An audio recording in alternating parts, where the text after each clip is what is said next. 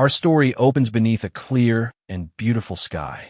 A monk speaks to someone, questioning if they really want to know about Yeonho. This monk is no ordinary figure. He's introduced as Master Musin, known as the Living Buddha. In front of him stands a skinny scholar who eagerly expresses his desire to learn more about Yeonho. He explains that he's currently compiling records to document Yeonho's life and legacy. With an awkward smile attempting to mask his unease, the monk begins to speak. He describes Yeonho, officially known as the Radiant Martial Sovereign, as a man of great virtue, kindness, and moral integrity. The monk even claims that Yeonho must have been sent by Buddha himself.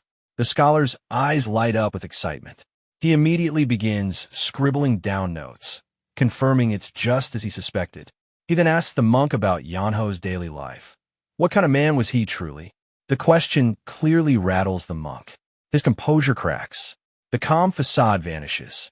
Suddenly, he explodes in frustration, unleashing curses at the very mention of Yeonho's name. It's so shocking coming from a monk that the startled scholar practically falls out of the sky. The scene shifts abruptly to the Hube Penglan. The scholar is now being violently thrown out of the Pang clan residence. We're introduced to the furious supreme elder of the Pang clan, Pang Dojuk. Upon hearing Yeonho's name, the elder erupts with rage. He demands to know why a miserable lowlife like the scholar would even dare to bring up that name in his presence. He doesn't stop there. The elder immediately commands his people to bring out a whole bag of salt and scatter it around the area where the scholar had stood, as if to purge the very memory of Yeonho's name. The scholar, shaken to his core, is overwhelmed by the identical reactions he keeps encountering. No matter where he goes, people become hostile and disturbed the moment he mentions Yeonho. Yet, Yeonho, this same man everyone seems to hate, was once hailed as the Radiant Martial Sovereign. We are reminded of his grand reputation, a legendary figure who ended an era of chaos. He was celebrated as a paragon of virtue, a gentleman, a chivalrous warrior, and by some, the greatest martial artist who ever lived. Still puzzled, the scholar continues his journey, using a Qigong technique to travel swiftly. As he moves, he reflects deeply on why everyone avoids speaking of Yeonho. As a historian, he feels responsible for uncovering the full truth, even the parts buried in shame or secrecy. And now, he believes he might finally find a reason. Next, we meet the divine Mad Dog, a notorious figure among beggars. The moment he hears that the scholar was chased out of both Shaolin and the Pang clan, he bursts into uncontrollable laughter. The scholar confirms it, sharing that wherever he went, he faced nearly the same kind of reaction. Every time he brought up Yeonho's name, he doesn't even get to finish the sentence before the Mad Dog interrupts him. He declares that it's no surprise people respond like that. The scholar, caught off guard by this sudden and confident reaction, is stunned. Then, the narrative formally begins. 100 years ago, in the Guangdong Wai clan, lived a boy named Yeonho, known in his youth as Wonho. Far from being a hero, he was considered the worst kind of person. We're taken back to when he was just 12. Young Wonho is seen half asleep, mumbling about his dream to become the strongest. From Mad Dog's point of view, there was once a boy with a grand ambition of becoming the greatest under the heavens. Raised in a martial clan, he was immersed in the values of chivalry from an early age. He already understood what it would take to reach the top, relentless effort. There was, however, one problem: he just couldn't get started today. We see Wonho standing, staring at the sunset. He looks deep in thought, but moments later pulls the blanket over himself again and lies down. He laments how today was supposed to be the day he started laying the foundations for greatness. But alas, he decides it's better to get a good night's sleep and begin tomorrow. Suddenly, footsteps echo in the hallway. Someone enters the room, calling for Yeonho to get up. The command is repeated, this time louder and angrier. Yeonho sluggishly rises from bed. Now we meet his father, the patriarch of the Guangdong White clan, Wi Yeonho. Also known as the righteous chivalrous swordsman, he sternly asks his son if he even knows what time it is. Yeonho casually replies that he saw the sun. His father points out that despite seeing the sun, Yeonho is still in bed. Yeonho cheekily argues that the sun is setting, so technically it's still sleep time.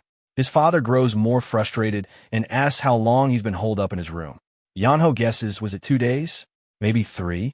He settles on 2. But the truth hits hard. It's been 4 full days. His father calls him a useless brat, appalled that Yeonho has been lazing around for that long, wrapped in a blanket. He even jokes that not even a bear would lie still for that long, without turning over from the sweat. Trying to deflect the scolding, Yeonho laughs nervously and claims he does get up every now and then. That only angers his father more. Yeonho then tries to explain he meant to train today, truly, but each time he opened his eyes, the sun was already setting. And of course, when the sun sets, it's bedtime again. One must rest to train early the next morning, right? Fed up with the excuses, his father explodes in rage. He flips the bed over, yelling that today he will finally fix his son's rotten attitude once and for all. From Mad Dog's perspective, the scene is both ironic and amusing. He comments with a pun, "Today, in the mighty Guangdong Wi household, the sun was already setting." The scene transitions to the Wi clan's administrative office. There, the patriarch sits visibly stressed. The administrator, Zhou Bang, gently inquires whether the second young master is the source of his troubles. The patriarch confirms it. Who else would it be? Zhou Bang tries to reassure him, saying Yeonho will eventually grow up and mature. But the patriarch blames himself. We are then given more context. When Yeonho was just 2 years old, Zhang Han had left on a martial dual pilgrimage. He had expected to be gone for only 2 years. But fate had other plans. Caught up in unexpected events, he ended up wandering for 8 long years. Though he returned a famed warrior with the honorary title of the righteous chivalrous swordsman, the cost was great. By the time he came home, everything had changed. His once gentle wife had grown fiercer than a tiger, and the son he had thought would turn out just fine had become a hopelessly lazy sloth. Back in the present, Zhang Han sighs deeply, consumed by regret. Zhou Bang tries once more to reassure him. Surely, there must still be a way to turn things around. The patriarch, upon hearing something vague, asks for clarification. The administrator reminds him of an important person who is returning soon. At first, the patriarch doesn't understand who he means, but quickly realizes the implication. The administrator is referring to someone returning after 3 years at the academy. The patriarch gives a knowing smirk. He's reminded of the only person Yeonho genuinely fears. At that moment, someone quietly arrives behind Yeonho. Yeonho suddenly feels uneasy, like a chill ran down his spine. When he turns around, he sees his older brother, the eldest son of Guangdong's Wi clan, Sanho. Sanho casually asks Yeonho how long he's been asleep. Yeonho, clearly caught off guard and nervous, asks when Sanho got home. Sanho replies by pointing out that he asked first. Yeonho scratches his head awkwardly, unable to respond. Sanho fixes his gaze on him, prompting Yeonho to blurt out that things aren't as they seem. He claims he trained hard early that morning and only napped because he was tired. He insists it's true. Sanho then asks if Yeonho really trained, and Yeonho confirms it. To check his progress, Sanho tells him to use a technique on a nearby candle, wanting to see how much Yeonho has improved in 3 years. Yeonho reluctantly readies himself with a sword. Sanho, watching him hesitate, urges him to continue. Yeonho tries to stall, pointing out that they're indoors and implying it might be unsafe. Sanho firmly assures him it's fine and tells him to demonstrate what he has. Yeonho begins preparing and attempts to perform a sword move, the soaring dragon technique. He strikes, but the candle remains untouched. Realizing the move failed, Yeonho panics internally. Sanho, disappointed, remarks that after 3 years, one should have mastered such a technique and moved on. Instead, Yeonho seems to have regressed. Later, the family gathers in the dining hall for dinner. Yeonho feels uneasy and certain that the food will only give him indigestion. The patriarch asks Sanho about life at the martial academy and whether he faced any challenges. Sanho responds that everything was fine. In fact, difficulties are essential as they help one grow. The patriarch commends Sanho's perseverance and acknowledges the hardships he must have endured. Sanho humbly returns the sentiment, saying his father had it harder being away from home. Then the patriarch asks if there are any other issues. Sanho brings up one, concerning Yeonho. The matriarch asks what it is, and Sanho responds that he believes Yeonho should be taken to the martial academy. This catches everyone off guard, especially Yeonho, who is overwhelmed by fear and anxiety. The scene shifts, with the narrator known as the Mad Dog, noting that even well-known martial figures like Master Muzin and Pang Dojuk react strongly at the mention of Hae Yeonho's name. He hints that this moment was the start of something significant, though no one could have guessed that the lazy Yeonho would one day make a name for himself. And so, Yeonho ends up being sent to the academy, mostly against his will. His family, especially his younger sister Warren, is emotional. She cries and begs him not to go. Their father jokes lightheartedly, encouraging him to return as a man. Yeonho tries to console his sister, promising to come back. From Mad Dog's view, the journey of Sanho and Yeonho seemed smooth, at least for Sanho. During the journey, Yeonho asks if they're nearly there. Sanho tells him there are 10 more days left. This shocks Yeonho, who's clearly exhausted. Sanho adds that they could have arrived in 5 days if Yeonho knew how to ride a horse. Yeonho points out that he's never ridden before. Sanho clarifies that he wasn't blaming him, just explaining. Later, Yeonho asks to take a break, mentioning how steep the path is and how much pain he's in. As they travel, Yeonho spots people lying beneath a tree and suggests they join them to rest. Sanho takes a closer look and suddenly appears alarmed. He dismounts to inspect the bodies. Yeonho, confused, asks what he's doing. Sanho reveals that the people are already dead. He shows Yeonho evidence of a martial technique called the flower indulging palm. It used to be known as the crimson flower palm, but became infamous due to a criminal named Kwok, who committed crimes using this technique. Yeonho, shocked by the mention of a rapist, asks if that person is nearby. Sanho explains that Kwok targets women climbing the mountains, and based on the situation, he likely ambushed this group while pursuing a woman who may still be in danger. Sanho tells Yeonho to stay put while he goes to investigate. Yeonho protests, upset that he's being left alone with the corpses. But by the time he reacts, Sanho is already gone. Frustrated and anxious, Yeonho looks around. Surrounded by bodies and growing storm clouds, he feels helpless. As the rain starts falling, he begins panicking, calling out for Sanho. He wonders what's taking so long and whether something bad has happened. Worried, he starts trying to move the bodies onto a horse, thinking he can't leave them to become food for animals. But the horses resist. Then lightning strikes, and in the commotion, one of the horses kicks Yeonho, sending him tumbling down a hill. When he wakes up, sore and muddy, he curses the horses. He finds himself at the entrance of a cave and is relieved to have found shelter from the rain. Soon after, the horses arrive too. He ties them up and scolds them, though he knows he can't do anything more. Looking at his soaked clothes, he complains about the situation and thinks that this is why he prefers staying home. He marks the cave entrance in case Sanho comes looking, then lies down to rest. After some sleep, Yeonho wakes briefly and hopes that nothing bad has happened to his brother. He reassures himself that Sanho is strong and will be okay, then goes back to sleep.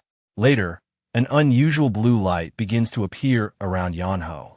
The light gently lifts his sleeping body and carries him away, eventually taking him through an invisible barrier. Yeonho wakes up again, disoriented. The space resembles the cave he was in, but something feels different. He wonders if he somehow rolled deeper inside while asleep. Then, a mysterious voice addresses him, calling him a fated human. Yeonho, startled, backs up in fear and notices a glowing blue spear. The voice welcomes him to a place called the Fated Place, and refers to Yeonho as the successor of his radiant sword. Yeonho, confused, asks if the voice is coming from the glowing object. The voice confirms, explaining that its speaker has long transcended the physical world and is communicating from beyond time and space. He tells Yeonho to accept his will and lead the world. Yeonho reacts fearfully, mistaking the voice for a ghost. The voice reassures him that he is already dead. Only his will remains, left behind for someone who might arrive and be worthy to inherit it. Yeonho recognizes the setup: a remote cave, an old man's voice, a final will. He starts wondering if this might be a destined opportunity. Maybe, he thinks, this is the reward for his suffering and a way to avoid the harsh martial training. The voice explains there's no time to waste. He tells Yeonho to inherit his sword technique, train relentlessly, and one day write the new morals of the world. If Yeonho has his bloodline, then he should have a talent. With 30 years of dedicated training, Yeonho might eventually replicate his skill. Hearing the time span, Yeonho reacts with disbelief. He immediately rejects the offer, saying he's not interested in training for 30 years and suggests the voice find someone else. The voice pauses, clearly not expecting that answer, and asks why. Yeonho says he'd rather give it up than spend the next 30 years stuck there. Back in Mad Dog's narration, he reflects on this unusual event. He says this strange encounter was the beginning of Yeonho's transformation. The moment when the boy once dismissed as lazy started down a path that would eventually make him famous. Yeonho tells the old man that he doesn't believe this is fate and suggests he find someone else, then leaves. The old man calls for him to wait. When Yeonho turns back, he sees the light forming into the shape of an old man. This is the first appearance of Baek Muhan. Seeing him, Yeonho concludes he was right all along. The old man is a scammer. The old man reacts to this accusation, questioning how Yeonho could call him that. Yeonho explains that the old man pretended to be something else at first, only revealing his true nature when his act failed. The old man denies pretending and explains that he is a spirit who has left his physical body. Yeonho doesn't believe it and tries to hit him, but his hand passes through, causing him to fall. Surprised, Yeonho realizes the old man might really be a ghost. The old man clarifies this is a rare technique called the spirit transmission arts, used only by extremely high-level martial artists. Yeonho casually calls such people ghosts, frustrating the old man, who insists he's not one. Back with Mad Dog, he tells a scholar that this is how Yeonho met his master. The scholar questions whether spirit transmission arts really exist. Mad Dog confirms it's a technique mastered only by the most elite. The scholar then asks who among martial artists can use it. Mad Dog brings up the Sword Emperor. The scholar immediately recognizes the name. He's known as the strongest in history, head of the Baek clan, and a legendary figure. Mad Dog confirms that Baek Muhan, the Radiant Sword, later known as the Sword Emperor, was Yeonho's master. The scholar is surprised since the Sword Emperor lived 300 years ago. Mad Dog agrees, saying the Sword Emperor belonged to a long-forgotten era. Still, it's true that he trained Yeonho. The scholar assumes Yeonho must have begged to become the Sword Emperor's disciple. Mad Dog corrects him. It was the Sword Emperor who sought a disciple after centuries of being ignored by his own descendants. Back in the cave, Yeonho asks the old man why he's overreacting and insists again he can't learn from him. The old man closes the entrance, trapping Yeonho. He explains that with Yeonho's current skill, he can't move the thick stone gate. But if Yeonho learns his martial arts, he'll be able to slice through it easily. Not convinced, Yeonho takes out a sword and starts scraping the wall. The old man is surprised and asks what he's doing. Yeonho replies that he's digging, since even a stone wall can be worn down with metal over time. He estimates it'll take a year or two. The old man is taken aback that Yeonho is willing to spend that long.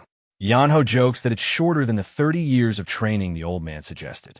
Frustrated, the old man realizes he can't even punish Yeonho. He hovers and tries to persuade Yeonho to learn, promising not to disappoint him. Yeonho still refuses, saying he doesn't like him. The old man offers a deal, leave after 20 years. Yeonho lies down and says 20 is too long. He would consider it if the old man had said 3. The old man, trying to stay calm, questions Yeonho's expectations. Even the greatest masters couldn't achieve that. Yeonho shrugs and says maybe it just isn't meant to be. The old man, overwhelmed with frustration, finally proposes 5 years, vowing to make Yeonho the strongest in the world. That makes Yeonho pause. He reflects that maybe this old man really was the strongest martial artist. Yeonho agrees to train. Back with Mad Dog, he explains that Yeonho didn't know the old man's identity. It was unfortunate that the legendary master ended up with someone so lazy. Meanwhile, the old man is frustrated that Yeonho sleeps all day. Yeonho argues he's human and needs sleep, unlike the spirit. Baek Muhan grumbles, but encourages Yeonho to train. Still, Yeonho trains only lightly, prompting Baek Muhan to estimate it'll take 50 years at that rate. Yeonho asks if there's an easier way. The old man says it's already as easy as it gets. Yeonho thinks the old man would be less irritating if he just stayed quiet. He jokes that this is why one needs a skilled master. The old man seethes with frustration, but can't do anything without a physical body. He laments his condition and wishes he could properly train Yeonho. While Yeonho lies around, he asks how the old man operated the stone gate. Baek Muhan explains he triggered a device using psychic energy, not physical force. This makes him realize something new, that he can still manipulate objects with chi. Laughing, he tests it out. Yeonho gets nervous as he sees this. When the old man levitates rocks, Yeonho backs away and tries to reason with him. The old man sends the rocks flying at Yeonho. From then on, training continues day and night. Yeonho practices swordsmanship daily and uses a special dream-based art at night. Over time, his life becomes fully focused on martial arts. 5 years pass quickly. One day, the old man wakes Yeonho up early. Yeonho is confused by the serious tone. Baek Muhan explains his lifelong pursuit of martial arts, how it led him to neglect family and relationships, and how that distance is why no one came to find him. He says that through Yeonho, he finally learned about emotion and connection. Yeonho senses something is off. The old man confirms it's time for him to go. Yeonho panics and insists the old man can't leave. They agreed on 30 years.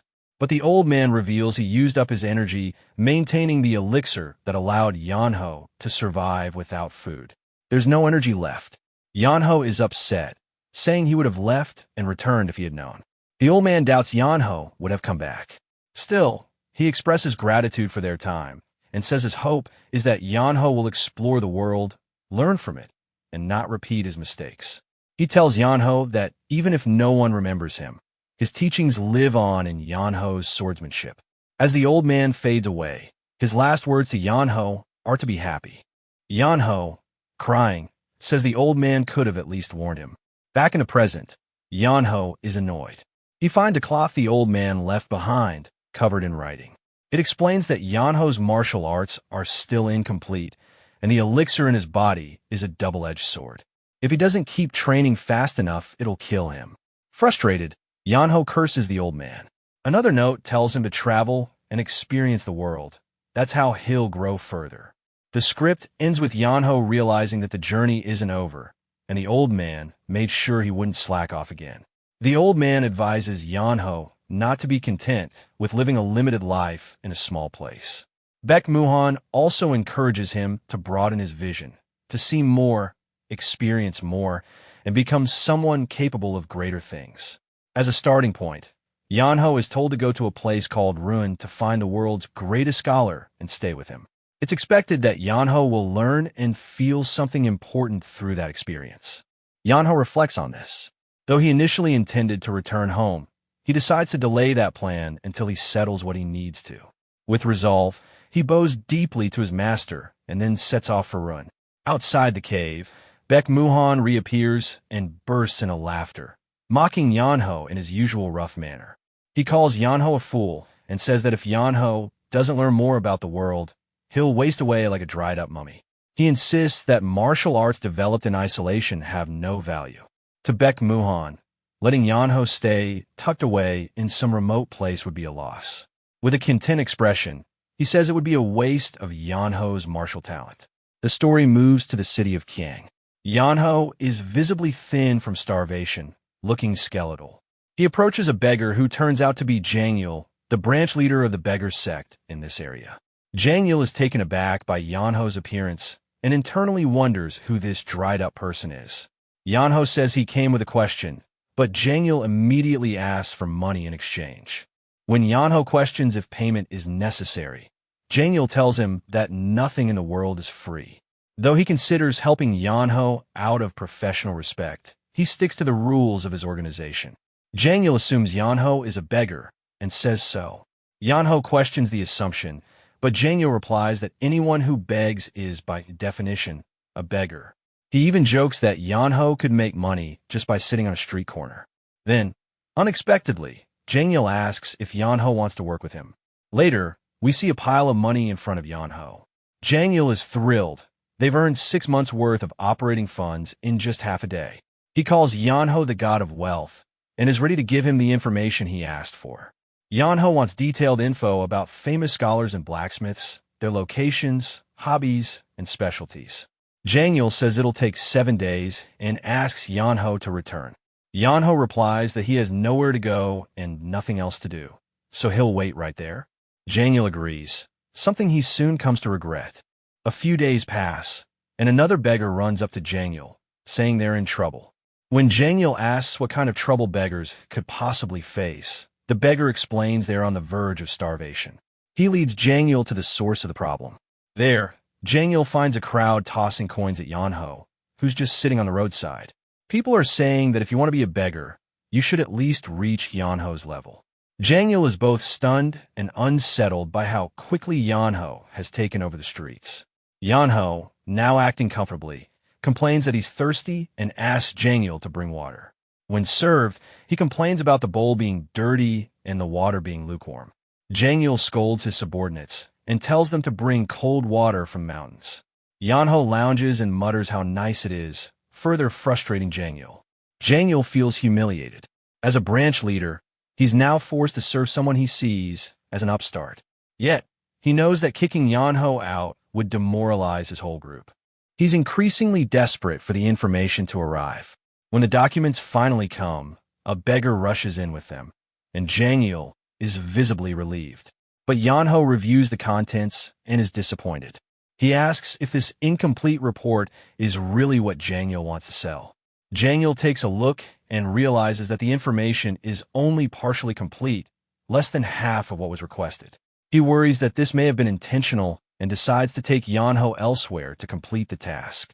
They arrive at another location, where a woman greets Jang-il sarcastically, calling him Foxdog. This is Gae-nong, the branch leader of the House Sect in Kyang. She notes the rarity of Jang-il visiting her organization, given that the House Sect and Beggar Sect are rivals. She wants to know why he's come. Jang-il says he isn't here on behalf of his sect, but as an individual bringing a client. Yeonho continues to tease Jang-il, calling him branch leader dog, which catches Gui's attention. She becomes suspicious and offended, thinking this could be an insult or provocation. Guy refuses to offer information to the Beggar Sect. Yeonho clarifies that he isn't part of them. Guy is still wary and warns them not to insult her sect. Yeonho criticizes her professionalism, pointing out that if she's selling intelligence, she should at least know who her clients are. This angers her, and she calls in her subordinate, Gong-mu, to identify Yeonho. Gong-mu reports that Yeonho is not from the Beggar Sect. Still irritated, Guy refuses to help and tells them to leave. Yeonho remarks that she's turning away a paying customer, which he sees as bad business sense. Guy warns him to watch his mouth, threatening violence. Yeonho calls her an old lady, provoking her further. Guy orders Gong-mu to teach Yeonho a lesson. As Gong-mu lunges, Yeonho effortlessly counters, knocking him out in one blow. Everyone is shocked. Guy realizes that Yeonho is a martial master. He apologizes and says it was just reflex. Jang-il, who had suspected Yeonho had some training, now fully understands that Yeonho is far stronger than he thought. Yeonho himself casually blames it on the old man. Guy, now visibly shaken, quickly shifts her stance. She acknowledges that they may not have come with hostile intentions and asks what Yeonho wants. His voice booming as he commands everyone to freeze. But his aggressive stance quickly fades. He apologizes to the lady in charge, admitting that he isn't a killer and has no intention of harming anyone. Both the beggar and the lady stare, shocked by the sudden shift in his demeanor. The woman's mind races, sensing a powerful, unusual aura surrounding him. An old lesson from his master flashes through the protagonist's mind, a reminder that a person willing to attack once will likely do so again. He explains this to the lady, noting that while he disliked the old man, his words were never wrong. The woman realizes the gravity of the situation. She now believes she has severely misjudged him and is in over her head. The protagonist takes a moment to compose himself, his thoughts turning inward. He understands that a single mistake could lead to the downfall of the entire House Sect. With a newfound respect, The lady asks him what he wants. He answers simply, information. She presses for more details, confirming she has the papers he's looking for. He points to the blank spots on the documents, asking her to fill them in. She is taken aback, thinking it's absurd that a powerful person like him was needed for such a simple task. She concludes that the sect is overcomplicating things. She assures him the task is not difficult and asks if he can wait while she completes it. He agrees, and she promises to return in 15 minutes. The lady then turns her attention to the beggar leader, summoning him to her. The beggar leader is overjoyed, his face lighting up with excitement. The protagonist, seeing the beggar's expression, bursts into laughter, teasing him about looking like a dumpling and questioning if the lady had beaten him. Beggar leader cuts off the protagonist, telling him to be quiet. Annoyed, the protagonist mocks the beggar sect, suggesting it must be weak if its leader is getting beaten up by the house sect. The beggar leader becomes defensive, asking if the protagonist thinks the woman is just an ordinary member of the house sect. The beggar leader shouts that she is the daughter of the house sect's leader, the sect's future heir. He explains that she grew up eating rare miracle medicines and other luxuries. He throws his hands up in frustration, asking how he could possibly be a match for her. Just then, the lady returns, holding the information. The protagonist thanks her, but she responds with a serious tone, stating that the house sect has its own rules. The protagonist is confused, so the beggar leader quietly whispers to him that there is an information fee. The protagonist asks the lady how much it is. She quickly replies, 5 yuan. Thinking this is a low price, the protagonist hands her some coins. The beggar leader gasps, revealing that a yuan is actually a silver niang, an extremely valuable currency. The protagonist is shocked. He questions why the fee is so high, and the lady explains that the information was highly secure and not easily accessible. The protagonist accepts this, but the beggar leader immediately asks where he's going. The protagonist replies that he has to go earn 5 silver niang. The beggar leader panics and grabs the protagonist's foot, pleading with him not to go. He cries that he brought the protagonist here for a reason. The protagonist, annoyed, asks what he's supposed to do instead. The beggar leader sobs for him to wait. It is revealed that the beggar leader, Jang Il, had to use all the money he had saved, along with what his companion, Wi Yeonho, had earned to pay the 5 silver niang. What he couldn't cover, he had to borrow with an IOU. He mourns the loss of his savings. The protagonist notices the beggar leader's tears and asks if he's crying. The beggar leader, frustrated, yells at the protagonist, calling him an evil bastard for forcing him to spend his entire life savings. The protagonist ignores the insult and focuses on the information, noting that it is incredibly thorough and far superior to the intelligence the beggars usually gather. The lady comments on the dynamic between the beggar leader and the protagonist, noting that they seem to be on entirely different levels. The protagonist then hands her a letter, asking her to send it to Guangdong and inquiring about the cost. She replies that the service is more expensive than using an escort agency, but she will do it in exchange for answers to some of her questions. She starts with his name. Wi Yeonho, he replies. She then asks for his age, and he tells her he is 17. The beggar leader is shocked, shouting that the protagonist is even younger than him. The lady's mind reels, surprised that he's only 17. She can't believe a 17-year-old could possess such martial prowess. She repeats his name to herself, Wi Yeonho, a name that seems familiar. A realization hits her, and she asks him directly if he is the second son of the Guangdong Wi clan. He is surprised and asks how she knows him. She explains that the Guangdong Wi clan has an outstanding request with the house sect to find him.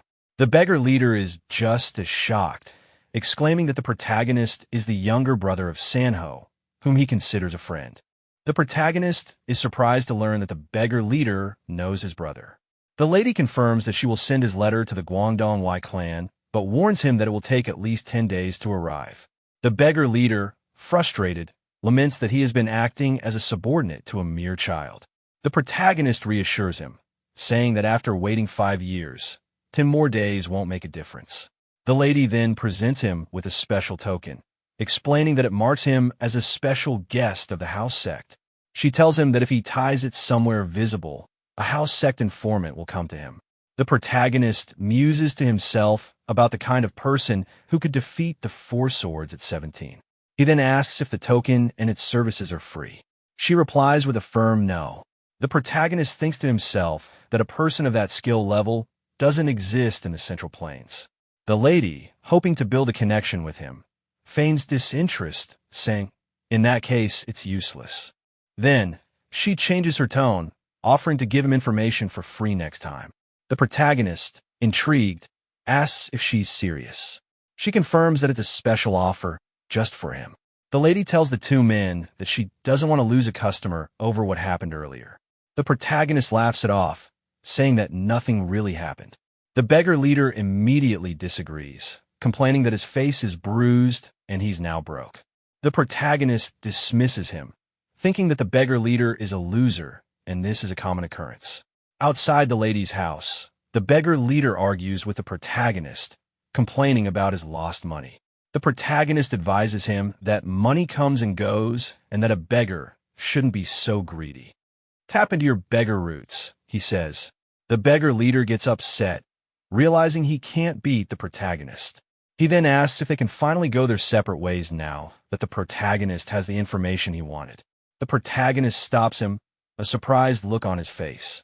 He reveals that there's a new problem. The beggar leader, exasperated, asks what it is. With a smile, the protagonist admits that he doesn't have any money. The beggar leader curses to himself in frustration. Meanwhile, the lady gives an order to her servant, Gongmu, to send a letter to the sect. She tells him to report that the second son of the Guangdong Wi clan has been found and has returned as a martial master. The scene shifts to the Great Hanlim Institute. A man named Manhwa, the third grand scholar, is enjoying a cup of tea. His daughter, Mun Yunji, comes to him, telling him he has a guest. He's surprised since he has nothing on his schedule. She explains that the guest wishes to play a game of Go with him. Manhwa is intrigued.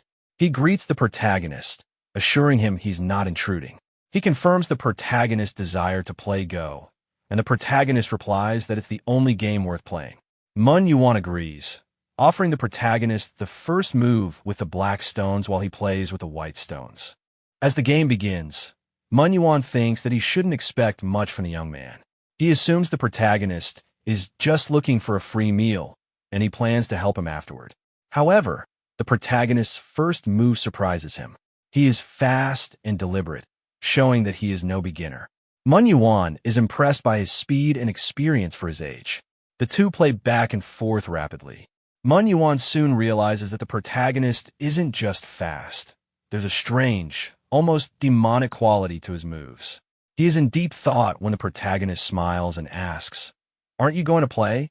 Manhwa's inner monologue reveals a shocking realization. He's a war demon. Manhwa stared at the board in silent amazement. The boy's presence had surged like a violent tide. Though it had only been a game and not actual combat, he played with relentless aggression, as if standing in the middle of a brutal battlefield. The instant he noticed even the smallest opening, he became merciless and pressed forward without hesitation, tearing through his opponent's position like a fiend. A true war demon. After the match, the man folded his hands and praised him sincerely, saying it had been a magnificent game and that such an aura was rare. The boy thanked him politely and explained that it was only because his master had been extremely strict since childhood. The man looked surprised and asked whether he had a master. At that moment, memories of the cave surfaced in Yeonho's mind. If he lost, he had to train 10 times harder. If his master lost, the old man rewarded himself with 3 days of rest. Remembering it, Yeonho let out a quiet sigh and admitted that he did indeed have a master, an old grump. Then he asked if he could remain there for a while. His master had instructed him to come to Rulin and spend time learning. The man seemed to realize something and quietly remarked that he must be carrying out his master's final wishes. He readily agreed to help, offering him a proper room and telling him to stay as long as he wanted. Turning to his daughter, he instructed her to prepare lodging and clothes and take their guest to bathe. Yeonho hurriedly refused, saying he had no money. Muin laughed and told him no guest would ever be charged. In fact, if Yeonho had not planned to stay, he would have invited him anyway. In return, all he asked was that Yeonho occasionally play a few games of Go with him and the other guests. After scratching his head for a moment, Yeonho agreed. With permission granted, Yeonji led him away. Not long after, Yeonho found himself soaking in a hot bath. He relaxed and thought how wonderful it felt. He used to hate bathing, but somehow the water here felt different. Looking at himself now, he thought he even looked healthier. Cursing his old master inwardly, he admitted this comfort was so satisfying he could almost cry. A little later, Yeonji returned carrying a fresh set of clothes. She still could not understand why her father had accepted someone like him into the estate. Just then, Yeonho casually stepped out of the bath without thinking. Startled, she screamed and quickly thrust the clothes toward him, telling him to cover himself because she had nearly mistaken him for a ghost. Yeonho accepted the clothes without much concern. Meanwhile, Yeonji found herself unexpectedly surprised. After bathing, he actually looked rather handsome, and his well-built frame revealed years of training. Once dressed, Yeonho looked at her and simply asked whether this was fine. Caught off guard, Yeonji blurted out in confusion and asked who exactly he was. Several days passed. Yeonji eventually went to her father in frustration and complained about their guest. Since arriving, Yeonho had done nothing except lie in his room, wake only to eat, and go back to sleep. 7 days and nights had passed like that. Hearing this, Myun frowned slightly as if remembering something. Then he realized he had never even asked the boy's name. But Yeonji continued complaining. Her father had always taught that laziness was a sin and constantly emphasized diligence and effort. So why was he overlooking someone who spent every day sleeping? Even as a guest, she argued, he should not be allowed to drag down the atmosphere of the estate. Myun calmly explained. He loved Go because it revealed a person's true nature. Words could be controlled and expressions hidden, but aura could not lie.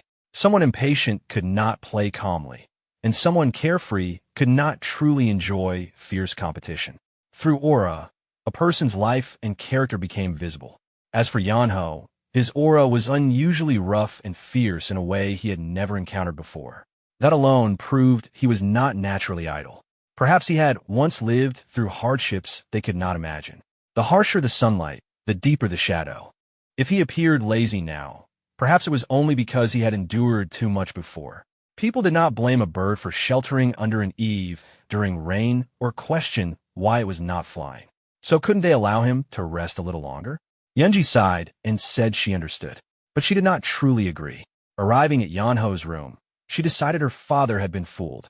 Someone that lazy could not possibly be the person her father described. She would drive him out herself. She entered and called for him to wake up. Yeonho responded lazily. Annoyed, she yanked away the blanket and told him the sun was already high. With no choice, he sat up and casually asked why she had not waited until sunset. Her irritation flared immediately. She demanded to know what kind of person could shamelessly spend 7 days sleeping while everyone else worked and studied. Yeonho looked at her lazily and answered that her studying was her business, and he slept because he wanted to. He asked what was wrong with that. Furious, Yeonji snapped back. She said she could not tolerate someone lying there for 7 days without even washing and reminded him that someone had to drag his blanket off every day. No one in the estate lived for free.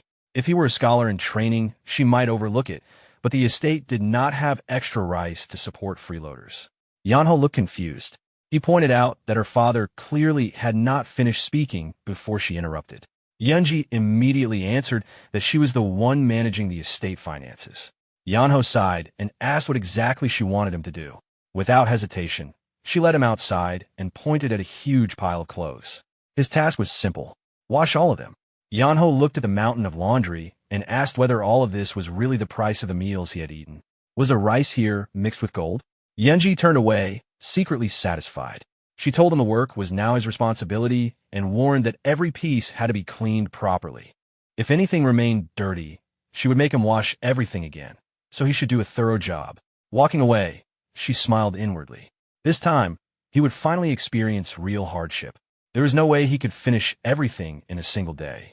But barely an hour later, she returned and froze. Every piece of clothing had been washed perfectly and neatly hung out to dry. She stared in disbelief and demanded to know how he had finished so quickly.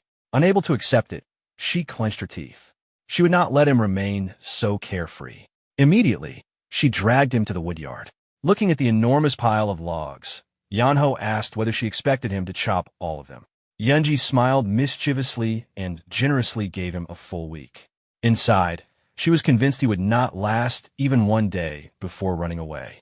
But when she returned later, Yeonho was sleeping peacefully nearby, while the entire pile had already been chopped and stacked neatly. She was stunned. That amount of work would normally take 10 labors over 10 days. Still unwilling to admit defeat, she continued assigning tasks.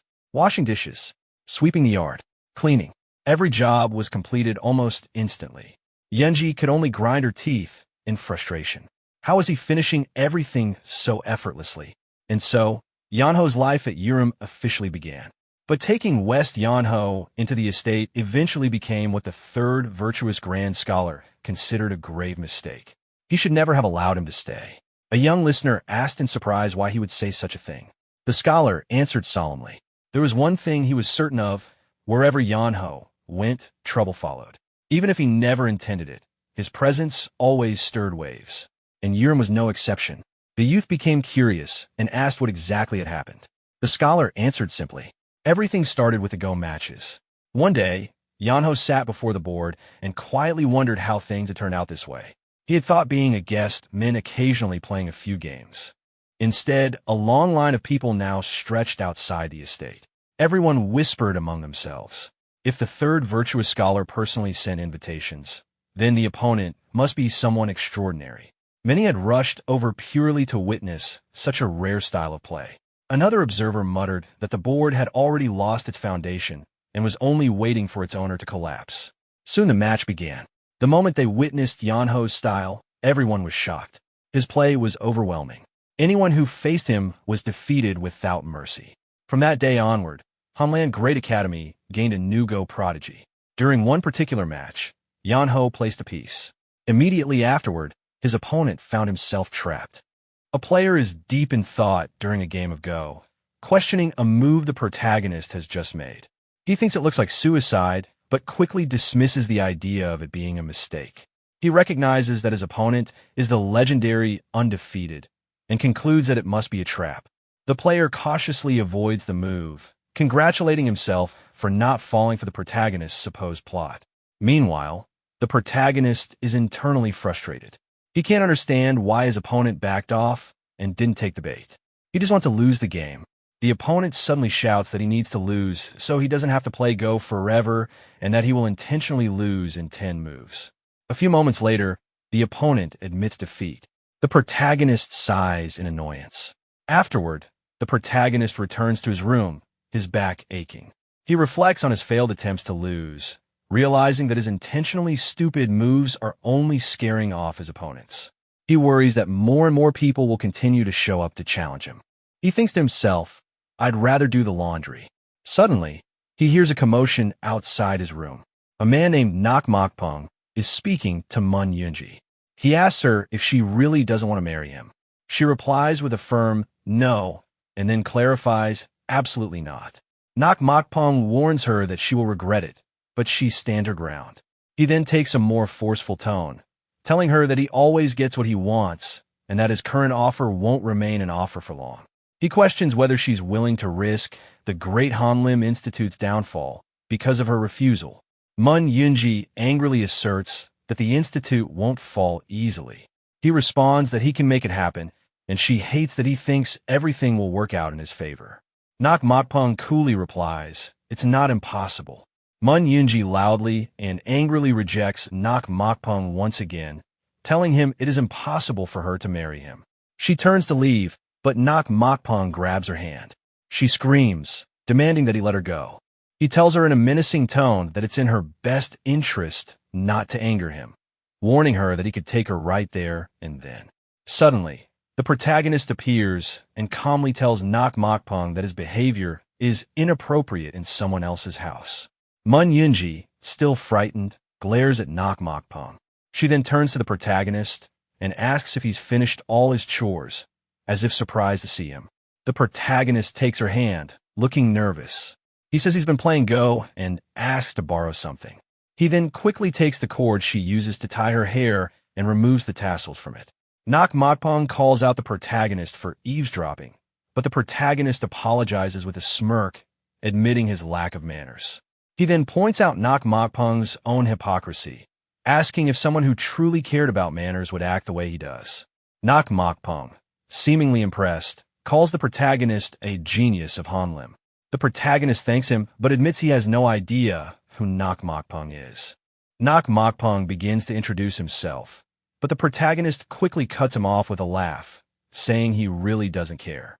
Nok Mokpung praises him again as the genius of Hanlim, and tells him he should have just stayed and played Go instead of getting in his way. The protagonist smiles and replies, "What a shame. I'm really good at getting in people's way, just like right now." Nok Mokpung, enraged, curses at him. A crowd of people has gathered, all of them avid Go players.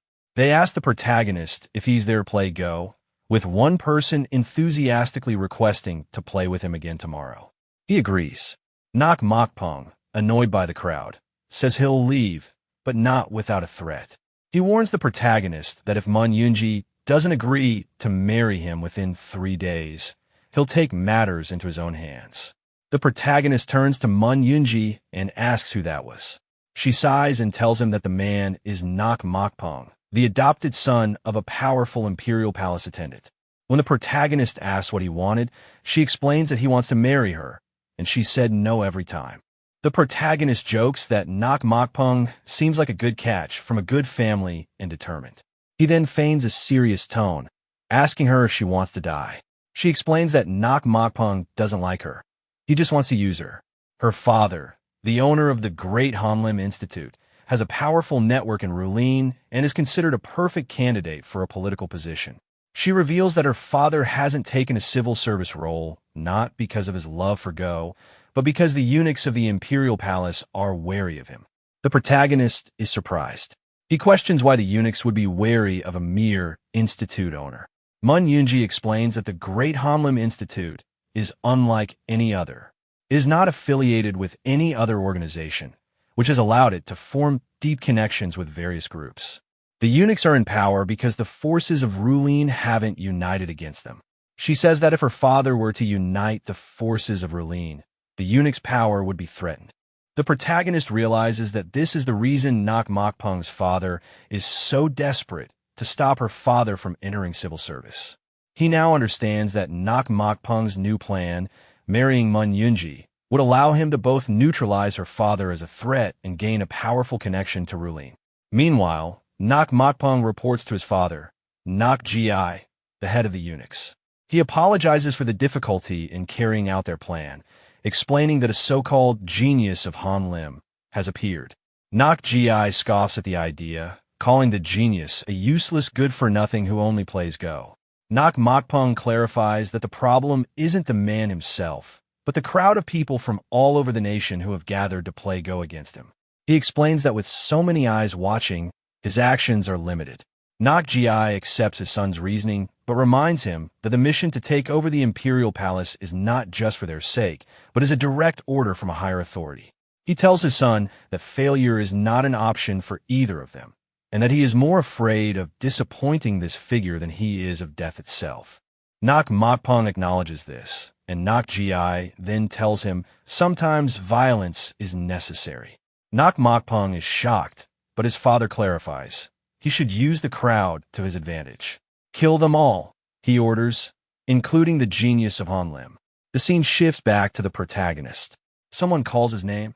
"Hey, Mr. Y, open your eyes."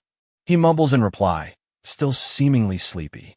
At the Great Hanlim Institute, 2 men, Wi Yeonho, the head of the inspectorate office and the emperor's younger brother, and Manhwa, are playing Go. Wi Yeonho asks Manhwa if he still has no intention of taking a government post. Manhwa apologizes, but Wi Yeonho presses on, emphasizing the need to maintain balance to counter Nok Gi. Manhwa remains silent. Wi Yeonho then addresses him directly, stating that Nok Gi's recent movements are unusual. He mentions unsettling activity within both military and scholarly circles, and widespread corruption orchestrated by Nok Gi. When Manhwa tries to interject, Wi Yeonho anticipates his question. Is he wondering why a eunuch, driven by past humiliation, would attempt a rebellion? Manhwa confirms this. Wi Yeonho then proposes an alternative. What if Nok Gi served a different hidden master? He explains that the eunuch's power struggles are far more complex than they seem. He finds it strange that Nok-ji, despite having no established foundation, managed to defeat all his rivals and rise to his current position. He points out the suspicious frequency of accidents and sudden illnesses that befell those hostile to Nok-ji, suggesting that someone might have paved the way for his ascent. Manhwa considers this, acknowledging that it could also be a coincidence. Wi Yeonho admits he thought so too until recently, but Nok-ji's latest actions have made him suspect a hidden hand. He concludes by stressing the vital need for Manhwa's help in uniting the scholars to resist. Manhwa says he will think about it. Wi Yeonho quietly accepts this, then shifts the conversation, asking about the talented individual Manhwa mentioned. Manhwa is surprised by the question, but quickly describes Wi Yeonho as an extraordinary person who seems to be hiding his true abilities. Wi Yeonho, pleased by Manhwa's praise, expresses his own curiosity and asks when he can meet Wi Yeonho. Manhwa replies that his daughter, Yoonji, has likely gone to bring him now. Just then, they hear Yoonji's voice calling, "Father." Manhwa turns to see his daughter and Wi Yeonho. He welcomes them in. Wi Yeonho asks if he was called. Manhwa apologizes for the early intrusion and asks if he slept well. Wi Yeonho promptly replies that he slept very well. The protagonist tells Manhwa that he could have slept better if someone hadn't poured cold water on his face, but laughs it off. Manhwa chuckles in response, relieved that the protagonist seems to have slept well despite the interruption. He explains that he called him to introduce him as someone. Wi Yeonho introduces himself simply as an old man passing by. The protagonist sees through this vague explanation and directly asks what his business is. Wi Yeonho replies that he's with the Hanlim Academy and simply wants to play a game of Go. The protagonist, however, immediately refuses. Wi Yeonho is surprised.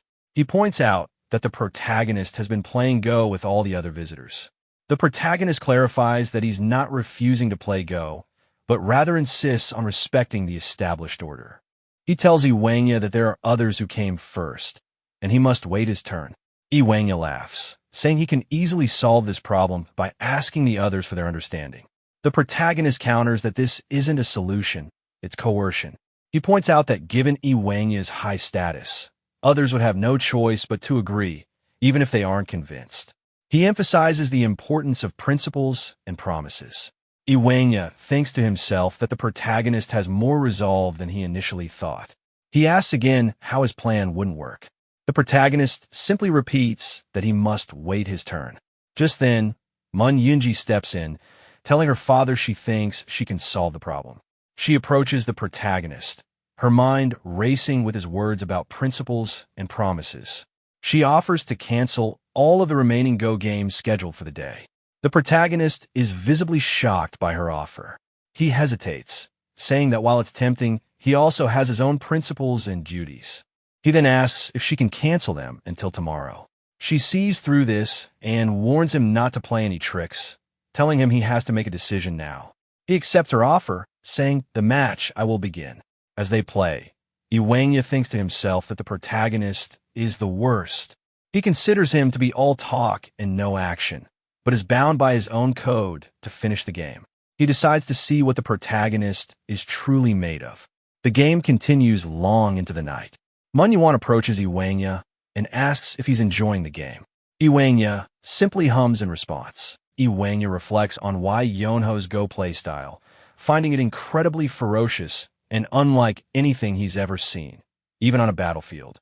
He wonders about the kind of life Wi Yeonho must have lived. However, he concludes that this brutal side doesn't align with the lazy man he's observed, and he finds neither version suitable for the talent he seeks. He tells Manhwa that the game was a waste of time and that he can't understand why he values Wi Yeonho so highly. Manhwa immediately responds, "Because I have seen it." He explains that during a particularly intense game, he witnessed a divine move, a moment of pure genius from Wi Yeonho.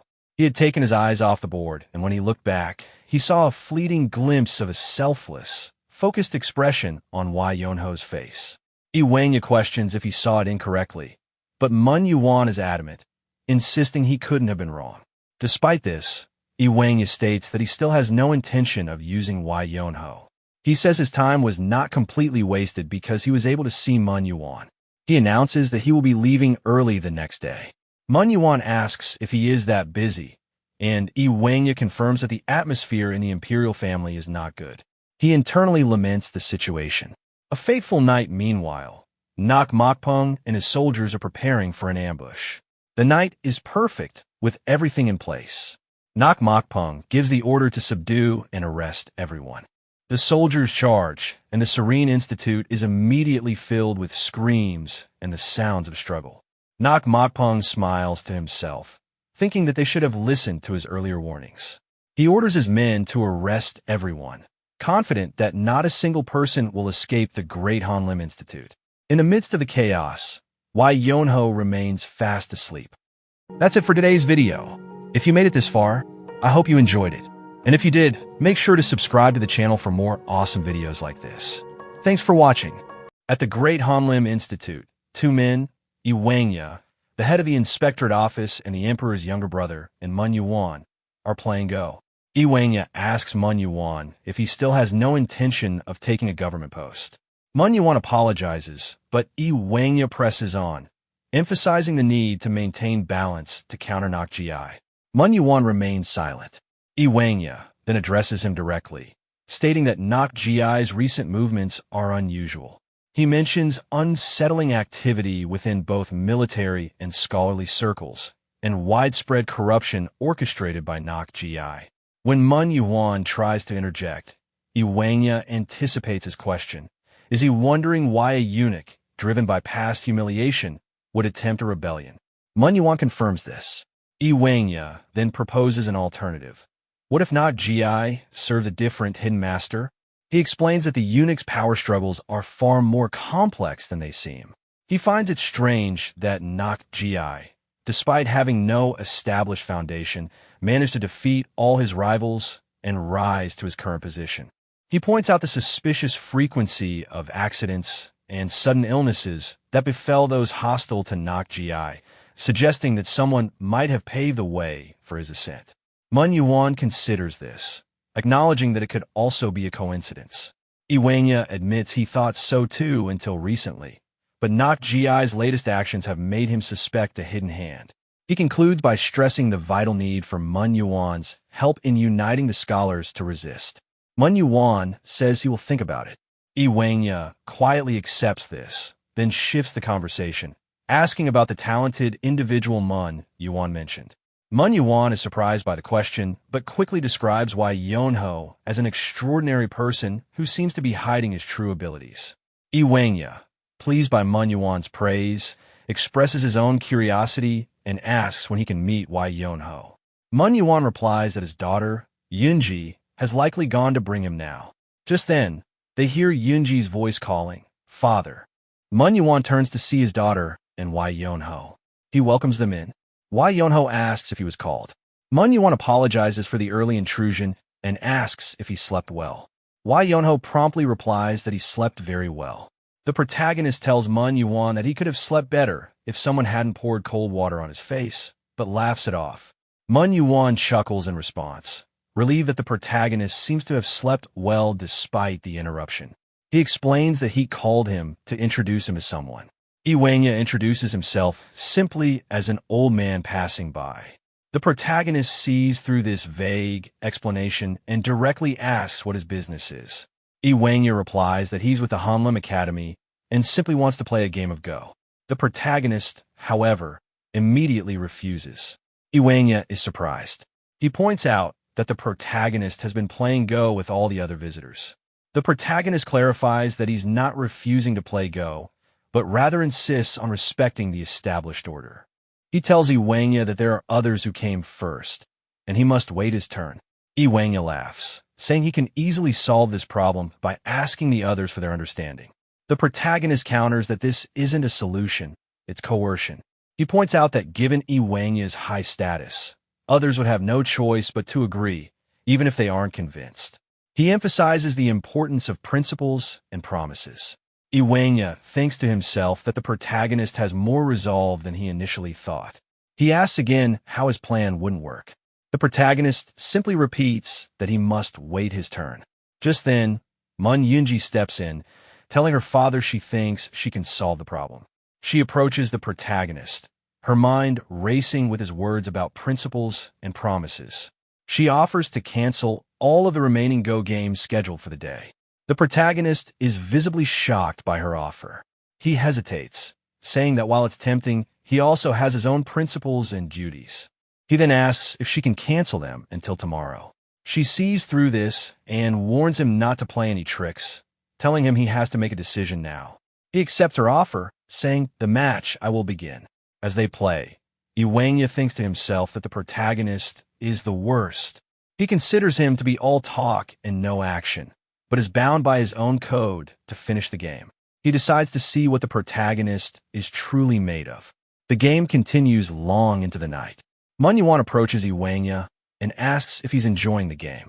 Wi Yeonho simply hums in response. Wi Yeonho reflects on Wi Yeonho's Go playstyle, finding it incredibly ferocious and unlike anything he's ever seen, even on a battlefield.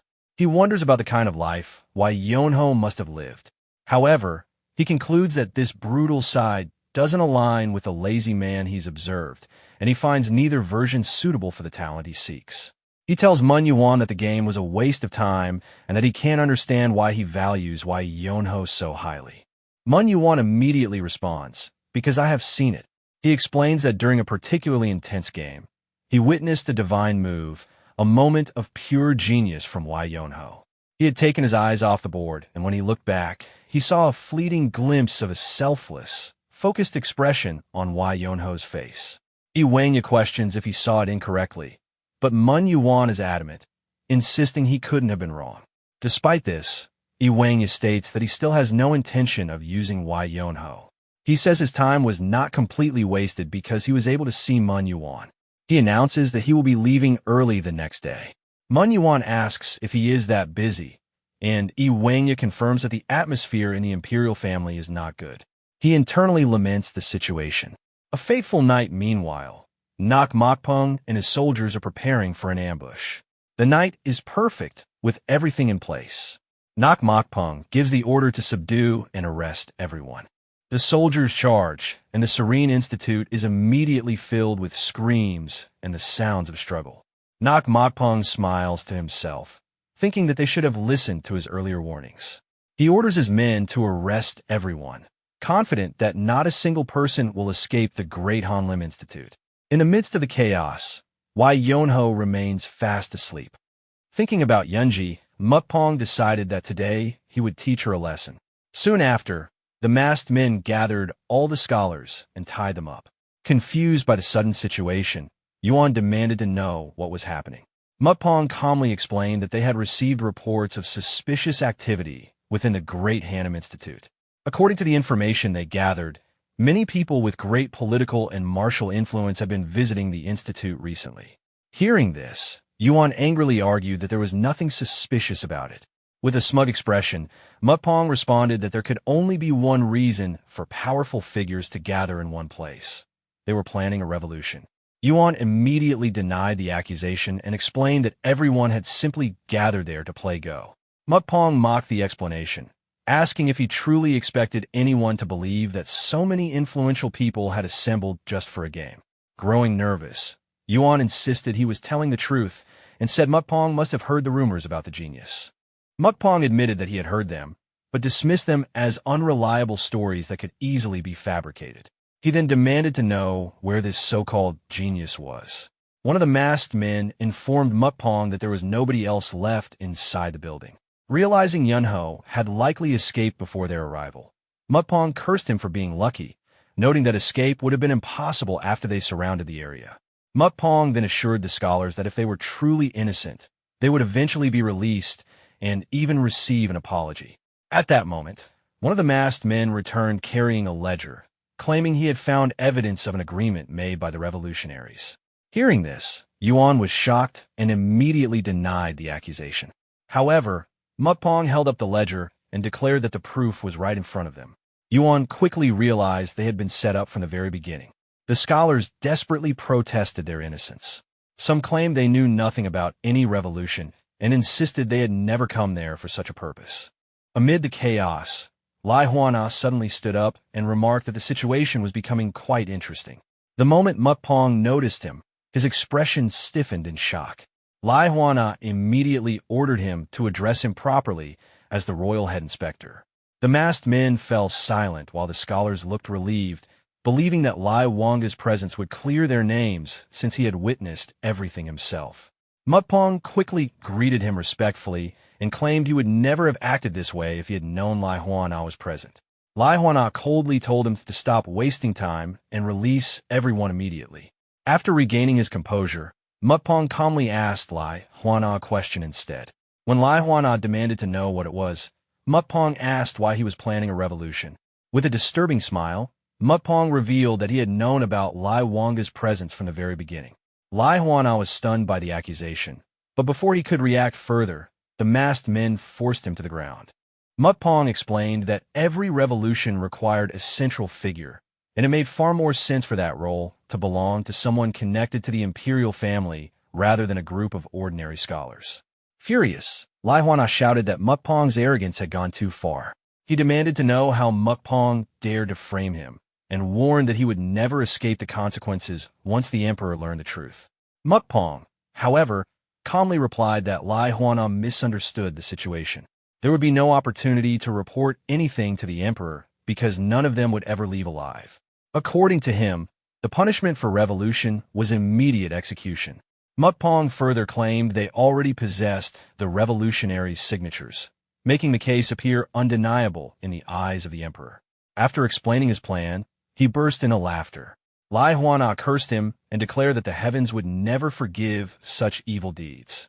Mukpong simply told him to continue talking while announcing that the first person who needed to die was Yunji.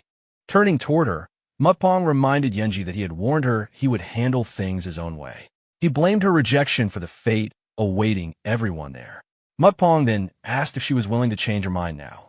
In response, Yunji spat directly in his face and declared that she would rather die than marry someone like him. Mukpong's expression twisted with anger. As he touched Yunji's cheek, he told her not to worry because he had no intention of killing her. Instead, he planned to make her wish for death.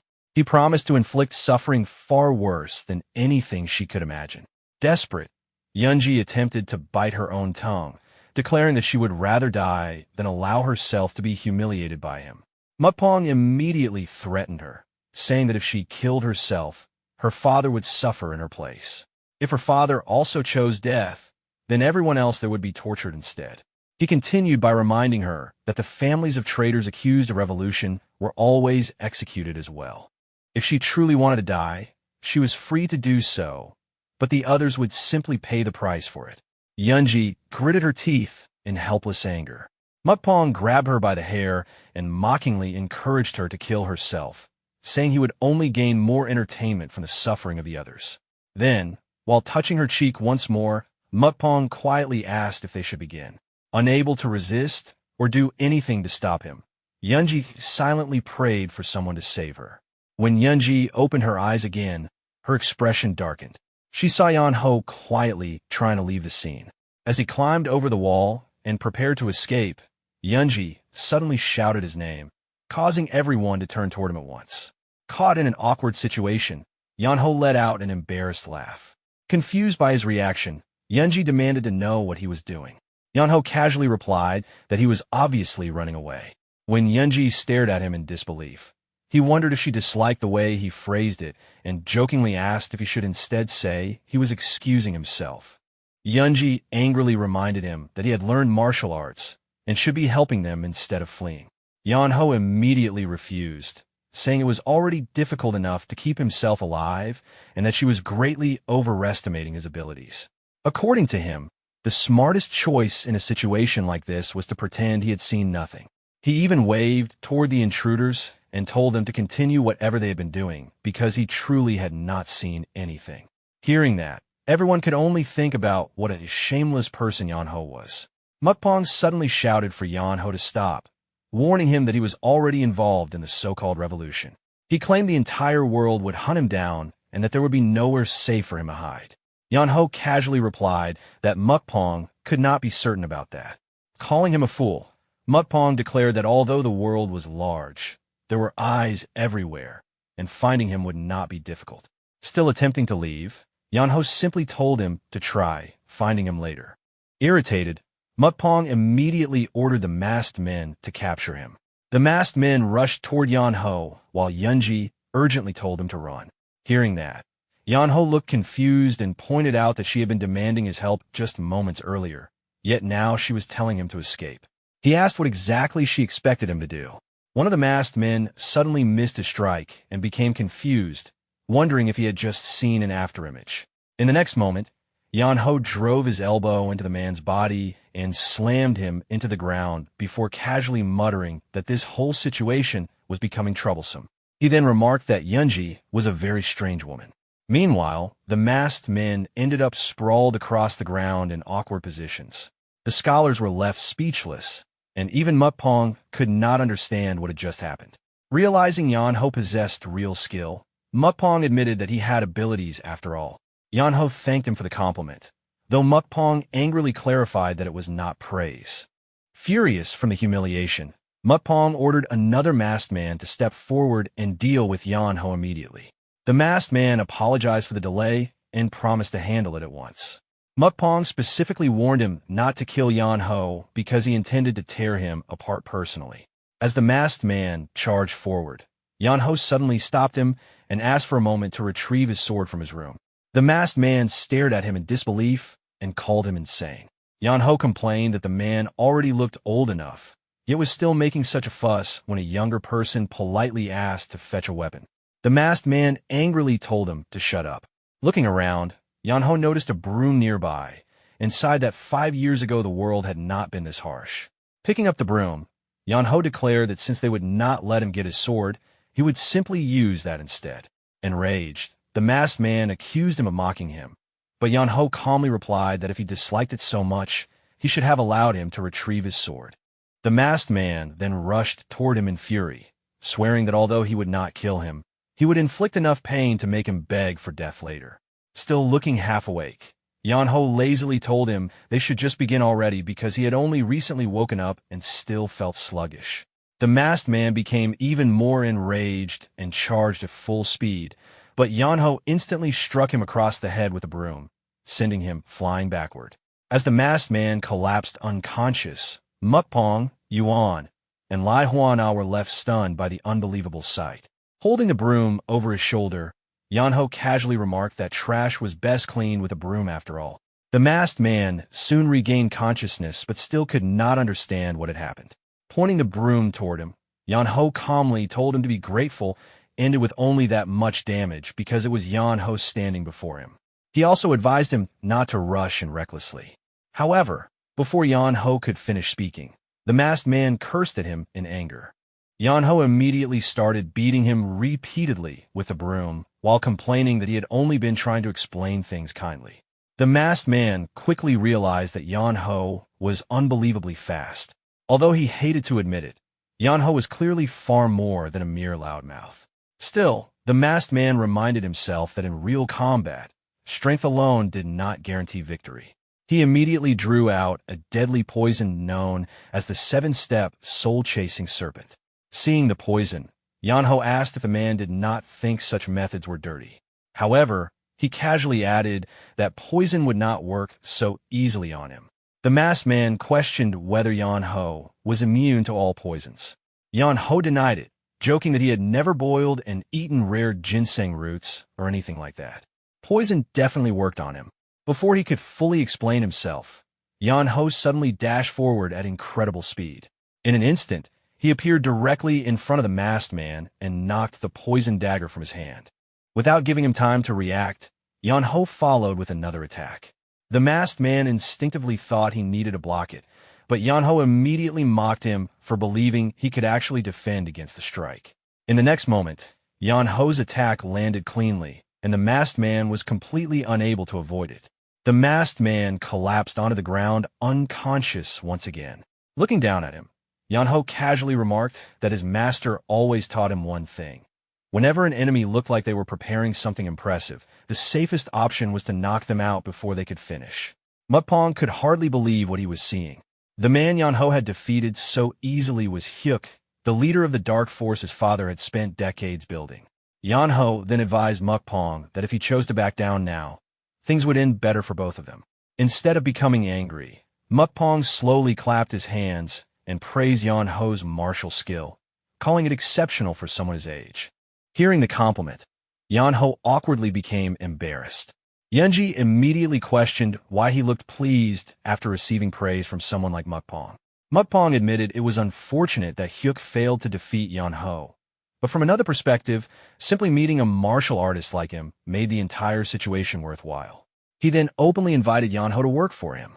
Yeonho looked genuinely surprised by the offer, while Yeonji demanded to know what Mukpong was plotting now. With intense determination, Mukpong promised Yeonho unimaginable rewards if he joined him. He offered him immense wealth and enough power to hold the world in his hands.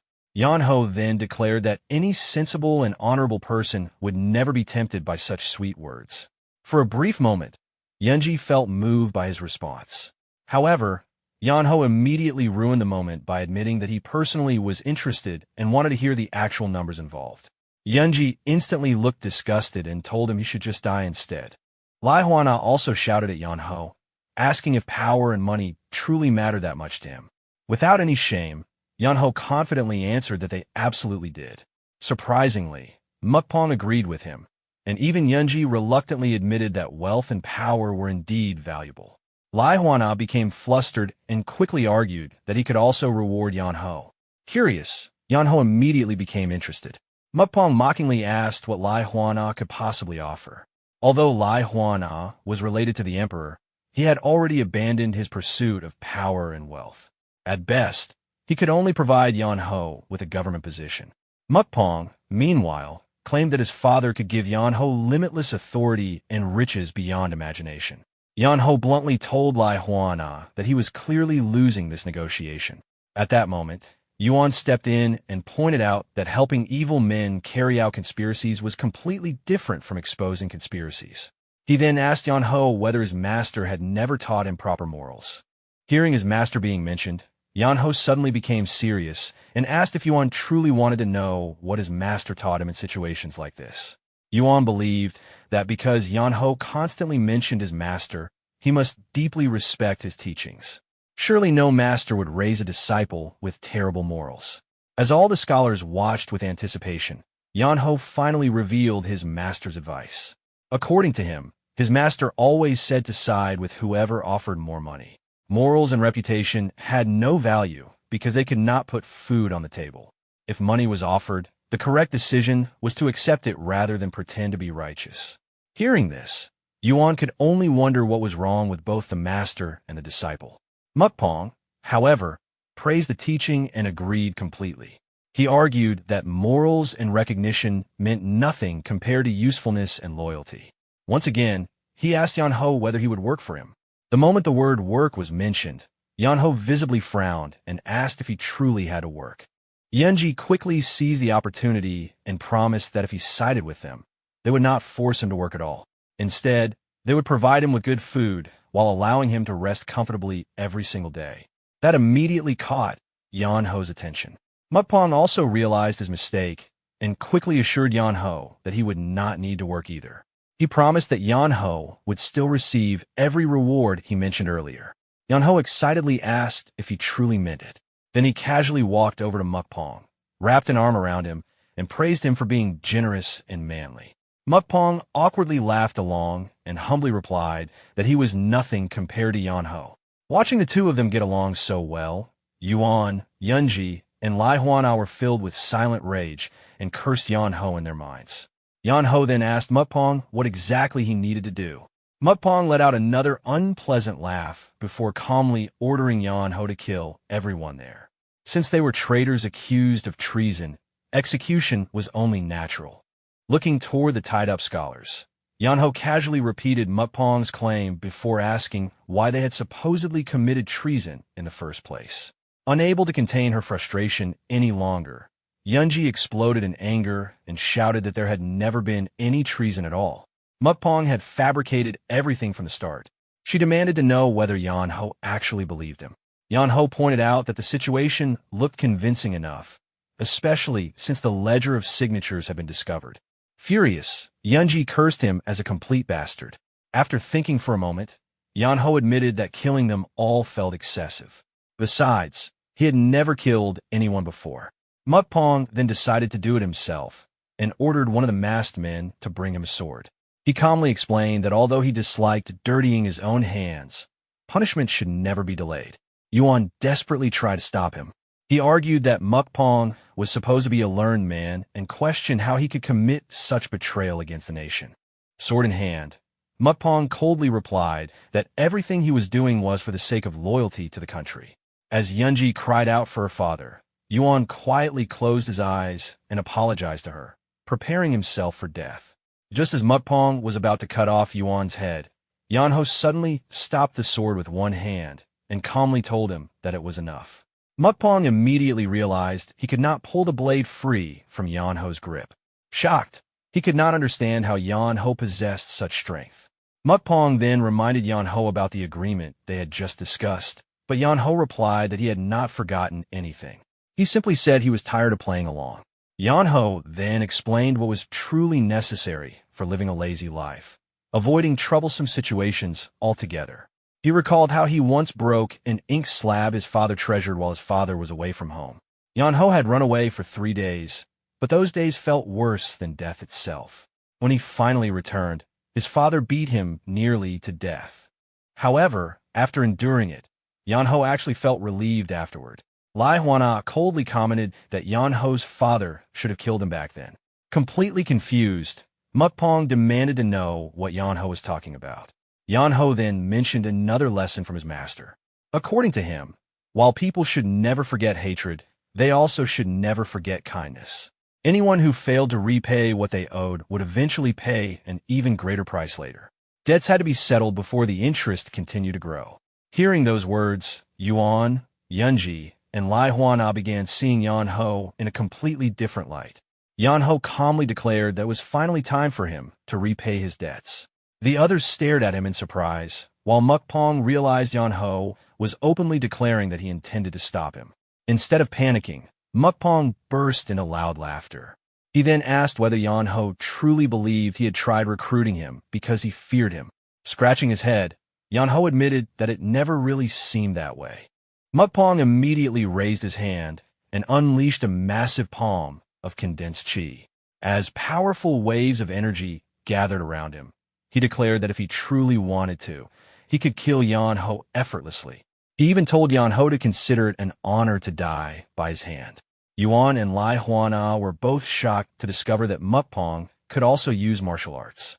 In the next moment, Mukpong unleashed his technique. Numerous giant palms formed from qi rushed toward Yeonho from every direction.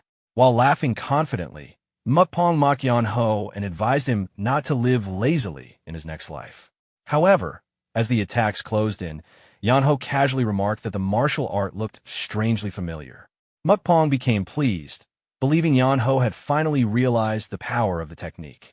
Since Yeonho appeared skilled, Mukpong had used one of his ultimate techniques immediately, assuming Yeonho would not even have time to react. But before Mukpong could finish his thoughts, Yeonho effortlessly slipped through every incoming strike. Mukpong froze in shock. Before he could even understand what happened, Yeonho suddenly appeared behind him and casually asked if he was done already. Terrified and stammering, Mukpong questioned how such a thing was possible. Yeonho simply replied that he had watched through the entire process carefully. Without wasting another word, Yeonho kicked Mukpong hard enough to send him crashing into a wall. Afterward, Yeonho casually remarked that one kick was more than enough to clean up trash like Mukpong. The scholars could only stare at him in complete awe. Yeonho then began untying everyone. Lai Hwana asked whether Mukpong was dead, but Yeonho said he had only kicked him lightly. Considering how much fat Mukpong had, he was probably perfectly fine. Yeonho then walked toward Mukpong while stretching his arm and casually asked whether they should continue where they had left off. Mukpong immediately panicked and shamelessly proposed, pretending that none of this had ever happened. Hearing that, everyone else became speechless. Lai Hwana immediately rejected the idea and ordered Yeonho to seize him at once. Addressing Lai Hwana respectfully, Mukpong desperately pleaded for mercy. Lai Hua coldly asked if he had ever seen the Inspector General allow a traitor to walk free. Mupong then revealed his final card. If he failed to return, his father would realize the plan had failed and make one last desperate move. Regardless of the outcome, the imperial family would suffer irreversible damage. Lai Hua called him a wicked man. However, he also understood the danger of the situation. If this single incident pushed the conflict too far, the imperial palace itself could be drowned in bloodshed. Even if he tried to prevent it, the forces behind Mupong's father would throw the empire into chaos. Lai Hua knew that a cornered enemy like that would only resort to even more ruthless methods. Mupong then calmly claimed that this was simply politics. If the inspectorate overlooked the matter for now, they could seize weaknesses later and maintain temporary peace. After hearing him out, Lai Hua remarked that the eunuchs faction truly were like rats, always preparing countless escape routes in advance. In the end, Lai Hua reluctantly ordered Mupong to leave while he still had the chance. As Mupong departed with his men, Yeonho suddenly called out to him and offered a piece of advice. He recognized Mupong's martial art as the art of flowing grace and admitted it was an impressive technique. However, because Mupong was simultaneously maintaining a bone-shrinking art transformation, the effectiveness of the martial art naturally decreased. If Mupong truly intended to fight Yeonho properly one day, he would be better off releasing the transformation first. Mupong quietly replied that he would remember that advice for next time. Yeonho immediately answered that he would prefer there not to be a next time at all. However, Mupong calmly reminded him that as long as Yeonho continued wearing that disguise, the identity of the genius of Hanan would remain tied to him. After the long night finally came to an end, morning arrived. Letting out a tired sigh, Yeonho declared that everything was finally over. He then noticed everyone staring at him expectantly. Ignoring their looks, Yeonho casually announced that he was going to sleep and that they could handle the rest themselves. Yeonji angrily asked whether he intended to sleep again already. Yeonho reminded her that she had promised him full board and lodging, so she would not dare take back her words now. As he hurried toward his bed, Yeonho warned Yeonji not to wake him under any circumstances because he intended to sleep straight through until the next day. Yeonji could not understand what kind of person Yeonho truly was. Her father and Lai Hua felt the same way. Even after the incident, Yeonho continued living comfortably without a care in the world. While Lai Hua and Yuan spent their days dealing with the aftermath of Mupong's scheme, none of those responsibilities reached Yeonho. Every meal was delivered directly to his room, filled with delicious food, and nobody bothered him for sleeping all day. To Yeonho, it truly felt like paradise. 7 days later, Yeonji finally entered his room and told him to wake up. Yeonho remained motionless, pretending to sleep. Growing irritated, Yeonji shouted that he should stop pretending because she knew he was awake. Yeonho finally sat up and complained about what happened to his promised full rest. Yeonji explained that her father wanted to see him and told him to complain directly to Yuan if he had a problem with it. She also pointed out that after lying in bed for 7 straight days, he could hardly refuse now. Yeonho lazily suggested telling Yuan he would meet him later instead. At that point, Yeonji completely lost patience. She yanked away his blanket, causing Yeonho to fall directly onto the floor. Not long after, she dragged him to meet Yuan and Lai Hua. As soon as they arrived, Yeonji announced that she had brought Yeonho. Yuan praised her effort and told her she could leave now. Unexpectedly, both Yeonji and Yeonho greeted them as if they were leaving together. Seeing this, Lai Hua immediately became irritated and clarified that Yeonho was the one staying behind, not Yeonji. Pretending to misunderstand, Yeonho acted as though Lai Hua was asking Yeonji to remain instead. Yeonji angrily corrected him while Lai Hua looked close to exploding. After awkwardly scratching his head and forcing himself to calm down, Yeonho finally sat down. Lai Hua then presented him with an embroidered sword. Yeonho immediately grabbed it excitedly without hesitation. Curious, Lai Hua asked whether he even knew what the sword was. Yeonho honestly admitted that he had no idea. Lai Hua then asked why he accepted it so quickly without even questioning it. Yeonho simply rubbed his fingers together and explained that it looked expensive.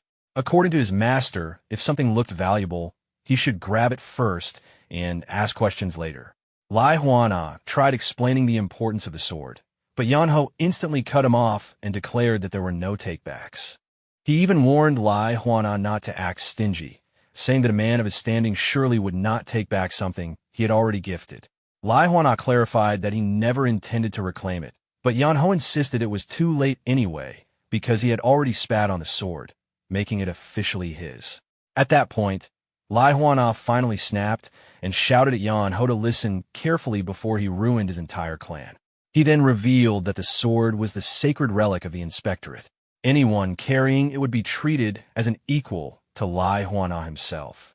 Yeonho quietly examined the sword for a moment before asking whether that was all it did. He wondered if it had any practical benefits, like helping him buy food or a house.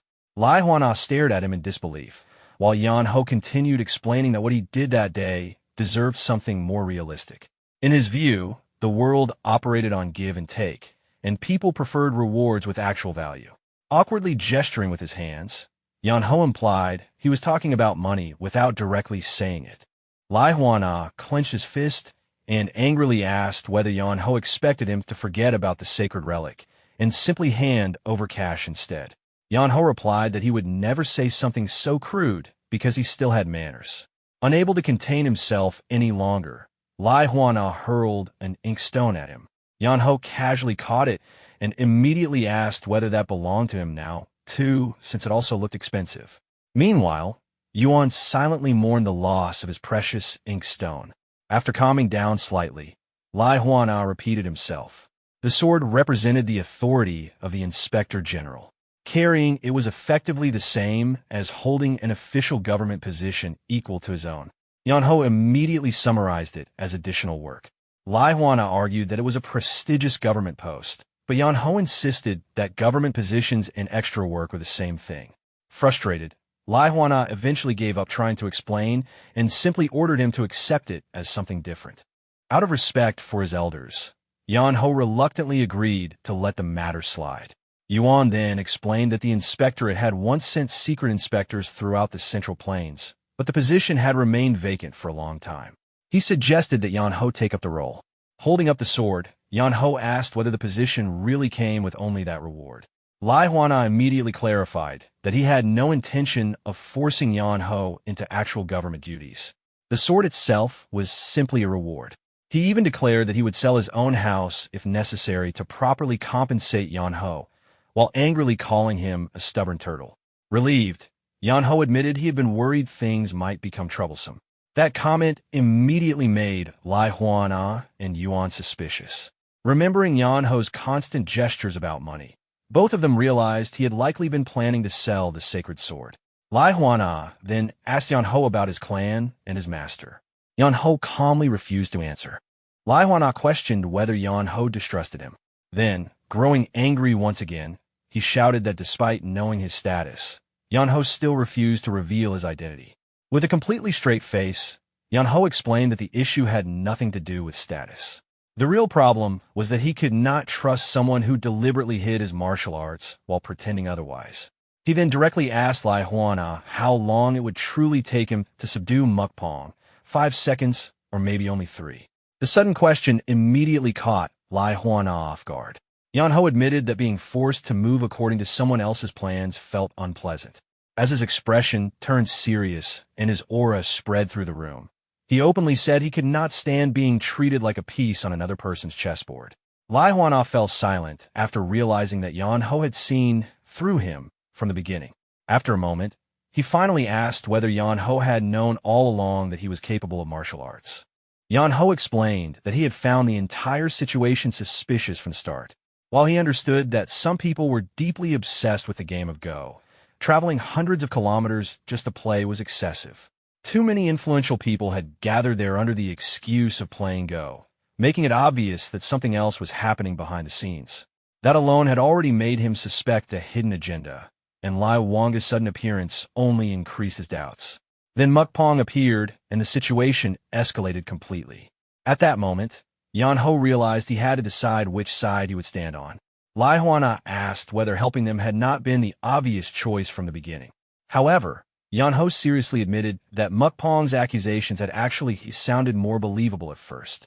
Even if the ledger of signatures was fabricated, Lai Huana truly had been secretly gathering influential figures together.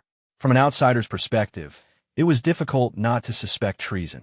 Lai Huana then questioned why Yeonho had still chosen to help them. Yeonho admitted that it was because Yeonji had called out to him. Originally, he fully intended to escape if he had not been noticed. However, Yeonji genuinely seemed unaware of the conspiracy surrounding her, and he could not bring himself to abandon her. He added that his master always taught him that worldly matters and personal gains were important, but none of that mattered if a person could not even see the individual standing directly in front of them. Lai Huana realized that was why Yeonho had spent the entire incident carefully observing his reactions instead of blindly taking sides. Yeonho admitted that was true, though he bluntly added that the entire situation had been exhausting. He then directly asked the question that mattered most. Was Lai Huana truly planning treason? Rather than denying it immediately, Lai Huana asked what Yeonho would do if the answer were yes. Yeonho casually replied that he would simply return to sleep comfortably. Lai Huana pressed him further and asked if that answer would remain the same even if he genuinely intended to rebel against the empire. Yeonho sarcastically asked whether Lai Huana expected him to pray for the success of the rebellion. Lai Huana then questioned whether Yeonho felt no loyalty toward the emperor. Yeonho answered honestly that he had never received anything from the emperor in his entire life, so he saw no reason to feel loyal to him.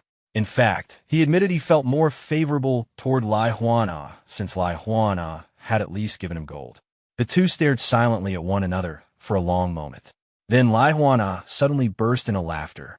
He admitted that while he already expected Yeonho to be clever, Yeonho had turned out to be far sharper than anticipated. After calming down, Lai Huana became serious once more and swore on his own name that they were not planning treason. Instead, they had only been gathering strength in preparation against Nagji. Yeonho quietly acknowledged his explanation. Lai Huana then revealed the real problem. Nagji had already noticed their movements. Mukpong had not been sent to expose a rebellion directly. Instead, the true goal had been to force Lai Huana into killing Mukpong himself. If that had happened, Nagji would have gained proof that Lai Huana was secretly hiding martial arts skills while gathering allies in private. Lai Huana openly admitted that Yeonho's unexpected interference was what completely ruined Nagji's plan. After revealing the truth, Lai Huana bowed deeply toward Yeonho and apologized sincerely if it had seemed as though they were using him like a pawn on a go board. He explained that both he and Yuan had simply been desperate. Yeonho casually replied that it was fine. Lai Huana still insisted on asking him to believe his sincerity, but Yeonho simply repeated that it was fine. The conversation soon shifted again as Lai Huana asked whether Yeonho would consider accepting the position of secret royal inspector. Yeonho immediately made his stance clear, saying he had no intention of voluntarily taking on work. Lai Huana calmly responded that it did not matter because the world would never leave someone like Yeonho alone, no matter how much he tried to avoid involvement. Pouting slightly, Yeonho asked if that was supposed to be an insult. Lai Huana smirked and replied that it was not an insult, but the path destined for a hero. Yeonho rejected the idea immediately and flatly answered no. Lai Huana warned him that fate was not something a person could simply refuse forever. At that point, Yeonho stood up and announced that he was leaving. Lai Huana also rose from his seat and revealed that he too would depart that very day. Before leaving, Yeonho honestly admitted that he hoped they would never meet again. Lai Huana simply smiled and replied that he had a feeling they would. After Yeonho left, Yuan quietly approached Lai Huana and asked for his thoughts. With a grin, Lai Huana admitted that Yeonho had exceeded all of his expectations. He already knew Yeonho's martial arts were extraordinary, but he never imagined Yeonho would be perceptive enough to realize that Lai Huana himself was hiding his abilities. Lai Huana confessed that he originally believed he had discovered a dragon, but Yeonho was closer to a monster. If they were not careful, there was even a chance Yeonho might eventually devour them instead. Yuan calmly replied that the risk was still worth taking. Lai Huana nodded and added that Yeonho's martial strength was not the only frightening thing about him. He was intelligent as well. Lai Huana admitted that Yeonho was even more dangerous than he first thought. Yeonho had understood everything happening around him from the beginning, yet he deliberately chose not to act until the final moment. That combination of strength, patience, and judgment made him far more frightening. He then wondered what kind of person could have trained someone like Yeonho. Turning toward Yuan, Lai Huana ordered him to investigate Yeonho thoroughly. Even if they could not uncover anything about his deceased master, they at least needed to learn which family he belonged to. Yuan accepted the order without hesitation. Later that night, Yeonho rested alone on the rooftop beneath the moonlight. A voice suddenly called up from below, asking whether he was planning to leave. Yeonho sat up and looked down to see Yuan standing there. He replied that after being allowed to stay there comfortably and eat well, he would not leave without saying a proper goodbye first. Yuan pointed out that Yeonho had already planned to leave earlier. Yeonho admitted that was true, but he also confessed that he had learned many things during his stay. Curious, Yuan asked what exactly he had learned. Yeonho answered that he realized two things. First, even scholars who spent their lives studying books often failed to live according to the teachings they praised. Second, the world of Rulon itself was frightening. Yuan asked why he considered it frightening. Yeonho explained that among everyone he had met in the Jianghu, the strongest person he encountered turned out to be someone from Rulon. Yuan admitted that Lai Wanga's martial arts were indeed impressive. Yeonho smirked before directly asking Yuan why he continued pretending. Yuan was visibly startled and asked whether Yeonho had known all along. Yeonho calmly confirmed that he had. After sighing helplessly, Yuan admitted that things had become troublesome. He then asked Yeonho for a favor and requested that he keep his secret hidden because he genuinely wished to continue living as a scholar. Yeonho agreed immediately, but only if Yuan answered one question first. Once Yuan permitted him to ask, Yeonho explained that his master had sent him out into the world of Rulon to witness it for himself. He originally thought he would encounter justice or some great truth. Instead, all he saw was corruption and dirtiness. Yuan lowered his head before answering seriously.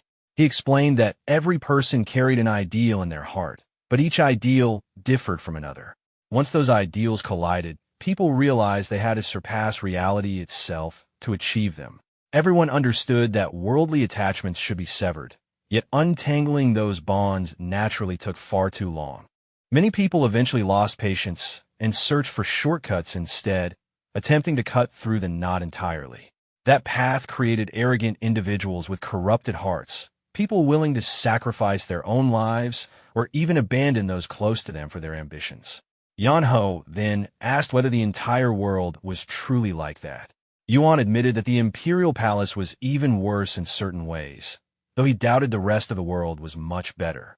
Looking up at the sky, Yeonho confessed that he still did not understand what his master truly wanted him to see.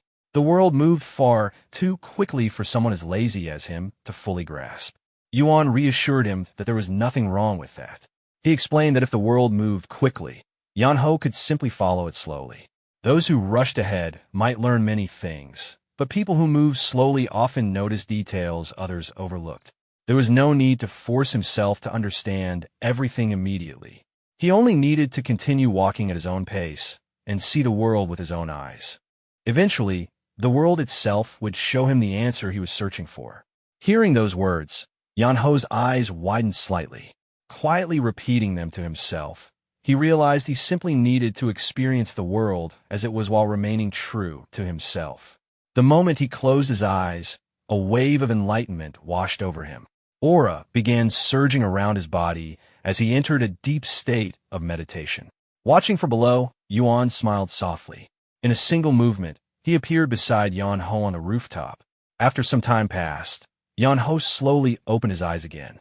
Yuan asked whether he felt he had gained some understanding. Scratching his head awkwardly, Yeonho admitted that he honestly did not know. Yuan burst into laughter and assured him that it was perfectly fine as long as he understood things in his own way. Then, in another instant, Yuan disappeared from the rooftop and landed back on the ground below. Before leaving completely, he looked back one final time and expressed his hope that Yeonho would someday discover the answer he sought. Yeonho quietly watched him disappear into the distance before lying back down on the roof. Touching his chest, he felt that something inside him had changed. He wondered whether the orb his master once gave him had reacted somehow. Looking up at the full moon, Yeonho imagined his master staring down at him and asking whether he finally understood now. Turning onto his side, Yeonho softly admitted that he still did not. A few weeks later, Yuan entered Yeonho's room and found him lazily lying on his bed once again. Yuan reminded him that he had supposedly planned to leave long ago. Yeonho immediately sat up and claimed that since the day was already almost over, he would definitely leave tomorrow. This time, he insisted he truly meant it.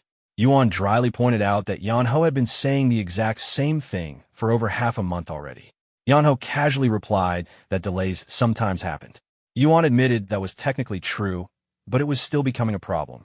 At that moment, a loud voice suddenly echoed from outside the room, formally introducing the Swift Dragon Escort Bureau and asking what cargo needed transportation. Confused, Yuan turned toward the source of the voice. The sound drew closer until the door finally opened. Standing there was Yeonji. Yeonji stepped into the room, pointed directly at Yeonho, and coldly declared that he was the one.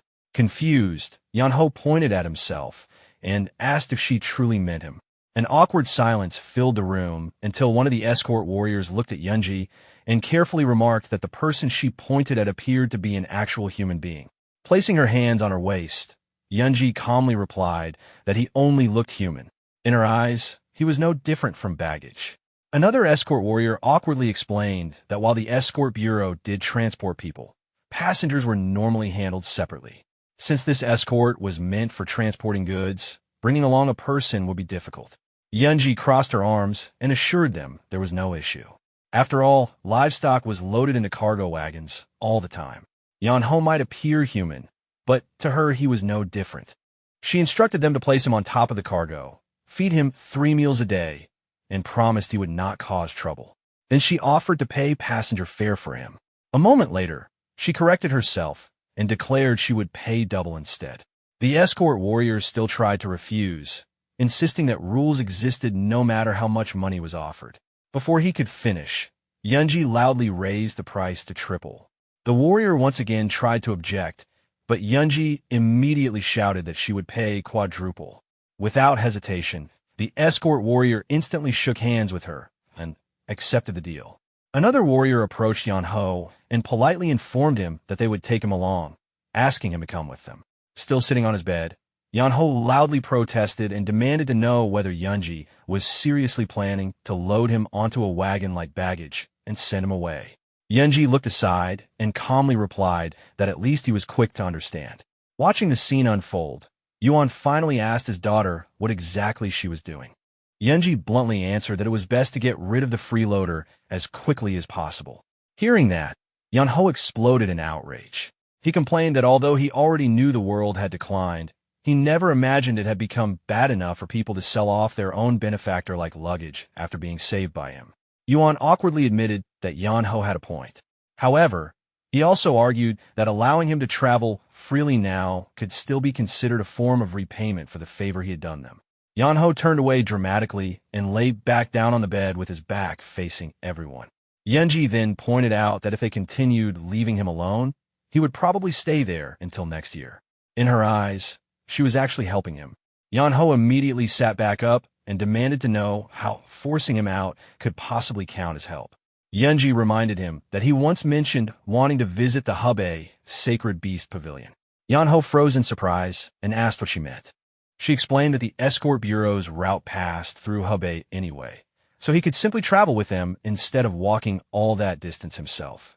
Yeonho reluctantly admitted that her reasoning made sense.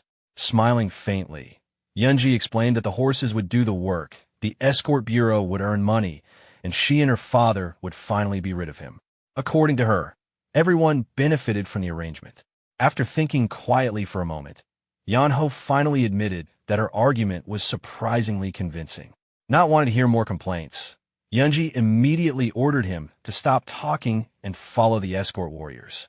As Yeonho followed them outside, he quietly muttered that his mother always warned him never to follow strangers.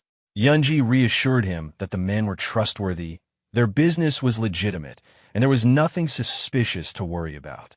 Although Yeonho still looked reluctant, he eventually followed along.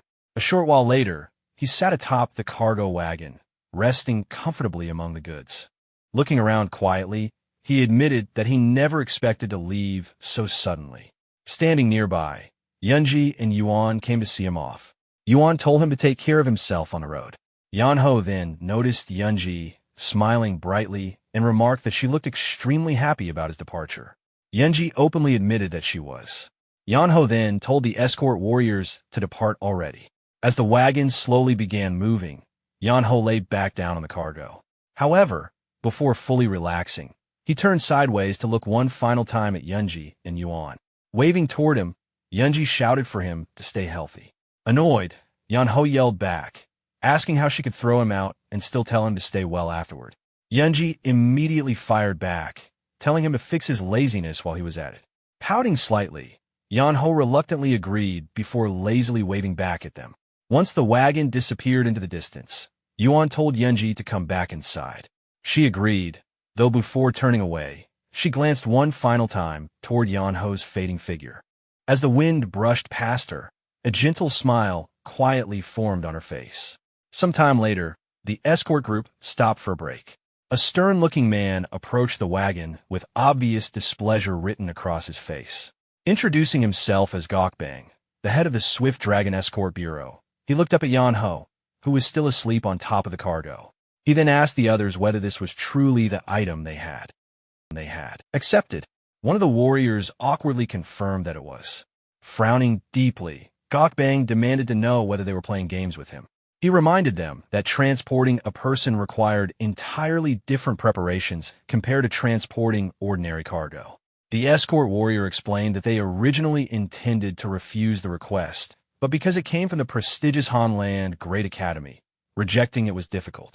Gokbang asked how long Yeonho had been in such a condition. The warrior replied that Yeonho had been like that ever since leaving the academy. Crossing his arms, Gokbang stared at Yeonho, who remained deeply asleep atop the cargo. He quietly thought to himself that never seeming to tire was impressive in its own strange way. Another warrior added that the academy only instructed them to feed Yeonho 3 meals a day, much like livestock, and assured them he would quietly behave until they reached their destination. Gokbang admitted he could not understand the situation at all. He called out to Yeonho, but Yeonho did not respond. Growing irritated, Gokbang knocked loudly against the crate beneath him and shouted again. This time, Yeonho slowly opened his eyes, looked down at him, and lazily asked what he wanted. Clearing his throat, Gokbang introduced himself as the head of the escort bureau. Yeonho simply responded with a curt acknowledgement. Gokbang then explained that escort bureaus existed to transport goods, not serve passengers. If Yeonho insisted on traveling with them, the journey would likely be uncomfortable. He asked whether Yeonho was still willing to continue.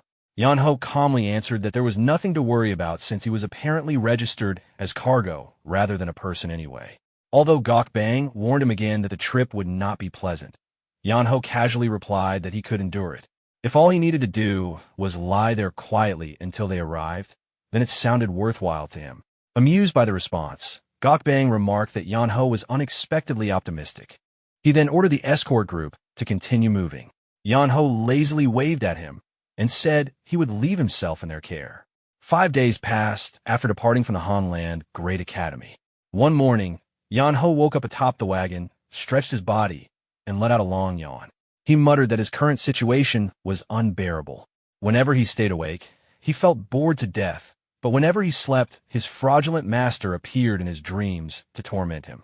Cursing the dream lotus arts, Yeonho wondered how long this strange suffering would continue. He even worried that it might last for the rest of his life. Eventually, he gave up thinking about it, muttered that he no longer cared, and lay back down again. At the front of the convoy, Gokbang suddenly noticed movement within the bushes ahead and immediately ordered everyone to stop. Raising his voice, he formally introduced himself and requested whoever was hiding there to reveal themselves. Yeonho slightly lifted his head, glanced toward the bushes, and casually commented that it was probably bandits. Meanwhile, Gokbang's expression became tense. He quietly realized that the situation was dangerous. If the hidden figures continued delaying instead of revealing themselves, it meant they were either incompetent amateurs or extremely dangerous opponents. If they were merely inexperienced bandits, then the group was fortunate. However, the fact that he could not sense a single presence from the bushes suggested otherwise. Slowly drawing his sword halfway from its sheath, Gokbang loudly warned that if they refused to reveal themselves, he would consider it a direct attack on the escort bureau. The entire area fell silent as everyone stared toward the thicket. After several tense moments, the bushes finally rustled and a broad-shouldered man stepped out. The escort warriors immediately drew their weapons, but the man calmly placed his sword on the ground, bowed respectfully, and introduced himself as Paying Dog of the Hubei Peng clan. The moment Gokbang recognized the clan name, he returned the bow and asked why someone from the Peng clan was traveling through such a place. Picking up his sword again, while clutching his stomach, Paying Dog explained that enemies were pursuing him. He admitted he could not escape them alone and desperately requested the escort bureau's help. He further warned that the matter could eventually grow into a crisis affecting the entire martial world. Meanwhile, Yeonho simply watched the scene silently from atop the wagon. Much later in the future, the Divine Mad Dog would recount this moment to a historian. He described it as his first meeting with Paying Dog, the same man who once turned the historian away from his gates. At the time, neither of them realized that this encounter would eventually drag them both into a river of misfortune. Gokbang silently thought about the reputation of the Hubei Peng clan. People from that clan were famous for acting with their muscles before their brains, yet their sense of honor and chivalry was unmatched anywhere in the martial world. After thinking briefly, Gokbang agreed to help. He quickly instructed Paying Dog to hide inside one of the barrels before the pursuers arrived. Paying Dog immediately agreed and climbed inside, though a sly smile briefly crossed his face as he hid. Yeonho, who had nearly fallen asleep again, was stirred awake by the movement. Opening the barrel slightly, Gokbang quietly warned Paying Dog to remain completely silent.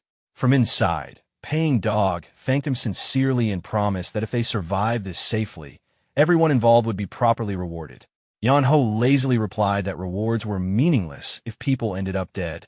Paying Dog was momentarily caught off guard. Yeonho bluntly pointed out that Paying Dog was dragging innocent people into danger. According to him, anyone with even a small amount of conscience would have simply walked away instead of involving strangers. After saying that, Yeonho casually declared that he was going back to sleep. From inside the barrel, Paying Dog quietly answered that he understood. As the wagon continued down the mountain path, Gokbang quietly thought that they were almost at the bottom. Fortunately, nobody seemed to be searching for Paying Dog yet. For a moment, he wondered if they had successfully slipped through unnoticed. Suddenly, a loud voice shouted for them to stop. The convoy came to an abrupt halt as men in green robes appeared from all directions, surrounding the escort group completely. The leader of the Green Forest Bandits stepped forward and pressed his sword against Gokbang's throat. Trying to remain calm, Gokbang quickly realized who they were. He respectfully introduced himself as the head of the Swift Dragon Escort Bureau and greeted the members of Green Forest politely. The squad leader immediately asked whether they had seen a young man dressed in red. Gokbang calmly replied that they had not encountered anyone matching that description. The bandit leader narrowed his eyes and warned that lying would only bring misfortune upon them. Gokbang insisted there was no reason for the Escort Bureau to lie. The Swift Dragon Escort Bureau had maintained good relations with Green Forest for years, so there was no reason to hide a stranger and create unnecessary hostility. The squad leader's attention then shifted toward Yeonho, who was still lying asleep atop the wagon. He demanded to know who that person was. After hesitating briefly, Gokbang awkwardly explained that Yeonho was a special passenger. One of the bandits questioned what exactly that meant. Leaning closer, Gokbang quietly explained that Yeonho was someone with a weak body and unstable mind who was being escorted elsewhere. According to him, there was no reason for Green Forest to concern themselves with such a person. The squad leader stared at him suspiciously and asked whether he was implying that Green Forest had no reason to make enemies out of the Escort Bureau. Gokbang quickly agreed. However, the squad leader coldly replied that the problem had already begun because of the man lying on the wagon. He pointed out that he specifically asked whether they had seen someone wearing red clothing. At that moment, Yeonho slowly sat up, removed his outer robe, and revealed the red clothing underneath. Calmly, he remarked that he had not seen anyone dressed in red. Gokbang immediately broke into a cold sweat, wondering if Yeonho was seriously making jokes at a time like this. The Green Forest squad leader pressed his blade harder against Gokbang's throat and asked whether they were trying to play games with him. Inside, Gokbang panicked, fearing the bandits might already know Paying Dog was hiding there. The squad leader then calmly announced that if nobody spoke honestly, they would begin killing people one by one. Eventually, someone would reveal the truth before too many corpses piled up. Hearing that, Gokbang immediately protested. Ignoring him, the squad leader pointed at one of the escort warriors and demanded to know whether he had seen the man in red. Terrified, the warrior stammered nervously before insisting that he had not. The squad leader coldly replied that death would answer in his place instead. As the blade swung downward, the escort warrior screamed in terror. At the very last moment, Gokbang grabbed the squad leader's arm and stopped the strike. Cursing under his breath, he admitted that the man they sought truly was there. The escort warriors and Green Forest bandits alike stared at him in shock. Meanwhile, Yeonho slowly sat upright atop the wagon. The squad leader asked what Gokbang had just said. Yeonho calmly answered for him. He confirmed that the man they were searching for was indeed there. Then, without hesitation, Yeonho kicked open the barrel-hiding paying dog. Telling him he had been caught already, Yeonho casually ordered him to come out. Gokbang shouted in shock, demanding to know what Yeonho thought he was doing. Yeonho simply replied that enough was enough. According to him, there was nothing more foolish than risking one's life for another person.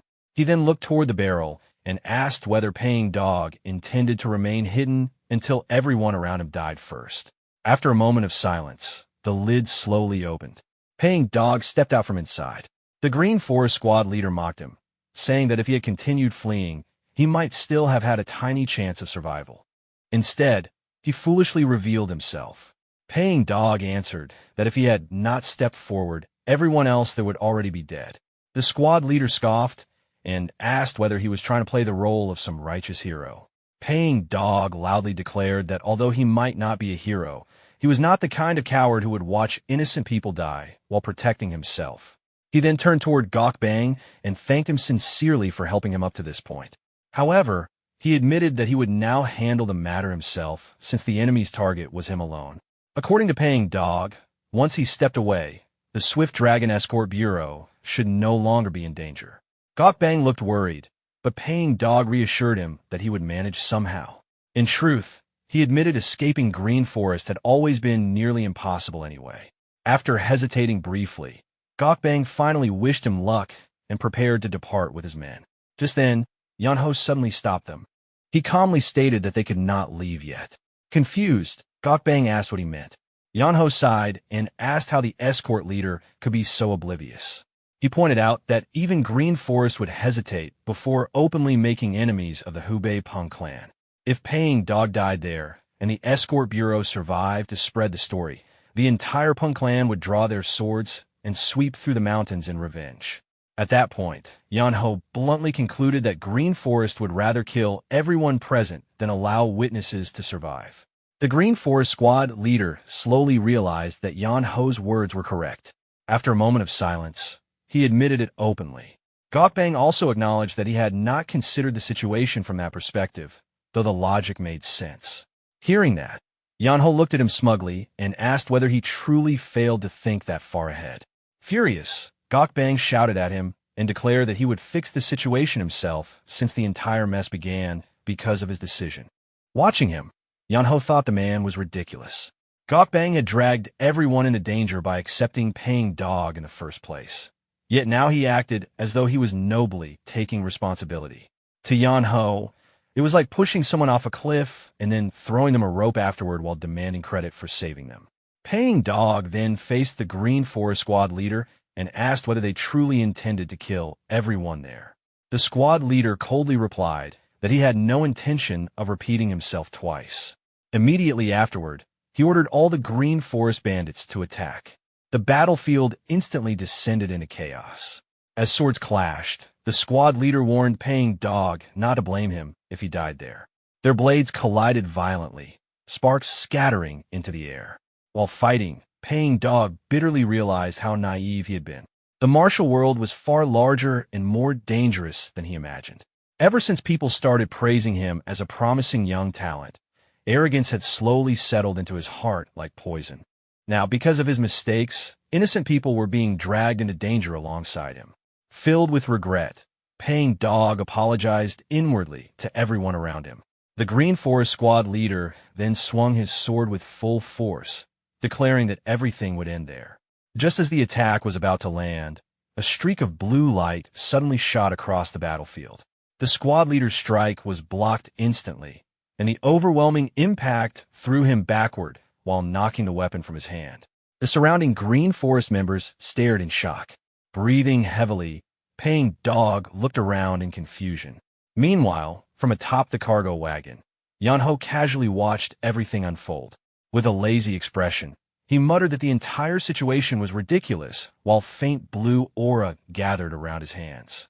Yeonho called out to Paying Dog, telling him to stop getting distracted. Since he was the one who dragged all these enemies there like a drowning ghost, he should at least do his share of the fighting before dying. Nearby, Gokbang struggled desperately against multiple opponents. Watching him, Yeonho casually remarked that he was going to die at this rate before throwing one of his glowing bowls. The bowl struck a Green Forest bandit directly and knocked him unconscious in a single hit. At the same time, Paying Dog was barely holding his ground against 3 enemies. Although he remained curious about Yeonho's strange behavior, he forced himself to focus and unleash the 5 Tigers Gate destroying blade against all of them at once. However, every enemy avoided the attack. At that moment, Paying Dog finally realized something important. This was not a duel. In a real fight, enemies would not foolishly face powerful attacks head-on. Before he could react further, all 3 enemies attacked him simultaneously. As Paying Dog froze and thought he was about to die, Yeonho's bowls suddenly shot through the battlefield again, smashing into all 3 attackers and sending them flying backward. Gokbang shouted for Yeonho to stop sitting around and come help them properly. Yeonho lazily replied that a certain girl warned him not to move if trouble happened. Otherwise, she would chase him to the ends of the earth and harass him endlessly.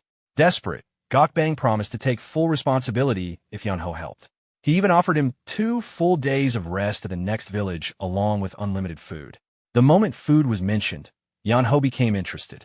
After receiving Gokbang's promise, Yeonho casually grabbed all the bowls around him and hurled them across the battlefield.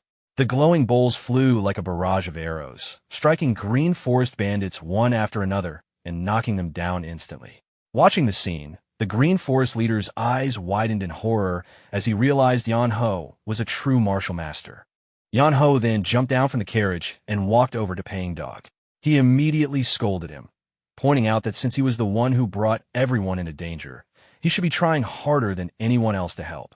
Yeonho criticized his fighting style again, explaining that using slow and heavy techniques against multiple enemies was suicidal.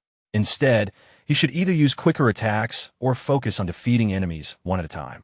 He also pointed out that the 5 Tigers Gate destroying blade wasted too much energy when swung recklessly into empty space. Before Paying Dog could respond, Yeonho casually snatched the sword straight from his hand. Paying Dog was stunned. He could not even react before his weapon disappeared. Holding the sword, Yeonho used the exact same technique Paying Dog had shown earlier.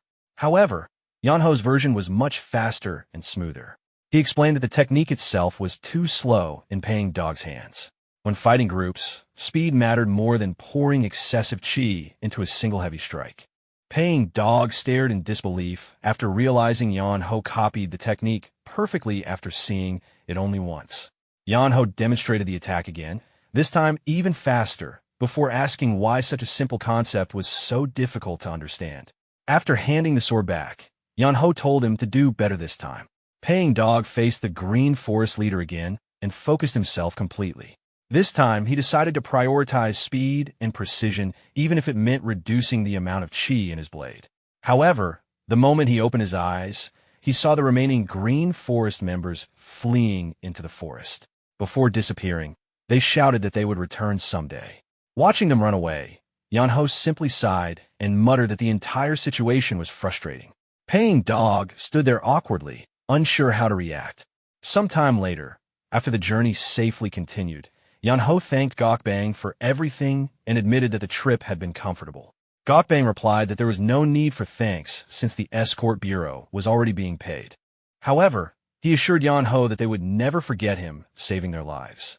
Yeonho jokingly asked whether he planned to repay him with only words before casually adding that he would simply collect compensation for Paying Dog later. Curious, Gokbang then asked why Yeonho had treated Paying Dog so harshly. Yeonho reminded him that everyone there nearly died because of one reckless person. Gokbang admitted that was true, but argued that paying dog seemed to be pursuing something righteous. Yeonho immediately answered that noble intentions did not justify innocent people dying. He recalled another lesson from his master. According to him, there was nothing admirable about risking one's life for matters unrelated to oneself. Justice and righteousness sounded impressive, but if innocent people needed to be sacrificed for them, then such ideals were meaningless. Yeonho concluded that protecting oneself first was more important than chasing some greater good. Gokbang quietly listened before mentioning that, in the end, the goods, the escort bureau, and everyone involved survived safely. Besides, the matter would eventually become the responsibility of the Venerate Heaven Orthodox Martial Alliance. Hearing that, Yeonho nodded in satisfaction. Afterward, he bowed lightly and bid farewell to the escort bureau.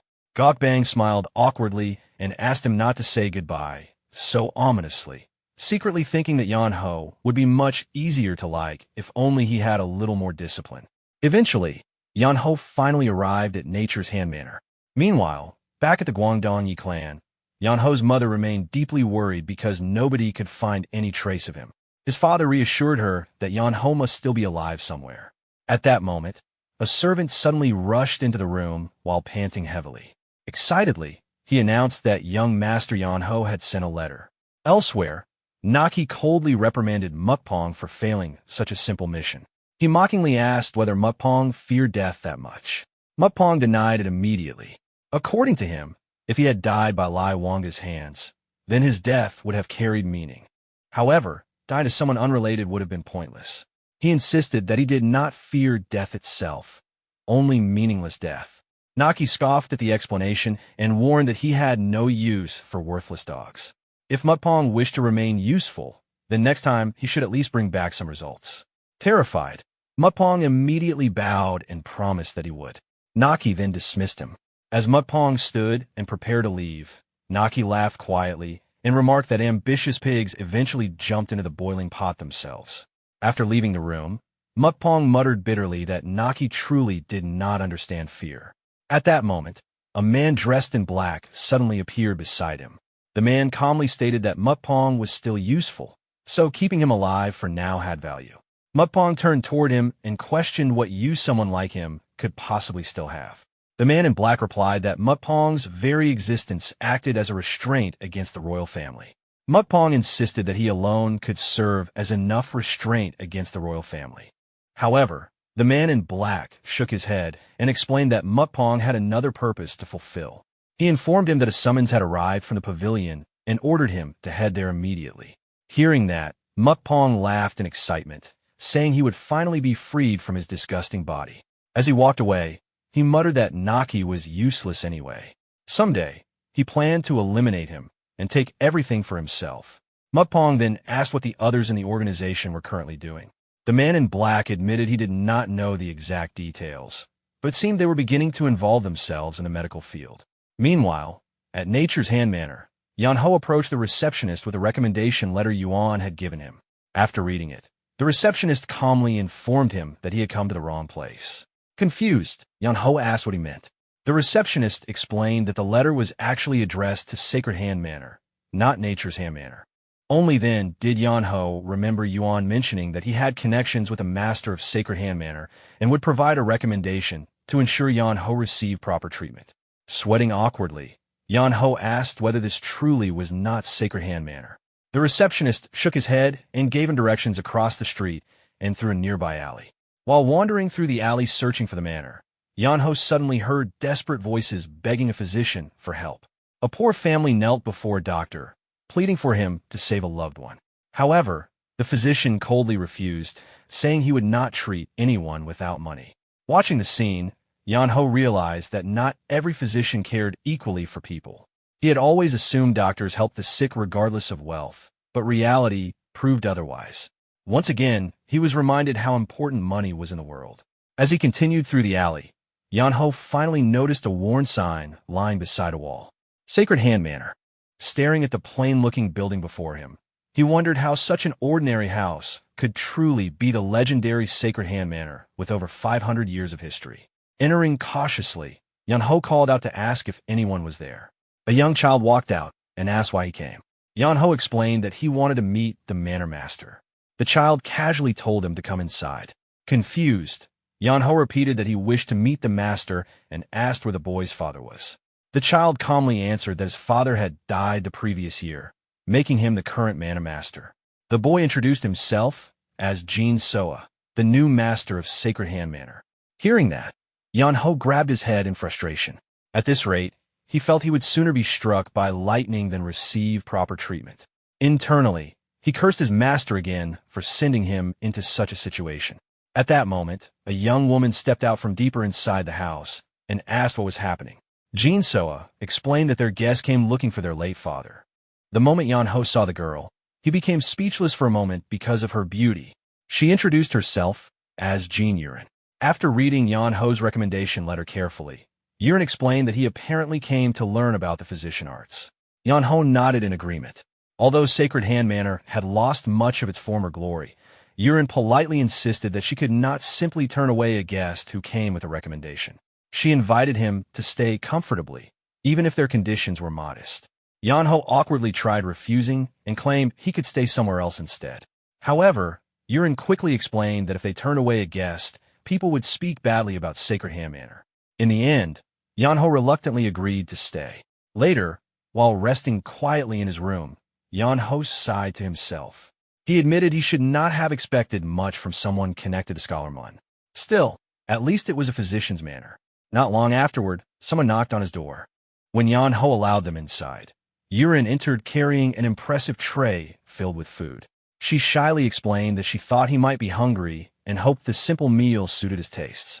The moment Yeonho saw the amount of food, his eyes widened. In his mind, the meal alone looked sufficient to feed him for 3 entire days. As Yurin turned to leave, Yeonho invited her to eat together with him, but she politely refused and claimed she had already eaten earlier. Looking at the luxurious meal, Yeonho quietly started suspecting the manor might not be as poor as it appeared. However, moments later, he overheard Jin Soa whispering in the hallway. The boy asked his sister how she managed to prepare such a meal when they no longer even had enough rice left. Yurin immediately hushed him and told him not to worry about the manor's finances. But Jin Soa continued pressing her, asking what happened to her necklace. Yurin casually claimed she merely took it off temporarily. The boy became upset and reminded her that she never removed it because it was their mother's heirloom. Realizing the truth, Yeonho's expression slowly stiffened. Yurin finally admitted that she pawned the necklace at Milky Way Manor to borrow money temporarily. She promised she would retrieve it once their situation improved. Staring silently at the food before him, Yeonho suddenly felt unable to eat even a single bite. At that moment, Yurin returned and noticed the untouched meal. Worried, she asked whether the food did not suit his taste and immediately offered to prepare something else. Sweating nervously, Yeonho hurriedly denied it and instantly began eating. As he forced himself to finish everything, tears even formed in his eyes while he wondered whether it was still possible to refund a meal after eating it. The following morning, Yeonho wandered through the streets while clutching his stomach painfully. Although the meal had been far too heavy for him, he ended up eating every last bite. Eventually, he arrived at Milky Way Manor. Inside, an employee greeted him politely and asked what brought him there. Yeonho explained that he came looking for something. As the man guided him further inside, he asked exactly what Yeonho wished to retrieve. Yeonho calmly answered that he wanted the necklace Sacred Hand Manor pawned the previous day. At that moment, the branch owner of Milky Way Manor, Hak Defong, was introduced. Hak Defong explained that Sacred Hand Manor had not sold the necklace outright. It was only pawned, meaning he could not return it unless Yeonho officially belonged to the manor. Without hesitation, Yeonho immediately claimed that he was indeed from Sacred Hand Manor. Defong narrowed his eyes suspiciously and pointed out that he had never seen Yeonho before. Yeonho casually replied that he only arrived there yesterday. Taking out a pouch of money, Yeonho placed it on the table and asked whether it was enough to retrieve the necklace. Defong opened the pouch, glanced inside, and shook his head. Surprised, Yeonho argued that there were more than 2 silver niang inside. Defong calmly explained that the original loan was only 1 silver niang, but the repayment amount tripled when reclaiming the item. If 3 months passed, the repayment would increase to 6 times the original amount. Yeonho stared at him in disbelief and pointed out that the interest was absurdly high for such a small loan. Defong simply shrugged and stated that those were the rules. If Yeonho disliked them, he could always leave the necklace there permanently. Hearing that, Yeonho realized Sacred Hand Manor would never realistically be able to reclaim the necklace. Deep down, he was certain Yurin already understood that when she pawned her mother's heirloom. After thinking for a moment, Yeonho pulled something else from his pocket and asked whether Defong accepted additional collateral. Defong agreed. Yeonho then placed a gold-plated dagger onto the table and casually remarked that it should be valuable since it was made of gold. Defong unsheathed the dagger slightly and nodded, admitting it was genuine gold. According to him, it was worth at least 1 gold niang, though Yeonho would later need to repay 3 gold niang to reclaim it. However, while examining the sheath more carefully, Defong suddenly noticed a particular engraving, the Royal Inspectorate emblem. The moment he recognized the mark, Defong's face instantly stiffened. At that moment, he realized something horrifying. He had just accepted the personal item of someone connected to the Royal Inspectorate as collateral. Meanwhile, elsewhere, a subordinate hurriedly reported to a scarred man that their attempt to take control of the palace had failed. The scarred man immediately asked whether Naki refused to act. A man dressed in white explained that the royal inspectors remained firmly opposed, weakening Naki's influence significantly. Because of that, they might even need to abandon the entire plan. He also reported another issue regarding Green Forest. During their attempt to take control of it, the Hubei Peng clan became involved. The scarred man asked whether the Peng clan discovered their movements. The man in white clarified that it was actually the Orthodox Alliance interfering, not the Peng clan itself. Fortunately, nobody seemed to realize the true intentions behind the incident. Everyone simply assumed it was an ordinary bandit attack. The scarred man remained calm throughout the report. According to him, problems were inevitable when carrying out a massive scheme. What truly mattered was how those problems were handled. The man in white then reported that all operations involving physicians and their other ongoing plans were progressing smoothly. Hearing that, the scarred man remarked that after enduring countless hardships since his retirement, they had finally gathered enough strength. Soon, they would reveal to the world just how terrifying their sword truly was. Back at Milky Way Manor, Defong's hands trembled uncontrollably. As Yeonho casually asked for the 3 gold niang, Defong suddenly dropped to his knees and apologized repeatedly for failing to recognize him earlier. Inside his mind, panic consumed him. He could not even decide what problem to fix first: cheating Yurin or demanding outrageous interest rates from customers. Trying desperately to recover the situation, Defong awkwardly explained that although the interest seemed high, many customers never returned to reclaim their items. According to him, after compound interest calculations, their actual profit was supposedly only around 4 or 5%. Confused, Yeonho asked what the annual interest rate actually was. Sweating nervously, Defong smiled awkwardly and admitted that it was roughly 60% at most. Yeonho immediately stared at him in disbelief. He pointed out that Defong was speaking about 60% interest as though it were something insignificant. Panicking further, Defong hurriedly argued that the necklace itself was worth around 10 silver niang anyway, so the rate was not that unreasonable. The moment he finished speaking, Yeonho's expression darkened completely. Earlier, Defong claimed the necklace was worth only 1 silver niang, but now he suddenly revealed it was worth 10. Realizing he accidentally exposed himself, Defong froze in horror. With a cold expression, Yeonho ordered him to lock every door in the building because they were going to settle the matter immediately. Meanwhile, Defong desperately followed behind him, continuously trying to calm him down. Later that night, Yurin quietly worked through paperwork inside Sacred Hand Manor when someone knocked softly at the door. Confused by the late visitor, she stepped outside. There, lying atop a folded piece of paper, was her necklace. Slowly picking it up, Yurin closed her eyes as memories of her mother surfaced in her mind. She immediately looked around the dark hallway, wondering who could have returned it. At the same time, Yeonho rested lazily on the roof of the manor, quietly hoping the necklace alone was enough to repay the cost of all the food he had eaten. Elsewhere, at the General Strategist Pavilion of the Venerate Heaven Orthodox Murim Alliance, Paying Dog sat nervously while studying a map spread across the table. His thoughts raced endlessly as he wondered why he had been summoned there. He feared he might have committed some major mistake. The moment someone entered the room, Paying Dog instantly stood up in panic. However, the man calmly told him to sit back down. Nervously bowing, Paying Dog obeyed immediately. The man before him was Johann, the divine strategist of the Orthodox Murim Alliance. Johann explained that he already heard everything regarding the Green Forest incident. He personally met the 10 Swords of Green Forest afterward. Hearing that title, Paying Dog's eyes widened in shock. Only then did he realize the enemies they fought were actually the infamous 10 Swords, which explained why they were so overwhelmingly powerful.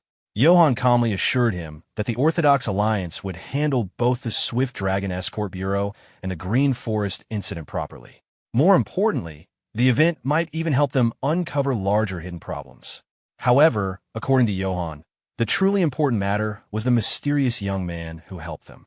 He explained that although Paying Dog and the Swift Dragon Escort Bureau were skilled fighters, even they should have struggled against a single member of the 10 Swords.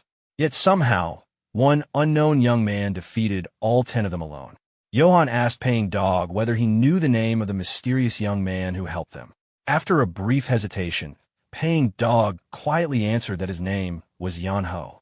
The moment Johann heard the name, he recalled receiving the same name earlier in a report from the Beggar Sect. A thoughtful expression crossed his face as he wondered whether the second son of the Guangdong Yi clan had truly returned after 5 years. The eldest son of the Yi clan was already famous for his martial talent. Yet now the younger son appeared with strength powerful enough to defeat the 10 Swords of Green Forest alone. Johann slowly began suspecting that the recent unrest within the martial world might somehow be connected to the Guangdong Yi clan. Standing from his seat, Johann asked where Yeonho claimed he was heading. Paying Dog answered that Yeonho mentioned going to Sacred Hand Manor. Hearing that, Johann frowned deeply. Something about the situation felt strange to him. If Yeonho truly returned after disappearing for 5 years, then why travel to Hubei instead of returning home first? Realizing he needed more information, Johann asked Paying Dog for his cooperation since he was the only one who actually knew Yeonho's appearance. Paying Dog immediately knelt on one knee and agreed. However, despite obeying, a worried expression crossed his face at the thought of meeting Yeonho again. The following morning, Yeonho remained asleep on the roof of Sacred Hand Manor. Jin Soa spotted him there and wondered how he even managed to climb onto the roof without using a ladder. For a brief moment, he suspected Yeonho might belong to the martial world. However, after looking at Yeonho's lazy appearance, he quickly dismissed the thought. There was no way someone who slept all day and looked practically homeless could be a true martial artist. At most, Jin Soa assumed Yeonho probably knew a few basic techniques. Suddenly, loud banging erupted from the front door as voices shouted for help. When Jin Soa opened the door, several workers rushed inside, carrying injured men on their backs. They explained that they worked at a quarry and were injured when massive boulders collapsed unexpectedly. Since they had no money for treatment, they came desperately seeking help from Sacred Hand Manor. Jin Soa immediately froze in panic, overwhelmed by the situation. At that moment, Jin Yurin stepped forward from behind him and immediately took control. Without hesitation, she ordered Jin Soa to separate the patients according to the severity of their injuries, move the non-urgent cases into rooms, and prioritize treating the critical patients first. Yeonho quietly watched from the rooftop as Yurin calmly directed everything with complete authority while Jin Soa scrambled around, trying to keep up. Yurin ordered the critically injured patients to be laid directly on the ground. After checking one man's pulse, she tied up her sleeves and pulled out glowing acupuncture needles infused with medical qi. Her hands moved with incredible speed. The moment she struck a pressure point, the patient immediately coughed up dark blood. Some of the blood splashed onto Yurin herself, but she did not even flinch. Without wiping herself clean or pausing for a second, she immediately moved on to the next patient. At the same time, she shouted at Jin Soa to hurry unless he intended to let the patients die. Meanwhile, Jin Soa struggled desperately to keep pace with her treatment speed.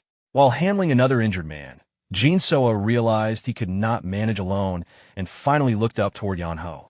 Shouting at him, Jin Soa asked whether Yeonho belonged to the martial world and demanded that he come help immediately. Yeonho crouched beside the patient and honestly admitted that he never properly learned acupuncture. Confused, he asked what exactly he was supposed to do. Jin Soa quickly instructed him to stimulate the Tanu acupoint halfway and the Yungfu acupoint fully.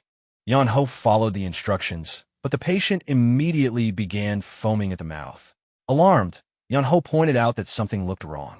Jin Soa exploded in frustration and yelled that Yeonho pressed the wrong acupoint entirely. Irritated, Yeonho snapped back that he already warned him he did not know acupuncture.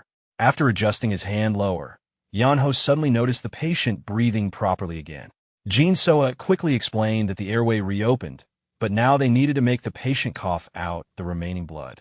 Realizing they were running out of time, Jin Soa panicked and shouted for Yeonho to suck the blood out with his mouth if necessary. Yeonho froze in horror. He demanded to know whether Jin Soa was seriously telling him to kiss an old man. Jin Soa desperately screamed that the patient would die otherwise. Growling in frustration, Yeonho complained that Jin Soa should have explained things more clearly from the beginning instead of making him sound insane. Then, instead of using his mouth, Yeonho calmly placed his hand over the patient's throat and mouth. Channeling his chi carefully, he forcibly pulled the congealed blood out from the man's airway.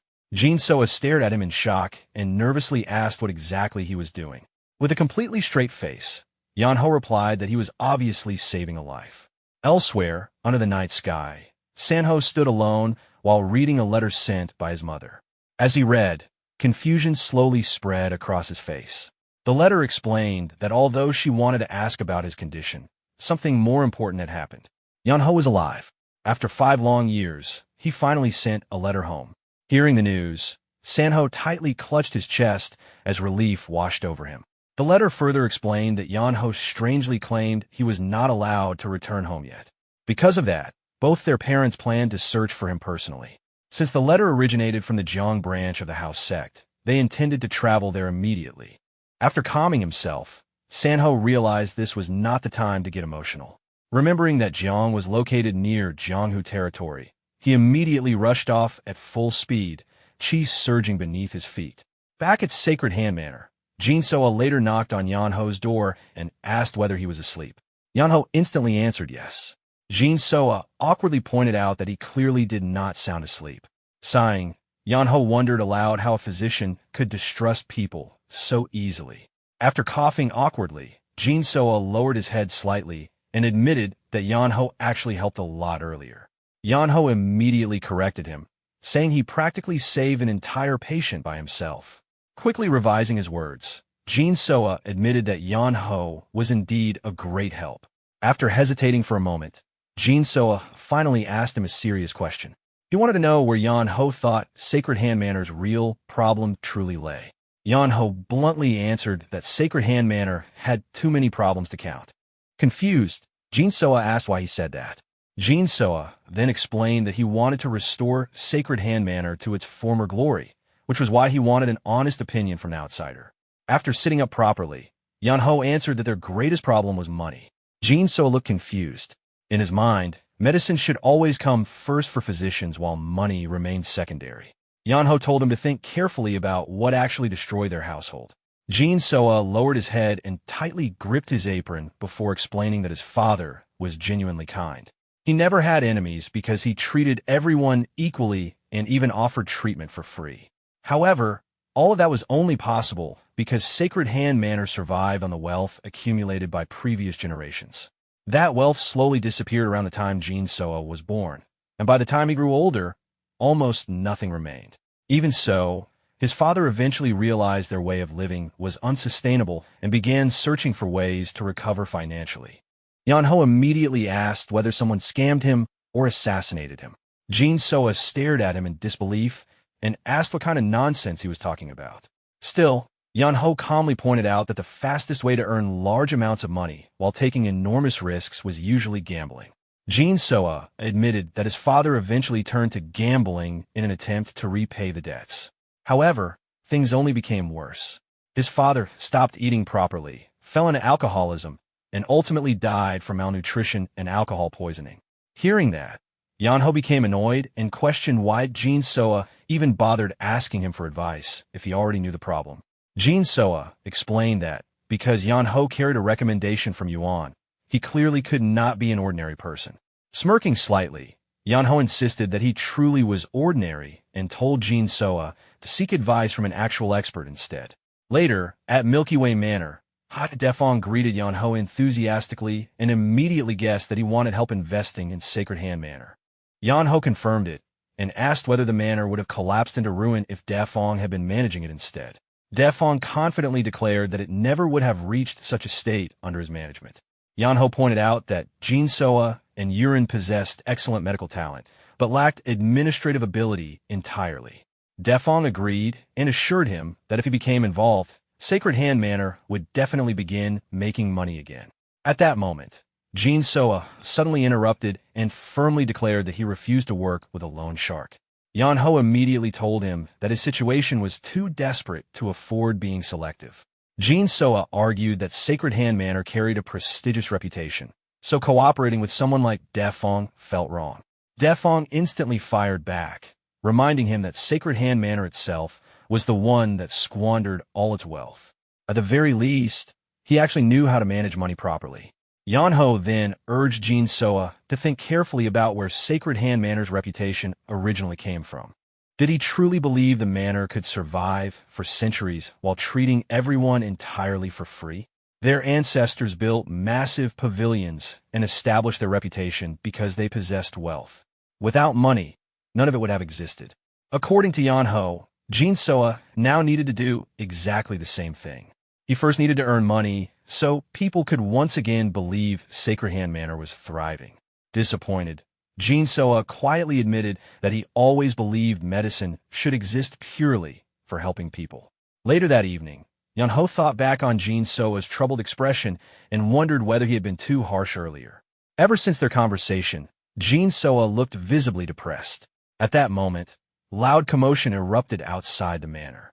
A man was grabbing someone by the collar while demanding to know where Jin Yurin was.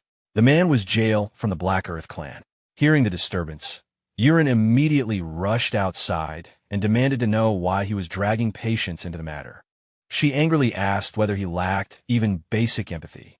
Jael looked directly at her and asked whether she was Jin Yurin. He then explained that her father borrowed money from the Black Earth clan under Sacred Hand Manor's name.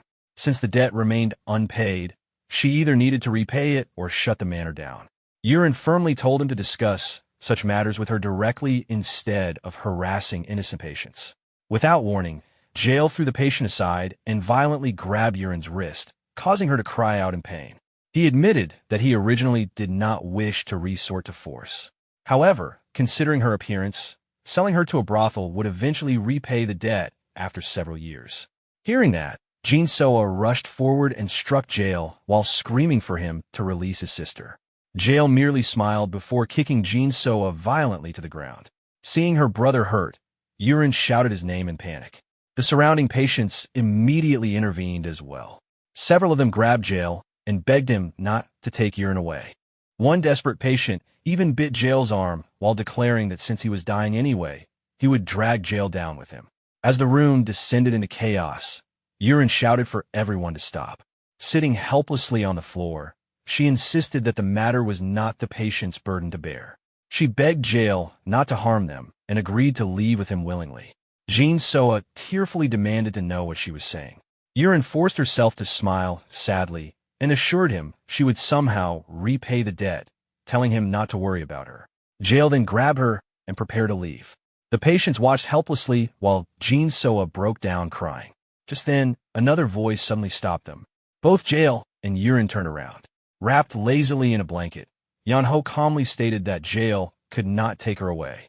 Jael frowned and demanded to know who he was supposed to be. Still wrapped in the blanket, Yeonho casually introduced himself as Yeonho. The entire room fell silent for a moment. Jael scoffed and ordered Yurin to keep moving while wondering whether Yeonho was simply an idiot. Yeonho repeated himself calmly. Jael could not take her. Confused, Jael asked why. Yeonho answered with complete seriousness that if Yurin left, then nobody would prepare his meals anymore. Jael stared at him blankly for a moment before asking whether Yurin really cooked for him personally. Yeonho answered that she did because he was a guest. Growing irritated, Yeonho then asked whether Jael himself was stupid for not understanding something so simple. Furious, Jael called Yeonho a homeless beggar before throwing a punch toward him. declaring that he would make sure Yeonho never ate again. As Jail tried to punch him, Yeonho casually told him to stop. Before anyone could react, Yeonho slammed Jail into the ground with a single strike. Everyone in the room froze in shock. Scratching his head afterward, Yeonho calmly asked whether Jail was all right, casually remarking that accidents like this sometimes happened. Groaning as he stood back up, Jail finally realized Yeonho knew martial arts and immediately demanded to know where he came from, calling him a martial master. Yeonho casually denied being a martial master at all. Jail then warned him not to interfere. According to him, the debt contract was legitimate, meaning the government itself would support the Black Earth clan. Yeonho replied that he could not simply ignore the matter because he still needed someone to cook his meals. Jail assumed that was merely an excuse to protect Sacred Hand Manor and questioned whether Yeonho truly intended to interfere in the affairs of the Black Earth clan. Repeating the clan's name curiously, Yeonho asked what exactly they were. Jail explained that the Black Earth clan was the organization Sacred Hand Manor owed money to, so they would never abandon the debt. Yeonho calmly answered that he had no intention of interfering directly. However, if money was the issue, then the matter could still be resolved. Suspiciously, Jail asked whether Yeonho intended to repay the debt himself. Yeonho admitted he did not currently have the money, but promised he would send it within 2 weeks and told Jail to leave for now. The entire room fell silent. After staring at him for a moment, Jail agreed and warned Yeonho not to break his promise. Later, back at the Black Earth clan branch, Jail reported everything to his superior, Gwakdo's son. He explained that a martial artist appeared at Sacred Hand Manor and interfered. Hearing that, Gwakdo's son frowned and remarked that a guest appearing there could complicate their plans. He then mockingly asked whether Jail ran away the moment he learned Yeonho was a martial master. Jail immediately denied being afraid. He explained that Yeonho promised to repay the debt within 2 weeks, so he thought it was smarter to report the situation first before acting. Instead of calming down, Gwakdo's son became even angrier. He shouted that Jail was originally sent there to use the debt as an excuse to destroy Sacred Hand Manor's business entirely. Jail tried explaining that identifying Yeonho first seemed more important. However, Gwakdo's son furiously cut him off and threatened to cut out his tongue for speaking too much.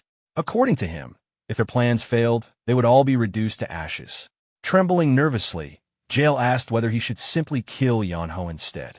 Gwakdo's son shook his head and sighed. There was no reason to provoke a martial master unnecessarily. Instead, he ordered Jail to quietly monitor Yeonho's movements. Meanwhile, back at Sacred Hand Manor, Yeonho rested lazily in his room while Jin-soa sat beside him anxiously. Jin-soa asked what Yeonho planned to do now. Yeonho blankly asked what he meant. Jin-soa reminded him that he promised to repay the debt within 2 weeks. Looking genuinely confused, Yeonho asked whether he really said that. Jin-soa stared at him in disbelief and demanded to know whether he even had a plan at all. With complete seriousness, Yeonho replied that he naturally had a plan. According to him, it was an ancient and reliable method for dealing with loan sharks. The atmosphere instantly became tense as Jin-soa leaned closer and seriously asked what the method was. Yeonho calmly answered that it was called running away in the middle of the night. Jin-soa immediately hit him in frustration and shouted that he could not believe he briefly trusted Yeonho to have an actual solution. Yeonho then asked how much debt Sacred Hand Manor still owed. Jin-soa estimated it was around 20 golden yang.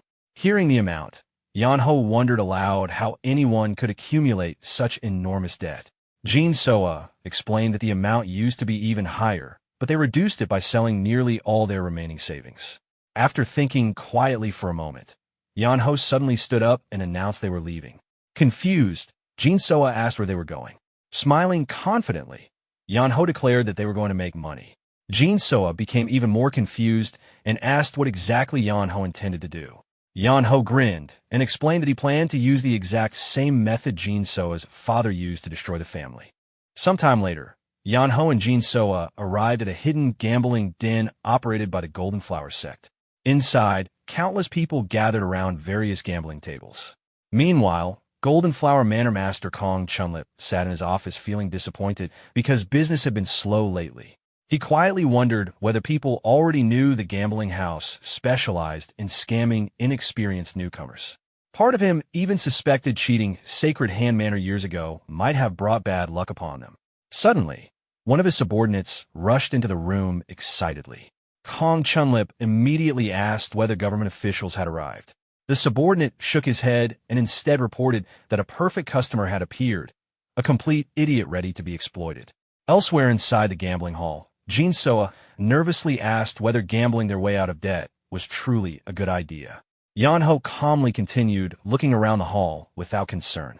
At that moment, a cheerful employee approached them and warmly welcomed Yeonho. Confused, Yeonho asked whether the man already knew him. The employee laughed and replied that anyone entering the gambling house came for the same reason, to enjoy themselves. Yeonho then asked what exactly he should play. The employee eagerly explained that the hall offered every kind of gambling game imaginable before personally leading Yeonho toward a table with 2 cups and several dice. He introduced the game as Inyang Dice, the most popular game in the hall. The rules were simple. Several marbles were placed beneath 2 cups, and the player only needed to guess whether the hidden number was odd or even. Yeonho immediately commented that the game sounded easy. The employee agreed enthusiastically and explained that simplicity was exactly why the game attracted so many people. With a sly smile, he added that complicated games had their own charm, but games like this allowed people to win money quickly. Since the odds were 50-50, it perfectly suited bold personalities who disliked waiting. Flattered by the praise, Yeonho immediately declared that the game suited him perfectly because he indeed hated waiting around. Watching from afar, Kong Chunlip quietly smiled in satisfaction. According to him, fooling newcomers like Yeonho was easy. The trick was allowing them to win occasionally at first, so they would grow addicted to the excitement. Once greed took hold, everything afterward became simple. Suddenly, Kong Chunlip heard people shouting that someone was practically robbing the Golden Flower Manor. Turning toward the gambling tables, he froze when he saw piles of silver stacked beside Yeonho, while the young man sat there calmly playing as if nothing unusual was happening. Meanwhile, at the Beggar's Sect, Jang Yil relaxed comfortably now that he believed Yeonho was finally gone and he would eventually recover his money peacefully.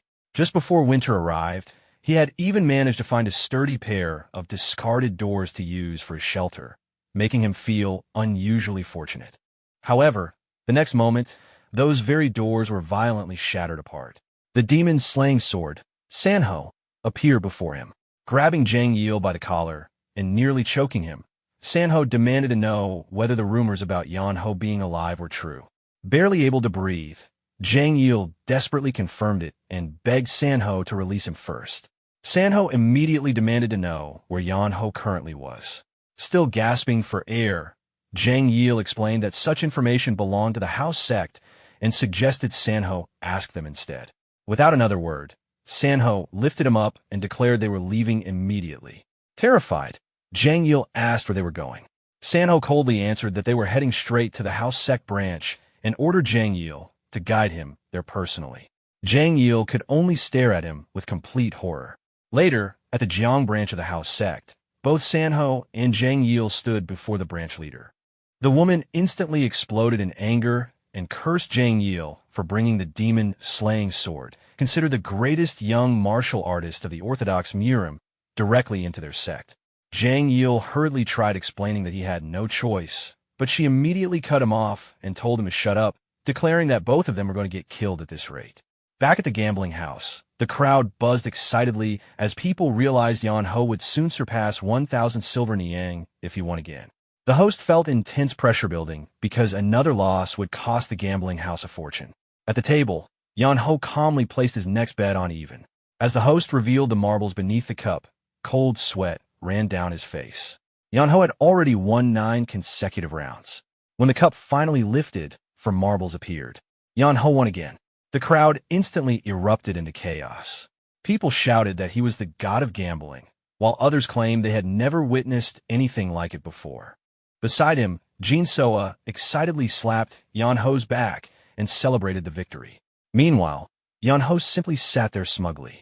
Inwardly, he recalled how his training allowed him to dodge flying rocks merely by listening to sound alone. Compared to that, determining whether marbles were odd or even based on the shaking sound was extremely simple. As the host prepared another round, Yeonho quietly yawned and thought that he should probably stop soon. One more win would give him all the money he needed. However, before the game continued, Kong Chunlip personally stepped forward. Both Yeonho and Jin Soa looked at him curiously. With a polite smile, Kong Chunlip greeted Yeonho warmly and remarked that he never expected such an important guest to appear. Someone nearby immediately recognized him as the master of Golden Flower Manor. Yeonho casually replied that he was nobody important and merely an ordinary person. Kong Chunlip smiled politely and answered that anyone capable of making the games entertaining deserved respect. Yeonho honestly admitted that he did not even find the game very interesting. Internally, Kong Chunlip nearly exploded with anger. Yeonho had already taken over 1,000 silver niang from them and still dared to say the game was boring. Keeping his smile intact, Kong Chunlip invited Yeonho to participate in a much larger game instead. Hearing the words bigger game, Yeonho showed slight interest. Kong Chunlip immediately pushed further, claiming that the truly exciting games had not even started yet and would be far more entertaining. However, Yeonho immediately refused, saying he did not want to bother. Meanwhile, Jin Soa hurriedly stuffed their winnings into a bag. Watching this, Kong Chunlip realized that if things continued normally, Yeonho would simply walk away with 10 gold niang. He absolutely could not allow that to happen. Placing a hand on Yeonho's shoulder, Kong Chunlip insisted that Yeonho could not leave yet. If he stayed and participated in a larger game, he would personally give him an additional 5 gold niang. Yeonho calmly raised the amount to 10 instead. Although Kong Chunlip hesitated, he eventually agreed under one condition. The game would continue until one side lost everything. Thinking it would be too troublesome to return again later, Yeonho accepted as long as the promised 10 gold niang remained guaranteed. Kong Chunlip laughed inwardly, convinced Yeonho had fallen completely into his trap. He then summoned someone special. A scarred man carrying multiple dice slowly approached the table. This man was Dakbai, the one-armed gambling king. Looking at the mountain of silver surrounding Yeonho, Dakbai admitted that anyone capable of winning that much certainly qualified as a genuine gambler. Yeonho casually asked whether Dakbai would be his next opponent. Dakbai confirmed it. When Yeonho asked what game they would play, Dakbai stylishly tossed several dice onto the table and announced that dice gambling would decide the winner. The crowd immediately began whispering among themselves. Some questioned whether dice were too simple, while others argued that such simple games revealed true gambling skill more clearly than anything else. Several spectators confidently declared that there was no way Yeonho could defeat Dakbai. Meanwhile, Yeonho simply yawned lazily. Dakbai then explained the rules. Both sides would roll dice, and whoever achieved the higher result would win. The game would continue until one player completely ran out of money. Kong Chunlip added another condition. If Yeonho lost all his money, he could continue borrowing more. However, if the gambling house lost, only the winner would decide whether the game continued. Yeonho casually agreed without concern. Kong Chunlip then officially declared the start of the match as the entire gambling hall watched with excitement. Standing behind Yeonho, Jin Soa nervously placed both hands on his shoulders and asked whether he could really win. Without even looking back, Yeonho calmly asked whether Jin Soa had ever seen him lose before. A short while later, every single coin they possessed was gone. Jin Soa bit his nails anxiously while Yeonho sat there drenched in sweat. Jin Soa weakly pointed out that Yeonho had already lost 10 consecutive rounds. Pale-faced, Yeonho quietly confirmed it. Jin Soa reminded him that he trusted him only because Yeonho confidently told him to. Still sweating heavily, Yeonho awkwardly admitted that he remembered saying exactly that. Jin Soa nervously remarked that at this rate, they were going to end up completely bankrupt. Across the table, Dakbai calmly held the dice and announced that the next round would be the final game, with a stake of 2,000 silver niang. The crowd immediately burst into laughter, mocking Yeonho for losing everything and preparing to drown himself in debt. Smirking confidently, Dakbai rolled the dice while Yeonho lazily watched with his head resting on one hand. The dice stopped rolling. Every single die landed on 6. The entire gambling hall exploded in shock. Meanwhile, Jin Soa grabbed his own head in despair. Dakbai calmly looked toward Yeonho and asked whether he still intended to continue gambling. Yeonho quietly answered that he would. Dakbai remarked that the outcome already seemed obvious. Yeonho casually replied that he was not so sure about that.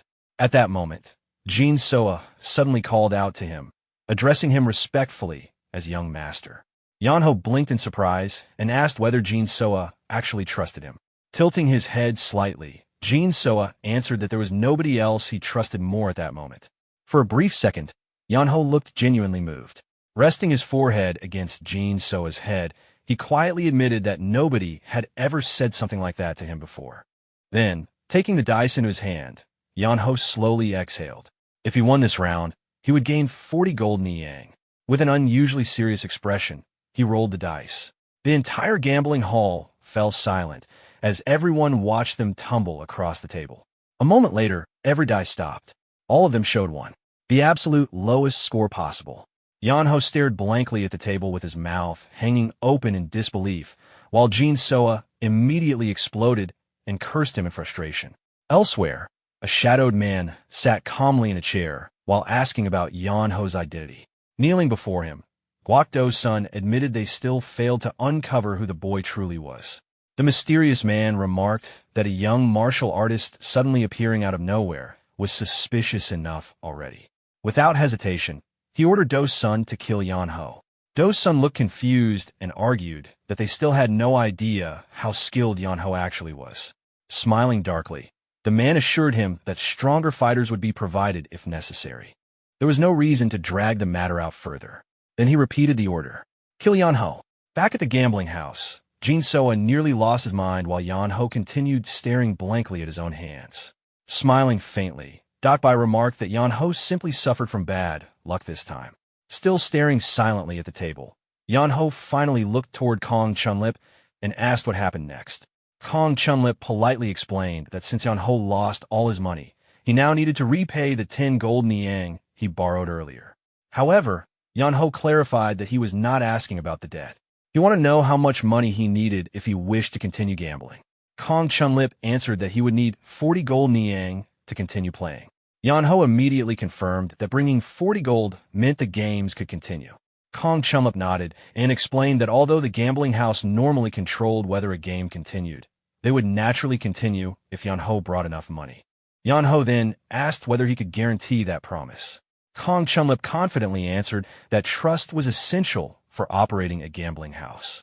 Hearing that, Yeonho slowly smiled. Beside him, Jin Soa immediately sensed that Yeonho was planning something dangerous. Without warning, Yeonho called someone inside. Everyone turned toward the entrance. Ha Defong entered the hall accompanied by servants carrying several heavy boxes. Apologizing politely, Defong explained that preparing so much gold took time. Yeonho immediately shouted at him for arriving late, complaining that he almost became a slave because of the delay. Defong casually brushed the complaint aside and remarked that Yeonho never seemed like the type to become someone's slave anyway. Sweating nervously, Kong Chunlip asked Defong why he suddenly appeared there. Defong answered that he simply brought the money Yeonho requested. Stepping forward confidently, Yeonho reminded Kong Chunlip of the earlier agreement. As long as he possessed money, the games would continue and the stakes would double every round. Then Yeonho calmly proposed increasing the next bet dramatically. Kong Chunlip froze completely. Without hesitation, Yeonho declared that the next round would be worth 100 gold Niang. Stammering in disbelief, Kong Chunlip repeated the amount aloud while wondering whether he truly heard correctly. Seeing his reaction, Yeonho casually asked whether he was scared. Internally, Kong Chunlip admitted that he absolutely was. Quickly turning toward Dakbai, he nervously asked whether he could handle it. Dakbai calmly questioned whether Kong Chunlip doubted the gambling king himself. Kong Chunlip immediately denied it and insisted he trusted him completely before officially announcing that the match would continue. Dakbai then remarked that Yeonho had transformed the game into something much larger than expected and wondered whether this had been his plan all along. Yeonho looked at him blankly and asked what he was talking about. Dakbai pointed out that Yeonho summoned the Milky Way Manor Master ahead of time, clearly preparing for this moment. Yeonho casually answered that his mother always taught him to keep plenty of money prepared no matter the situation. Taking the dice into his hand, Yeonho announced that he would roll first. He tossed the dice high into the air. The entire hall held its breath as the dice bounced across the table. One by one, 5 die stopped on 6. Every eye immediately focused on the final die. After wobbling briefly, the last die landed on 5. The crowd murmured in amazement. Although it narrowly missed perfection, a total score of 35 was still unbelievably high. Picking up his own dice, Bai calmly remarked that it was unfortunate Yeonho fell short by only a single point. Yeonho casually answered that 35 still seemed incredibly difficult to beat. Bai laughed confidently and declared that it made no difference. Even if Yeonho underestimated him, he would now learn why people called him the Gambling King. Then Bai rolled the dice. Again, 5 dice landed perfectly on 6. The crowd collectively held its breath as the final die continued spinning. Beside Yeonho, Jin Soa anxiously asked why he remained so calm. If they lost now, they would lose absolutely everything. Shaking violently, Jin Soa desperately asked whether Yeonho truly believed they could win. Yeonho squeezed his eyes shut and suddenly asked whether Jin Soa's sister happened to dance well, casually remarking that she would probably be sold away if they lost. Jin Soa immediately screamed at him, demanding to know why he was saying nonsense at a moment like this. At last, the final die stopped moving. The gambling hall fell silent. The final result was 4. For a brief second, nobody spoke. Then the entire hall exploded into chaos. Yeonho had won by exactly 1 point. Meanwhile, Yeonho himself sat frozen in place with wide eyes, unable to believe he actually survived. Jin Soa immediately hugged him tightly while shouting that they had just won 100 gold niang. Yeonho quickly shoved him away and reminded him that he was the same person who cursed him only moments earlier. Nearby, Kong Chunlip grabbed his own head in despair as the reality of losing 100 gold niang finally crushed him. Kong Chunlip grabbed Bai and reminded him that he confidently claimed victory was guaranteed. Bai calmly replied that if he himself was called the Gambling King, then Yeonho deserved to be called the Gambling God. Hearing that, Kong Chunlip could only curse in frustration. At that moment, Defong stepped forward, drawing everyone's attention. He formally declared that with this victory, all debts Sacred Hand Manor owed to Golden Flower Manor were completely repaid. Everyone present had witnessed the outcome of the game themselves. Bai then respectfully bowed toward Yeonho and admitted it was an excellent match. Yeonho returned the bow with equal respect. Afterward, Defong informed Yeonho that he would temporarily safeguard all the winnings at Milky Way Manor. Yeonho casually agreed. Meanwhile, Jin Soa approached Yeonho looking completely exhausted. He admitted he felt drained just from watching the gambling match and asked whether Yeonho was all right. Yeonho answered honestly that he also felt tired. As they prepared to leave, Yeonho told Jin Soa not to worry since Defong would handle the money. All he wanted now was good food and proper sleep. Jin Soa immediately said he knew a good place nearby and offered to guide him there. However, before they could leave, Jin Soa accidentally bumped into someone. Several men stood blocking their path with Guokdo's son at the front. Yeonho looked at them curiously, while Defong quietly warned him that they appeared to belong to the Dark Earth sect. Coldly staring at the group, Do's son asked which one of them was Yeonho. Elsewhere, Sanho finally arrived at the Great Hanam Institute, where Yeonji greeted him personally. She explained that Yeonho was no longer there because he had already departed for Hubei alongside the Swift Dragon Escort Bureau. After hearing that, Sanho thanked her and immediately told Jang Yil they were leaving again. Shocked, Jang Yil asked where they were headed now. Sanho calmly answered that they were going to Hubei. Jang Yil instantly panicked and loudly protested that nobody ever agreed he would accompany Sanho. Rolling dramatically across the ground, he cried that he had already traveled all the way there without proper food or water. If Sanho insisted on dragging him further, he might as well kill him now. Watching the scene, Yeonji sighed helplessly and suggested they rest for the night before departing. Sanho initially refused. Hearing that, Jang Yil became even more horrified and desperately begged him to stay. Yeonji then explained that allowing guests to leave at night would damage the Institute's reputation. She promised to prepare food and baths for them and asked them to depart the following morning instead. Jang Yil continued rolling on the floor while claiming he would die either way. Finally, Sanho relented and thanked Yeonji for allowing them to stay. Later that night, Sanho and Jang Yil relaxed in a large bath together. Jang Yil jokingly remarked that if the beggar sect ever discovered one of their members enjoying a luxurious bath like this, their sect leader would probably foam at the mouth. However, Sanho remained silent, lost in thought. Trying to lighten the mood, Jang Yil complimented Sanho's impressive physique and asked whether the enormous scar across his body came from fighting the tailless phantom demon. Sanho calmly replied that the wounds from fighting that monster were insignificant compared to this scar. Stunned, Jang Yil wondered what kind of demonic martial artist could leave a scar worse than the phantom demon itself. A faint smile appeared on Sanho's face as he remembered a young Yeonho crying desperately while begging him to wake up. Quietly, Sanho explained that the scar came from time when Yeonho still did not understand how terrifying a sword truly was. Back at Golden Flower Manor, Do's son once again demanded to know which one was Yeonho. Yeonho casually pointed at himself and answered that he was Yeonho. Do's son stared silently at him for several seconds before turning toward Jail and asking whether this was truly the same person. Jail confirmed it immediately. Do's son angrily lashed out, complaining that Yeonho looked far too young. Jail reminded him that he already explained Yeonho was young from the beginning.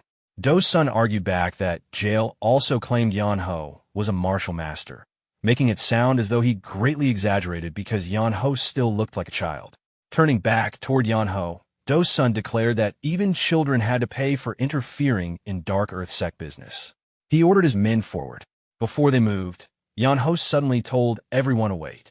At the same moment, Defong handed Jin Soa a brush and paper. Yeonho instructed Jin Soa to sign the document. Confused, Jin Soa hesitated. Yeonho told him he would explain everything later and urged him to sign first. After some hesitation, Jin Soa finally obeyed. Facing Do's son again, Yeonho calmly asked how much debt Sacred Hand Manor supposedly owed. Do's son answered that the total amounted to 20 golden niang and 50 silver. The next moment, 2 heavy boxes were placed directly in front of him. Surprised, Do's son asked what they were. Yeonho calmly explained that the boxes contained the debt repayment. He instructed Do's son to write an official guarantee confirming the debt was settled before taking the money. As Do's son stared at the overflowing gold inside the boxes, saliva nearly dripped from his mouth. He slowly asked whether Yeonho truly believed the matter could be solved with just money. Yeonho calmly replied that he even included slightly more than the original amount owed. Jail quietly leaned toward Do's son and reminded him that they were never there for the debt itself. Their real purpose was destroying Sacred Hand Manor. Despite hearing him, Do's son kept staring greedily at the gold. Finally forcing himself to look away, Do's son claimed that money was not the true issue. He simply could not allow outsiders to interfere with their business.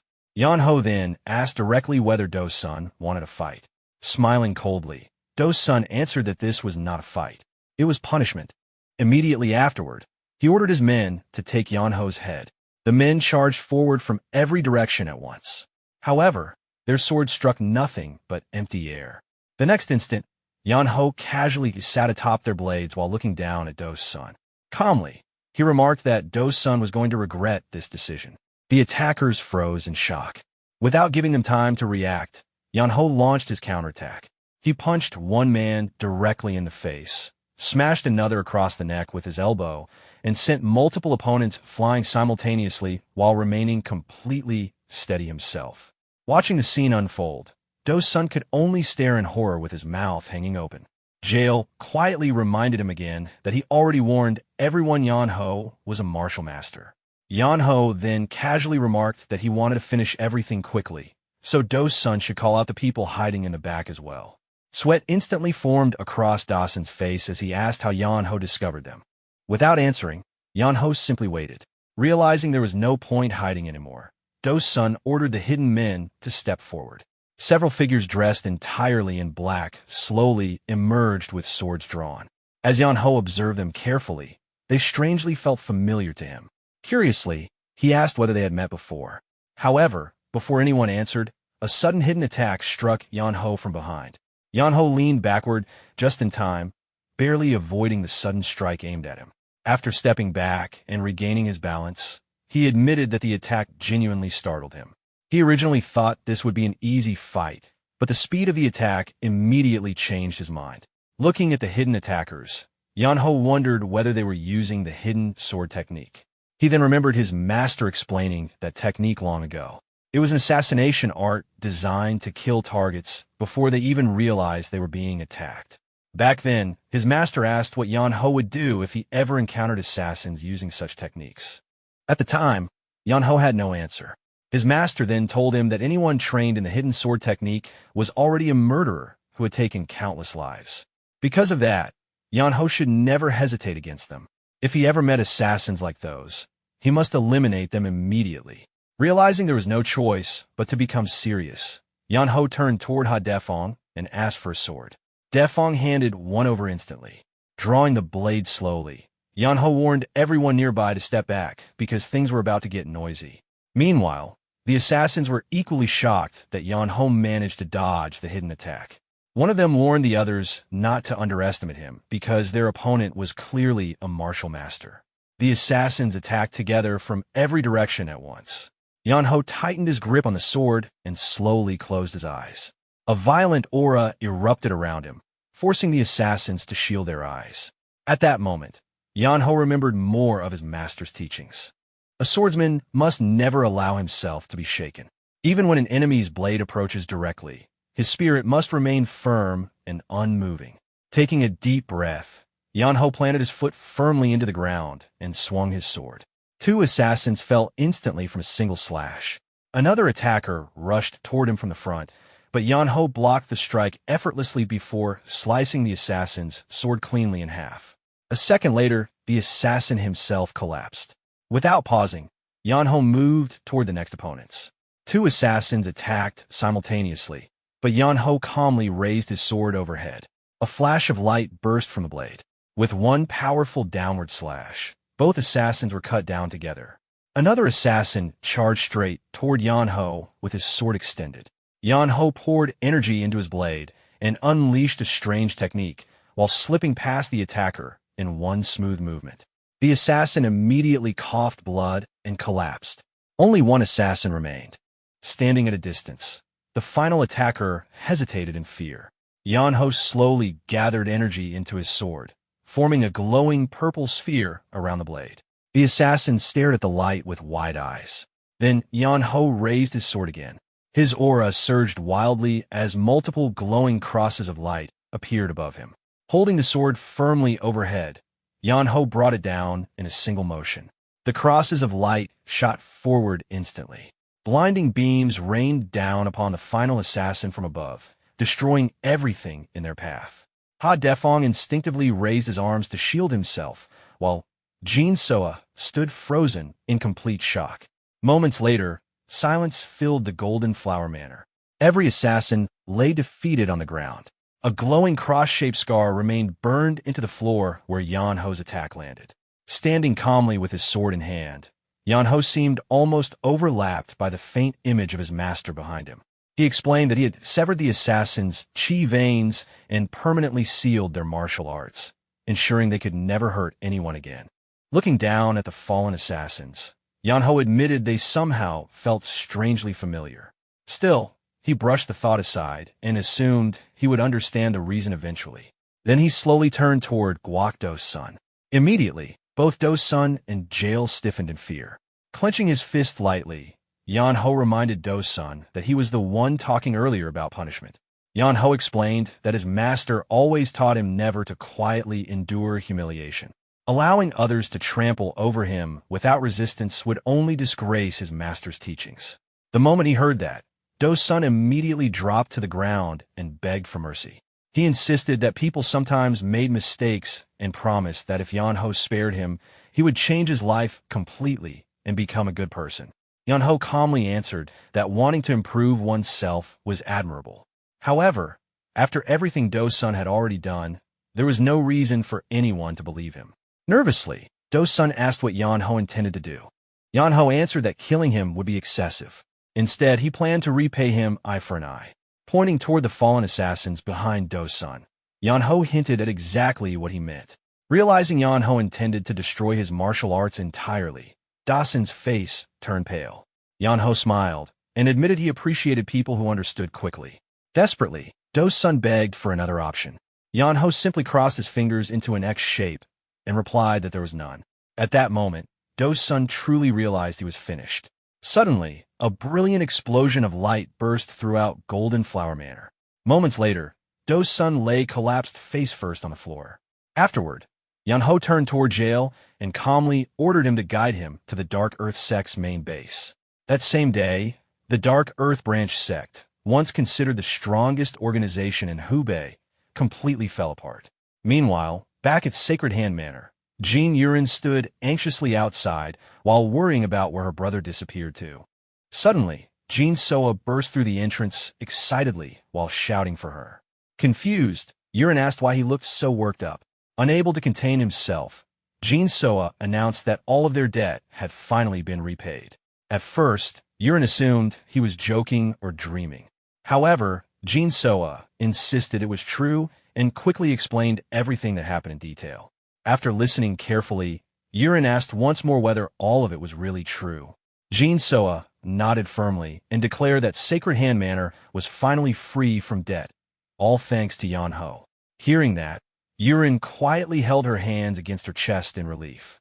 She admitted she was genuinely happy and said they now owed Yeonho an enormous debt themselves. However, her expression soon became serious again. She immediately scolded Jean Soa for attempting to solve their financial problems through gambling. Still, since he was not the one personally gambling, she reluctantly decided to overlook it this time. Even so, she firmly ordered him never to go near a gambling house again. Jean Soa fell into deep thought before asking whether the method truly mattered that much. Jean Yurin answered firmly that anyone who abandoned the orthodox path would eventually hit a wall. She then asked him whether he was really comfortable with gambling after witnessing what happened to their father. Jean Soa argued that if not for Yeonho, Yurin might have been dragged away to the escort house. So could she still call it wrong? Without hesitation, Yurin answered yes. To her, a physician must always follow the orthodox path, no matter the circumstances. After thinking quietly for a moment, Jean Soa finally told her that she was too rigid. He pointed out that he did everything he could for her, yet all she saw was something to criticize. Yurin replied that everything she said was for his sake. But Jean Soa argued that if they continued living only according to her ideals, they would remain trapped in that miserable place forever. He admitted that this was no longer simply about restoring the manor. He wanted to live his own life as well. After that, both siblings stood silently beneath the night sky. The following day, at the Great Hanam Institute, Yuan welcomed both Sanho and Jang Al warmly despite their sudden arrival. After greeting him respectfully, Sanho thanked Yuan for receiving them without prior notice. Yuan calmly replied that since Sanho was Yeonho's older brother, there was naturally no reason to turn him away. Sanho then apologized in advance for any trouble Yeonho might have caused. However, Yuan denied there being any need for apologies and instead asked whether Sanho came to find Yeonho. When Sanho confirmed it, Yuan requested a moment to speak honestly. Sanho agreed. Yuan then asked whether Sanho truly understood the potential Yeonho possessed. According to him, Yeonho's talent was not something that could be restrained or confined. From what Yuan observed, Sanho seemed like the type of person who would try to guide Yeonho according to his own standards and expectations. But if he did that, he would only ruin him. Yuan explained that forcing a great horse into a small stable only ended with everyone getting hurt. Instead, Yeonho needed freedom. Only then could he someday become a horse running freely across the open plains. Sanho listened quietly with a confused expression before eventually thanking Yuan for the advice and saying he would think about it carefully. Later, while leaving the institute together, Jang Al complained about Sanho's gloomy expression even after they had been treated well and properly fed. But Sanho remained lost in thought. Eventually, he asked Jang Al how Yeonho acted the last time they met.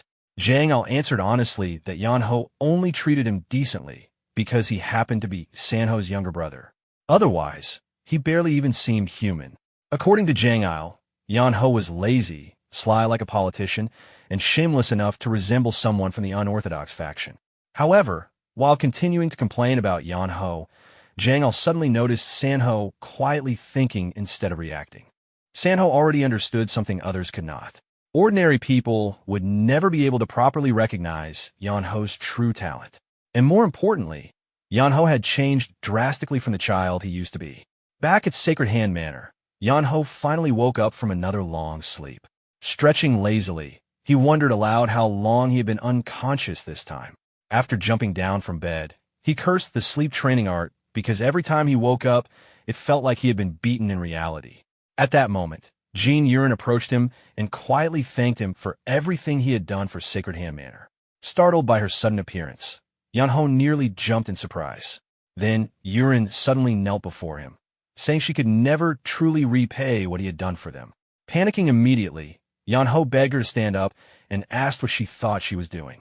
Ignoring that, Yurin carefully asked whether she could request one favor from him. Hearing that, Yeonho muttered that perhaps his ancestors truly were cursing him. Yurin then asked him to help change Jin Soa's mind. Seeing Yeonho's confused expression, she explained that Jin Soa was supposed to inherit Sacred Hand Manor, restore its reputation, and fulfill their father's dying wish. But now his resolve was wavering. She wanted Yeonho to guide him back onto the proper path. However, Yeonho admitted he did not understand her reasoning. To him, becoming a great physician and reviving Sacred Hand Manor were two completely separate goals. Then he directly asked her which mattered more. Caught off guard, Yurin hesitated and asked whether she truly had to choose between them. Yeonho calmly answered yes. After thinking carefully, Yurin finally admitted that reviving Sacred Hand Manor mattered more. Even if Jin Soa became an incredible physician, their father's dream would still fail if the manor itself disappeared. But if the manor recovered and regained its former standing, future generations would still have the chance to produce great physicians again. Hearing that answer, Yeonho nodded. Now that he understood her priorities, he explained that there was actually a very simple solution to restoring the manor. Meanwhile, back at the Hua Sect branch in Kiang Prefecture, Nong still burned with anger over Jang while bringing Sanho there. She swore to herself that the next time she saw him, she would kill him personally. Just then, Gongmu rushed inside in panic and informed her that there was a major problem. Annoyed already, Nong demanded to know what happened. The moment she looked up, however, she froze. Standing behind Gongmu were Yeonho's mother and father. Yeonho's father calmly asked whether she was the one in charge there. Since she had no idea who they were at first, Nong simply answered yes while wondering why strangers kept appearing lately. Then Yeonho's father introduced himself as Wi Yeonho. The moment she heard that name, Nong's eyes widened in shock as she blurted out his title, the righteous chivalrous swordsman. Wi Yeonho calmly confirmed his identity and remarked that since she already recognized him, there was no need for lengthy explanations. However, before he could continue, his wife immediately shoved him aside and told him to stop showing off. She complained that they had no time for him to act impressive. Wi Yeonho tried to defend himself, but she instantly silenced him again. Watching the exchange unfold, Nong slowly began doubting whether this man was truly the famous righteous swordsman everyone admired. Then Yeonho's mother stepped forward and explained that Yeonho had sent him a letter from there. She politely asked Nong to explain everything that had happened afterward. Inside the Hua Sect's main hall, Gue Nong carefully confirmed whether the person they were searching for was young master Wi Yeonho. Yeonho's mother immediately confirmed that it was. Gue Nong then explained that Yeonho had likely already left for Xiangsu Jiang after previously visiting the Great Hanlim Academy. Hearing that, Yeonho's mother became worried because Xiangsu Jiang belonged to a medical clan and wondered whether her son had fallen ill. Gue Nong reassured her that she had never heard of Yeonho suffering from any illness. Standing nearby, Wi Yeonho found the situation strange. He pointed out that Yeonho was naturally lazy and not the type to secretly stay in contact with people, so he questioned how she knew his whereabouts so accurately. The moment he asked, Gue Nong panicked internally. She realized she had spoken too freely and accidentally revealed how much she knew. Then Wi Yeonho stepped forward and firmly asked her to answer honestly. Meanwhile, over at Xiangsu Jiang, Sacred Hand Manor's restoration moved forward rapidly. The former Black Spider Den building was converted into the manor's new headquarters, and the money recovered there was used to solve the financial shortages. Not long afterward, Yeonho gathered Jin Soa and presented him with a document. It turned out to be an IOU. Yeonho explained that paying off Sacred Hand Manor's debts counted as an investment. Now, Jin Soa owed him 20 taels of gold. To repay it, he would work to rebuild Xiangsu Jiang. Yeonho even offered proper wages, 1 tael of gold per year, and if Jin Soa continued for 20 years, the debt would disappear naturally. Hearing 20 years, Jin Soa was stunned. But Yeonho casually added that if he disliked the arrangement, he was free to repay the full amount immediately. Having no other option, Jin Soa reluctantly signed. As he walked away, he could not help feeling that he had unknowingly signed something suspiciously close to a slave contract. Back inside, Yeonho sat together with Ha Defong and casually remarked that they had basically secured Xiangsu Jiang's heir. Outside the room, Jin Soa unintentionally overheard their conversation. Defong then asked Yeonho why he would go this far. From his perspective, the agreement was too generous. Even if Jin Soa worked hard, reviving Xiangsu Jiang within 20 years would still be difficult, and Sacred Hand Manor did not seem valuable enough to justify such support. Yeonho quietly put down his tea and explained that it was simply fate. He believed Jin Soa had the talent to shoulder great responsibilities in the future. If Jin Soa revived Xiangsu Jiang and became an outstanding physician, countless people might eventually be saved. Because of that, Yeonho wanted to trust him, support him, and give him a chance. Defong admitted he still did not completely understand, but accepted Yeonho's reasoning. Outside, Jin Soa quietly listened. He never imagined Yeonho had such expectations for him. Realizing he had misunderstood everything and complained for no reason, he quietly resolved to work harder and repay that trust. After Jin Soa finally left, Defong checked outside. Once he confirmed nobody was listening anymore, Yeonho suddenly laughed. He admitted that fooling a child with so little experience was easier than expected. Defong laughed too and said it was not really a scam. The two ended up laughing together after successfully misleading the boy. The next day, the Xiangsu Jiang signboard was raised once again. Defong officially became the steward and immediately began organizing the reopening. Preparations moved quickly. When opening day arrived, many people came to congratulate them. The manor became busy with workers running around, food supplies running low, and more staff being hired with promises of generous pay. For the first time in a long time, Xiangsu Jiang truly looked alive again. As Xiangsu Jiang's reopening ceremony began, the entire manor became crowded with visitors. A servant hurried over to Ha Defong carrying a tray and reported that there were no seats left. Without hesitation, Defong ordered them to open the empty patient rooms, spread mats across the main hall, and seat every guest. When another servant reported that ingredients were running out, Defong immediately told them to buy whatever was needed and keep supplies flowing. Meanwhile, Jin Soa appeared dressed properly for the first time as the young master of Xiangsu Jiang. Standing quietly, he clenched his fists and encouraged himself to stay confident. The moment he appeared, the guests immediately began whispering. Many recognized him as the legitimate heir of Xiangsu Jiang. Some commented on how much he had grown and hoped he would inherit at least part of his father's talent. Others mocked the counterfeit Sacred Hand establishment and said the true Xiangsu Jiang had finally returned. As everyone talked among themselves, another carriage suddenly arrived. The crowd quickly realized who had come. The prefect had personally appeared. Dressed formally and carrying himself with authority, the prefect stepped down while his attendants loudly announced his arrival. Everyone immediately bowed. Ha Defong respectfully greeted him. However, instead of answering, the prefect simply glanced once toward the carriage behind him before turning his attention directly to Jin Soa. Jin Soa immediately knelt and paid his respects. The prefect calmly examined him before expressing his approval at seeing Xiangsu Jiang restored. He officially acknowledged Jin Soa as the legitimate successor of the former head and publicly recognized the reopening of Xiangsu Jiang. He stated that he trusted the new head would serve the people faithfully. Jin Soa bowed deeply and promised to dedicate himself fully. The moment the declaration ended, firecrackers exploded outside. The crowd burst into celebration. People praised the return of Xiangsu Jiang and called it not only the pride of Wuhan, but something all of Hubei could celebrate. Before leaving, the prefect turned back and instructed people to support Xiangsu Jiang often, saying that healthy people strengthen the country. Soon after, his carriage departed. Inside Xiangsu Jiang, celebrations continued. Standing there quietly, Jin Soa remembered his father. He silently promised that he would do well and hoped his father would continue watching over him. Then the scene shifted inside the departing carriage. The prefect, now sweating heavily, quietly asked whether that was enough. Across from him sat Yeonho, relaxed and sitting comfortably like the true owner of the carriage. Yeonho nodded and said it was perfect.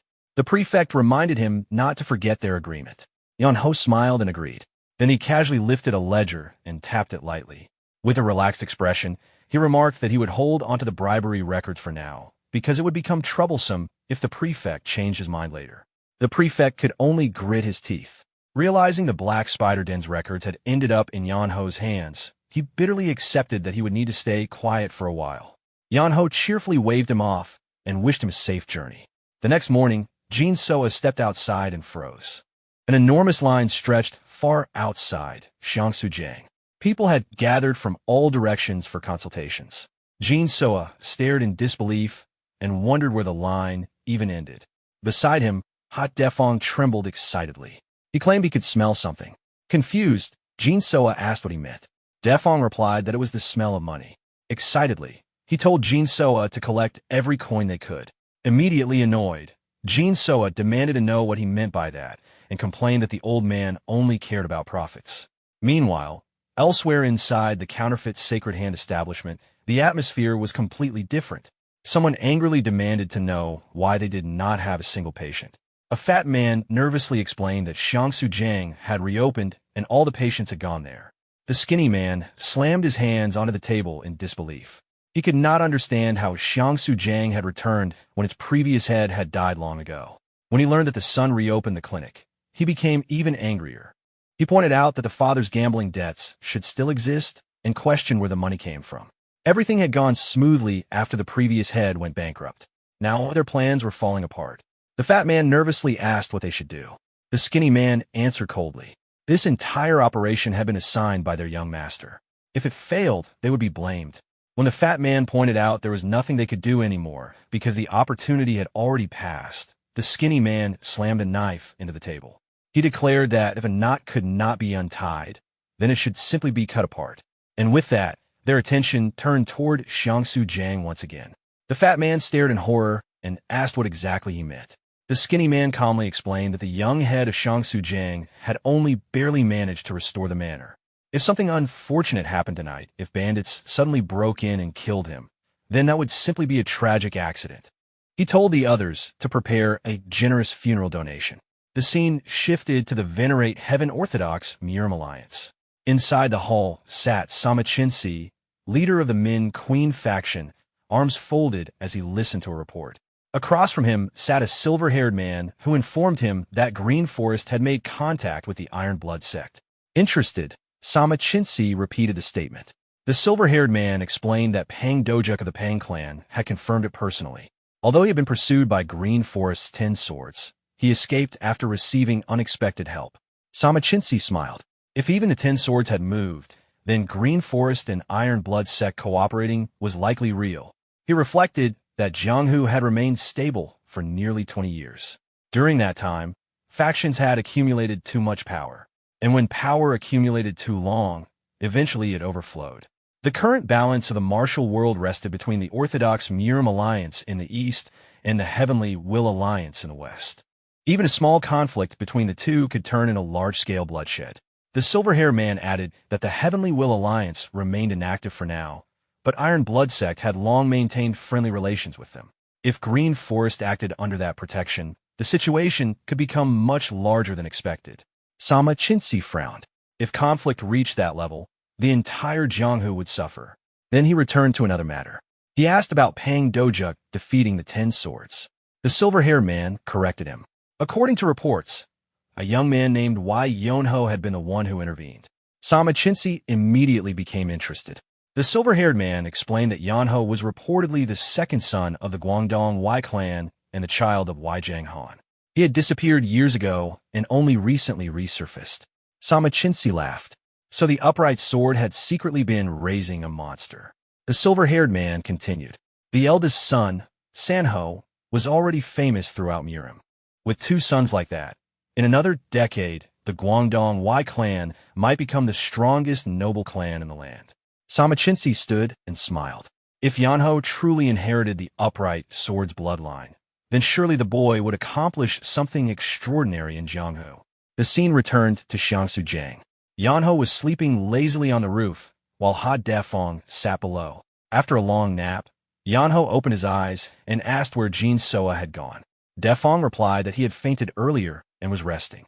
Yeonho casually told him to prepare restorative medicine and make sure the boy did not get sick.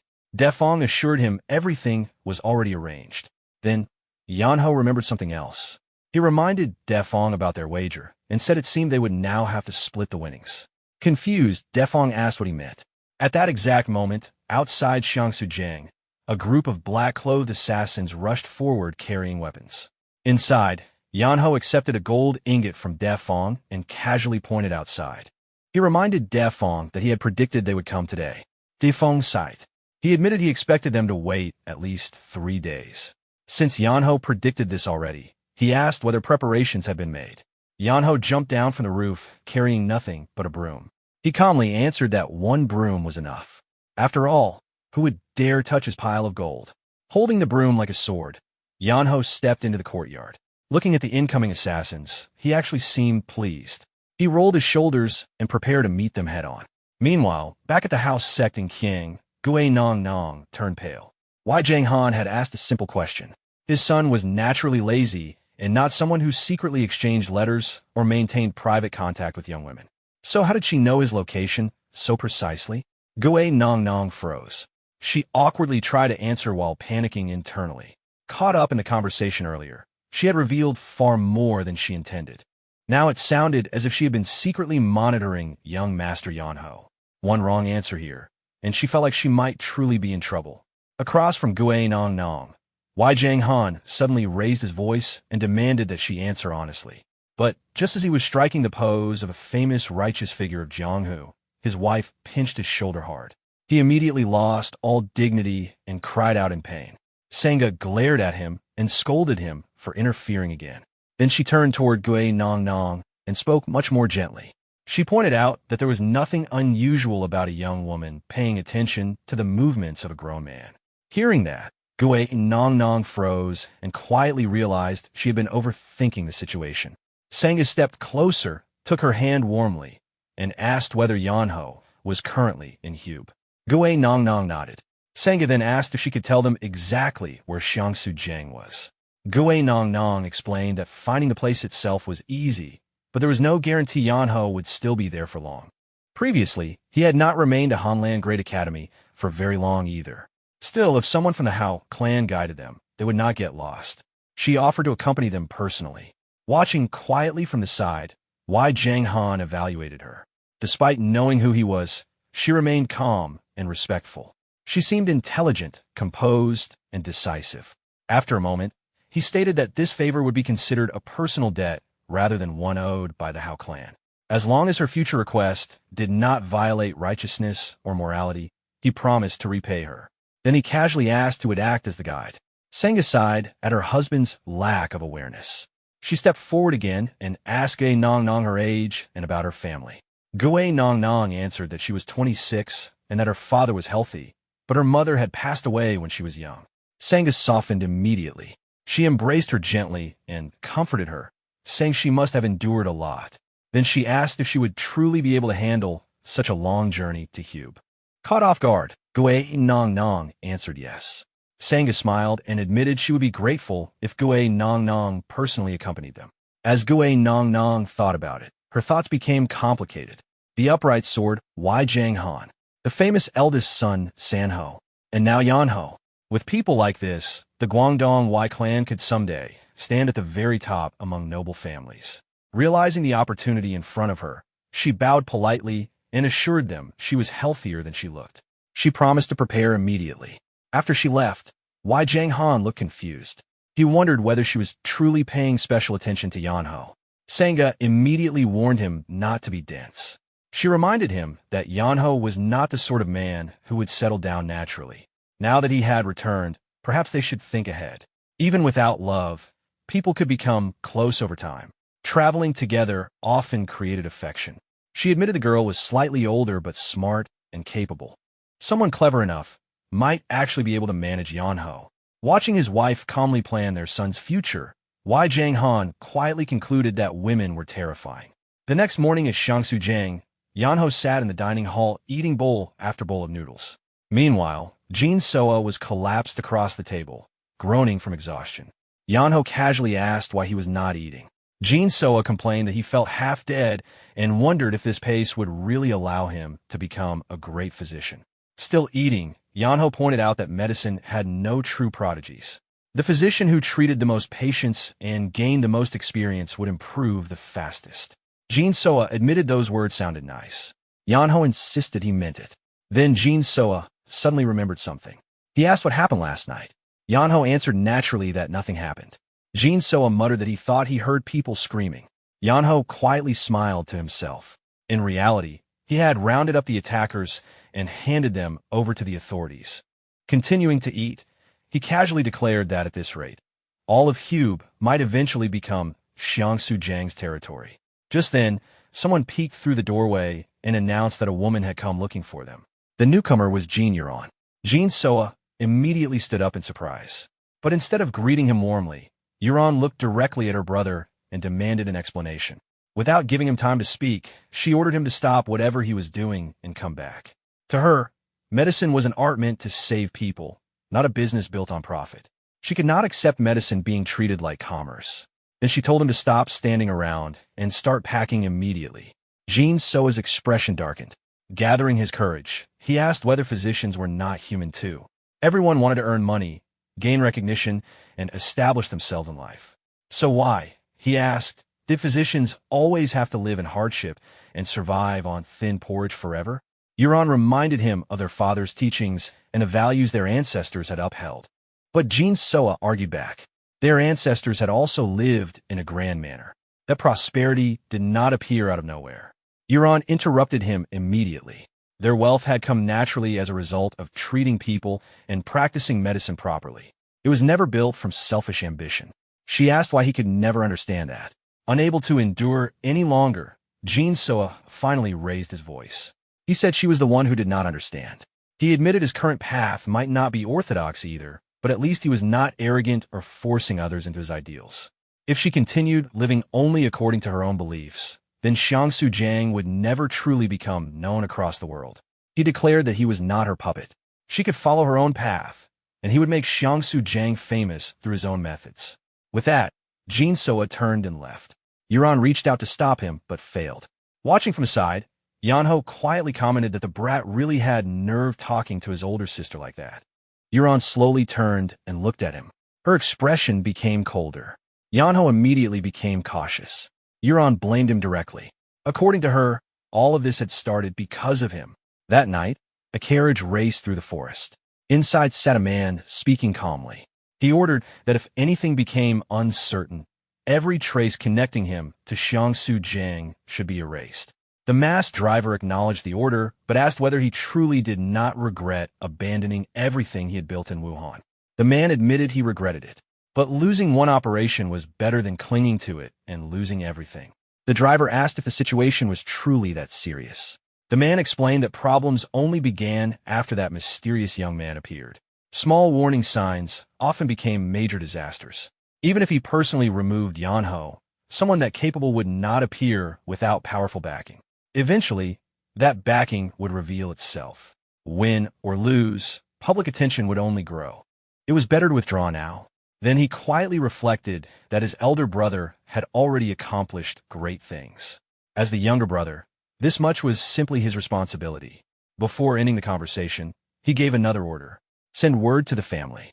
Tell them someone has appeared who may interfere with their greater plan. Back at Xiangsu Jiang, Yuron sat alone beside the lotus pond, quietly pouring herself wine. A voice suddenly interrupted. Yeonho appeared scratching his head and casually remarked that drinking alone was bad for the stomach. If she had calmed down, maybe she could spare him a cup. He sat across from her and added that wine tasted poisonous when drunk alone. Yuron sighed and said that compared to him, the wine seemed harmless. Yeonho shrugged and said he could leave if seeing him was unpleasant. That finally made her smile. She remarked that such an answer really suited him. Then unexpectedly, Yuron lowered her head and apologized. Yeonho looked completely caught off guard. She admitted she had acted unfairly. Despite everything he had done for Xiangsu Jiang, she had directed her frustration toward him. She should have apologized earlier, but felt too ashamed. Embarrassed, Yeonho quickly brushed it off and told her not to worry over such small things. Yuron hesitated before finally speaking honestly. Managing Xiangsu Jiang and dealing with Jin Soa had become exhausting. Yeonho admitted he still did not fully understand what troubled her. Then he remembered something his master once said. If someone wanted something, they had to claim it themselves. The thirsty dug their own well. Yuan looked at him in surprise. Did he mean she should rebuild Xiangsu Jiang herself? Yeonho simply asked, was that not what she always wanted? Yuan hesitated. She said Jin Soa was the legitimate heir. Yeonho answered immediately. Only because someone was the heir did not mean they alone could restore a family. Yuan quietly replied, but she was a woman. Yeonho smiled. Who decided only men could rebuild a family? And when it came to treating people and saving lives, would it being a man or woman even matter? Yuan asked quietly whether she could truly do it. Yeonho answered honestly. Nobody could guarantee it. But one thing was certain. Jin Soa becoming a great physician and Xiangsu Jiang becoming great were two completely different goals.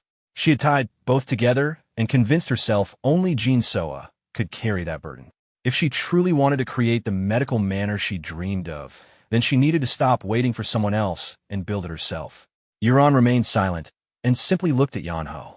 Not understanding the reason for her expression, Yeonho tilted his head and innocently asked what was wrong. Yuan smiled faintly and remarked that he truly was a strange person. Yeonho grinned and admitted he heard that often. She nodded and repeated that he really was unusual. Raising his cup, Yeonho glanced at her and spoke quietly. People who never act and only stay trapped inside their thoughts never accomplish anything. Yuan let out a small laugh and asked whether he was talking about himself. Yeonho looked up at the night sky and answered honestly. He was satisfied living as he did and had no desire for great achievements. Compared to her current situation, he felt happier because he could at least do what he wanted. Though because of that troublesome inner core left by his master, he still ended up doing things he disliked. Yuan smiled. She said his master must have been a good person if he had managed to make someone like Yeonho move. After that, both of them quietly looked up at the full moon. After a while, Yeonho quietly answered, maybe she was right. That same night, Yeonho met Dokbi again. Approaching casually, he asked if he could join him for a drink. Dokbi seemed unsurprised and asked how Yeonho had found him. Yeonho sat down and replied that there were people skilled at gathering information and asking a few questions was enough. Dokbi poured him wine. Then he asked whether Yeonho had connections to the Hao clan. Yeonho took a sip and immediately frowned. He complained that this was already his second drinking session today, and he truly did not understand why people enjoyed bitter things.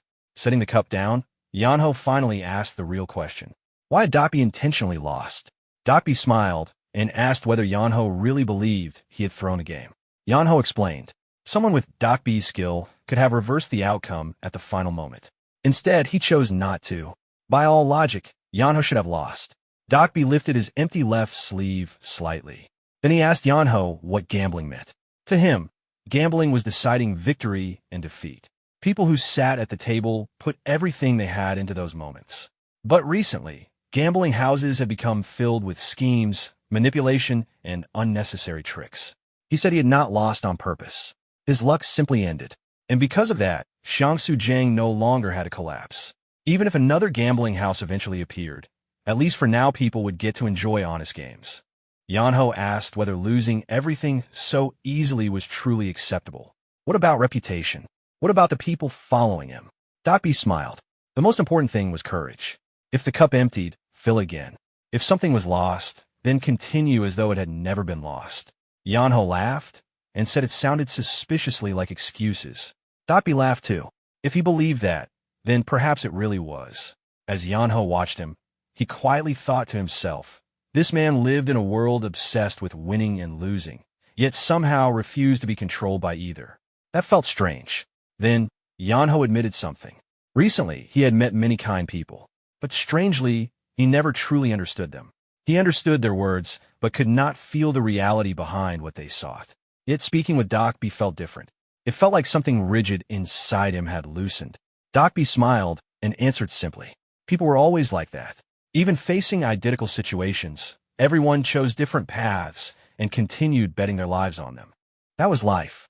Then he smiled and added, their match had been enjoyable too. The two continued drinking and talking until dawn. The next morning, Debong suddenly ran into Xiangsu Jiang in panic. Jin Soa immediately asked what happened. Breathing heavily, Debong revealed a letter. Yeonho had disappeared. Inside was a short message. He wrote that staying forever would be strange, so he was leaving. He did not think he could help Xiangsu Jiang much anymore, so everyone should manage things themselves. He reminded them not to become too greedy for money. He added that Jin Soa would become an outstanding physician. As for Steward Haedebong, he trusted him to manage the manor properly. Then came a postscript: gather the money carefully. When the time came, he would return and collect it. Jin Soa immediately asked Debong to send people searching. Knowing Yeonho's personality, he could not have gone far. He had to still be somewhere nearby. The scene shifted again to a poor village. Euron was making house calls and treating patients. After finishing treatment, she told the villagers that this should be enough for now. The villagers thanked her sincerely. They said she had traveled all the way to such a remote place just to help them. Calling her a true healer, they expressed their gratitude. Euron smiled softly. Leaving behind medicine, she explained that if pain returned, they only needed to apply the salve. Then she quietly prepared to move on to the next patient. Yeonho quietly watched Euron treating villagers. Looking at her going from house to house without hesitation, he thought to himself that nobody could stop this young lady once she made up her mind. After the treatment ended, Yeonho casually asked if the medicine she used was really that effective because he wanted to try it himself someday. Surprised, Euron looked at him. Sometime later, the two arrived near a quiet well. Yeonho clicked his tongue and looked at her. She was from a family of physicians, yet she was making house calls for free. Did she even realize how much money she had already spent? Why insist on choosing such a difficult road? Was saving people some sacred duty? Euron smiled gently. She answered using his own words against him. Those who only think and never act accomplish nothing. So she had decided to rebuild Xiangsu-jiang in her own way. Hearing that, Yeonho smiled with satisfaction. Without another word, he handed her a pouch. Confused, she opened it. Inside were pieces of jewelry. Her eyes widened. Could the necklace returned earlier also have come from him? Yeonho casually explained that she kept selling things that looked important to her, and it bothered him. Then he asked her not to sell them anymore. Euron held the pouch tightly and quietly promised. Satisfied, Yeonho turned away and announced he would leave. Euron was surprised. She asked where he intended to go. Yeonho sighed. Because of his master's wishes, he could not stay in one place too long. If fate allowed, they would meet again. As he started walking, Euron suddenly stopped him. Holding a small blue cloth cord in both hands, she offered it shyly. It was only a simple gift, but she hoped he would accept it. Since he always tied his hair, she thought he might use it. Yeonho accepted immediately. He tied it into his hair and smiled. He promised he would use it well. Euron thanked him softly. As Yeonho walked away, a faint smile appeared on his face. Euron would walk her own path. Jin Soa would walk his, and he would continue walking his. But after some distance, his laziness returned. Yeonho groaned dramatically. His legs felt like they were about to fall off. If he had known, he would never have acted so cool while leaving. He should have brought a horse. Then, he spotted an old gray-haired man leading a covered wagon. Without hesitation, Yeonho threw himself onto the ground and rolled dramatically toward him. The old man immediately broke into a sweat. Yeonho raised one finger and politely begged for a ride. The old man awkwardly asked whether Yeonho expected a free ride. Yeonho shamelessly agreed. After staring for a moment, the old man sighed and allowed him aboard. The moment permission was given, Yeonho jumped into the wagon and thanked him, then immediately lay down and started sleeping. By evening, the wagon reached the foot of a towering mountain range. The old man gently woke him. Yeonho rolled over and slowly sat up. The old man warned that there were no houses nearby. Still sleepy, Yeonho replied casually, if necessary, he could sleep in a tree or dig a hole. He thanked the old man for bringing him this far. The old man nodded and continued on. Yeonho bowed farewell. Their brief encounter ended there. As the wagon continued, the old man quietly muttered that Yeonho was an interesting youth. Then suddenly, his expression changed. His eyes turned cold. He quietly called out, "Scarlet Moon." At once, a one-eyed figure in red dropped from a tree and knelt. The old man removed his disguise. Beneath the mask was another older face marked with long scars. Coldly, he explained that the young man had already noticed Scarlet Moon's presence. Scarlet Moon was stunned. The old man ordered him to follow Yeonho and investigate. He wanted to know the young man's true identity. Scarlet Moon immediately obeyed. Back at Yeonho's location, he stood beneath a large tree and looked upward. He muttered that he had slept there for 2 nights already. Just then, he noticed movement. Someone was running toward him. A woman dressed lightly for travel sprinted through the forest with a sword hanging at her side. Breathing heavily, She continued running while thinking she had already pushed both her stamina and inner energy to their limits. The girl continued running through the forest. Her breathing was becoming unstable, and she realized she could not maintain this pace much longer. She needed a place to hide. Looking around quickly, she noticed a tall tree and immediately decided to climb.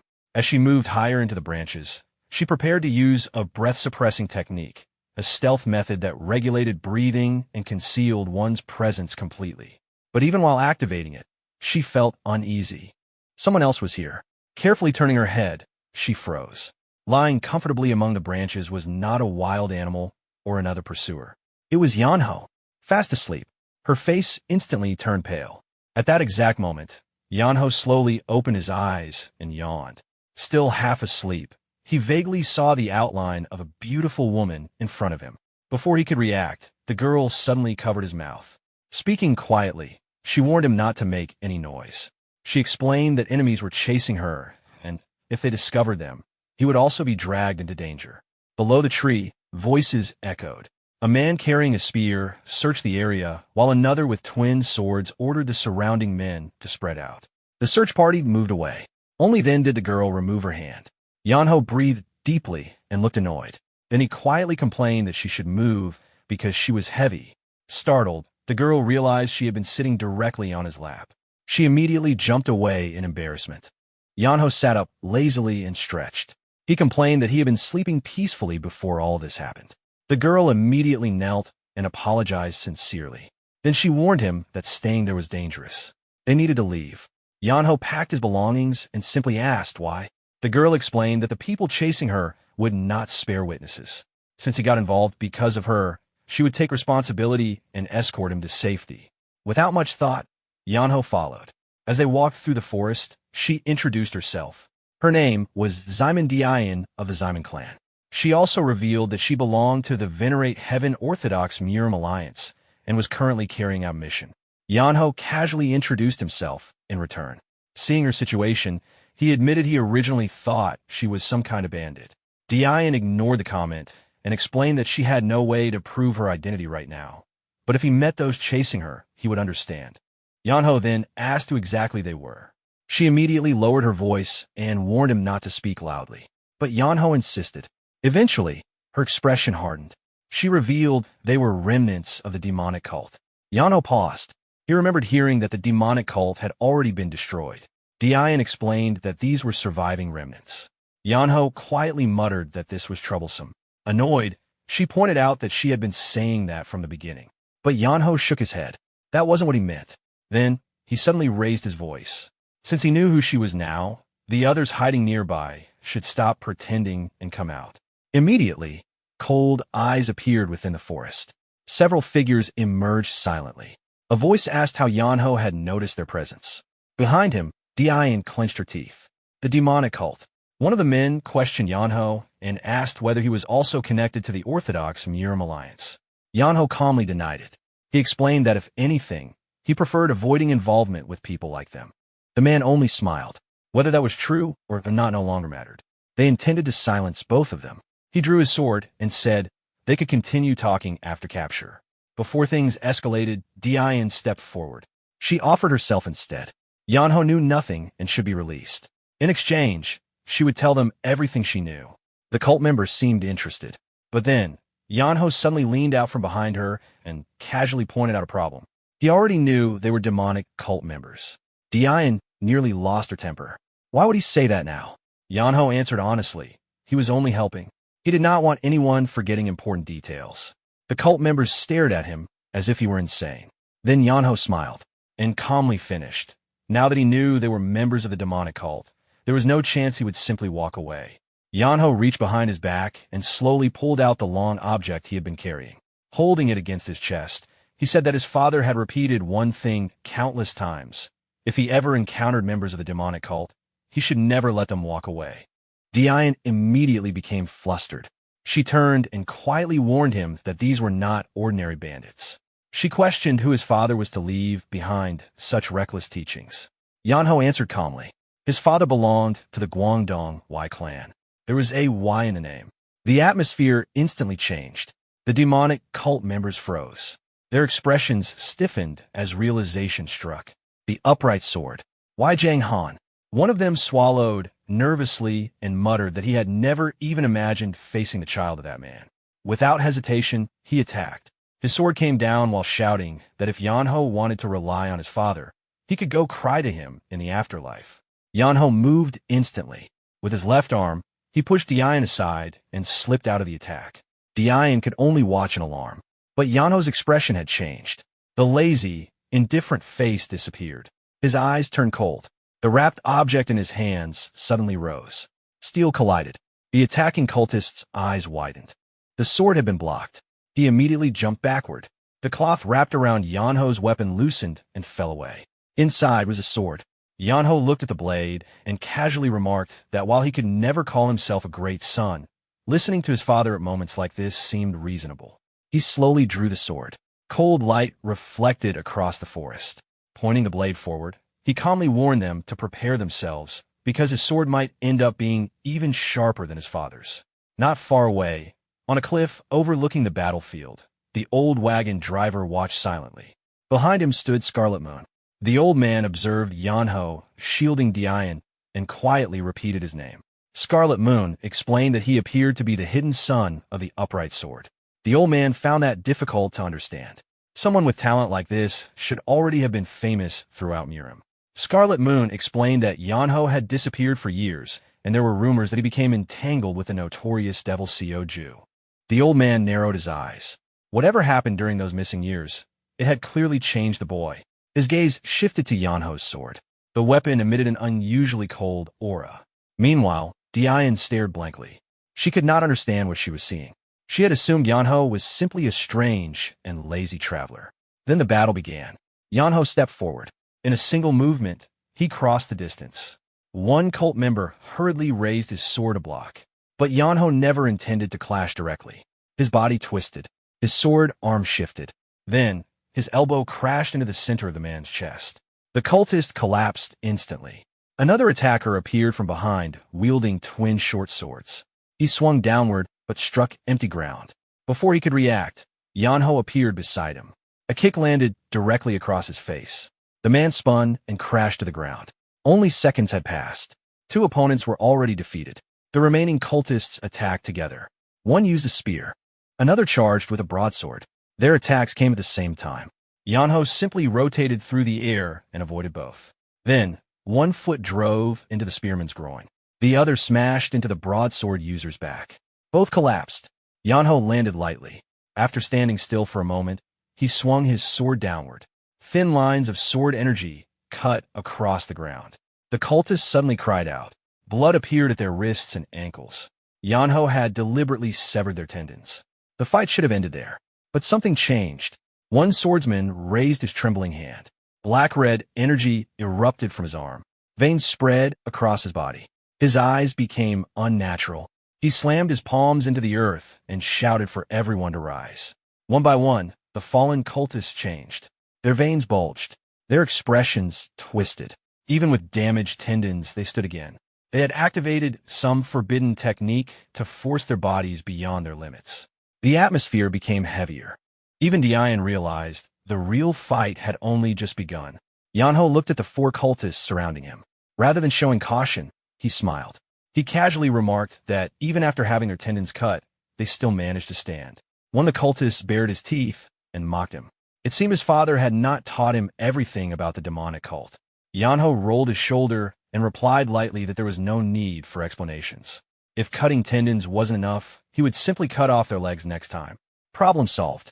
The moment he finished speaking, all four attacked at once. As they charged, Yeonho remembered his master's teachings. Real combat was different. Mercy only created regret. If one entered Murim's dangerous waters, hesitation had to be abandoned. Against enemies, there should be no thought of sparing them. His expression cooled. The first attackers reached him. One carried a spear. Another wielded twin short swords. Yeonho stepped forward. His blades swept across. Blood scattered. The spearman was sent flying, while the swordsman with twin blades suffered far worse. His body collapsed violently. Only his arms still seemed to travel elsewhere. The remaining two attacked immediately. One swung a broadsword. The other released blade chi. Two attacks crossed toward Yeonho. Watching them approach, he calmly commented that attacks moving that slowly would struggle to hit even a turtle. Then, he suddenly remembered Dian behind him. With mild annoyance, he realized he actually had to protect someone. His sword moved. Light spread. After images formed around the blade. His master's words echoed again. A river never fights the current. Flow with it. Return what comes. Do not oppose the flow. To the cultists, it looked less like combat and more like watching someone dance. Yeonho moved through the attacks naturally. The incoming force returned to its owners. His master's final lesson followed. Once the water passes, misfortune returns to the one who released it. From above, the old man in scarlet moon silently watched. Dust spread across the battlefield. The old man showed no anger. Instead, he smiled faintly.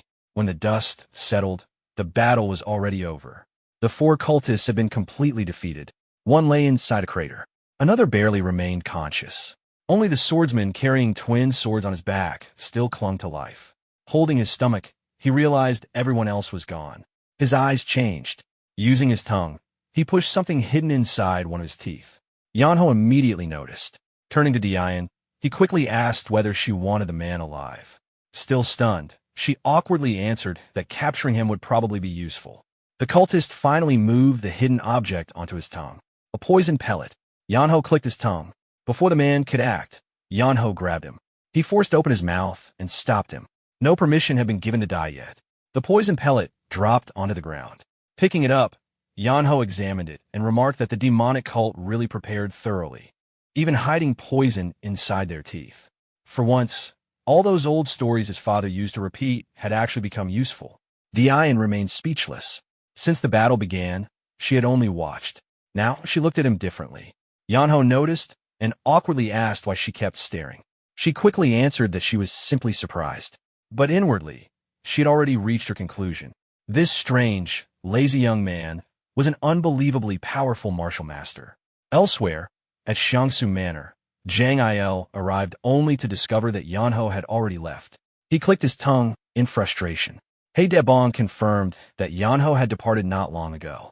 Jang Il looked back at Sanho and laughed awkwardly. He Debong became curious and asked who they were. Jang Il introduced himself as the Kiang branch chief of the Beggar Sect. Then Sanho stepped forward. He introduced himself as Yeonho's elder brother. What greater reason was there to travel than searching for family? He Debong froze. Yeonho's elder brother? Without another word, he hurried inside to call the manor head. Watching him leave, Jang Il quietly wondered if Yeonho had caused trouble again. Then he noticed something. A carriage approached. His face changed immediately. It belonged to the Hao clan. Sanho looked surprised and asked whether he could identify a clan from only the carriage. Jang Il pointed ahead. Not because of the carriage, because the coachman himself was one of the Hao clan's retainers. Sanho looked toward the cover coachman and asked whether the Hao clan of Kiang had really followed them all the way here. Jang Il replied that it would not be surprising. The woman leading that branch was said to be as troublesome and persistent as a snake. As the carriage stopped, the door opened. Someone stepped down. Sanho froze. It was his father. Why Jang Han? For a moment, nobody spoke. Then Sanho quietly called out, "Father." Jang Han and his wife looked over in surprise. They had come searching for Yeonho. Instead, they found Sanho first. Jang Han immediately asked what Sanho was doing there.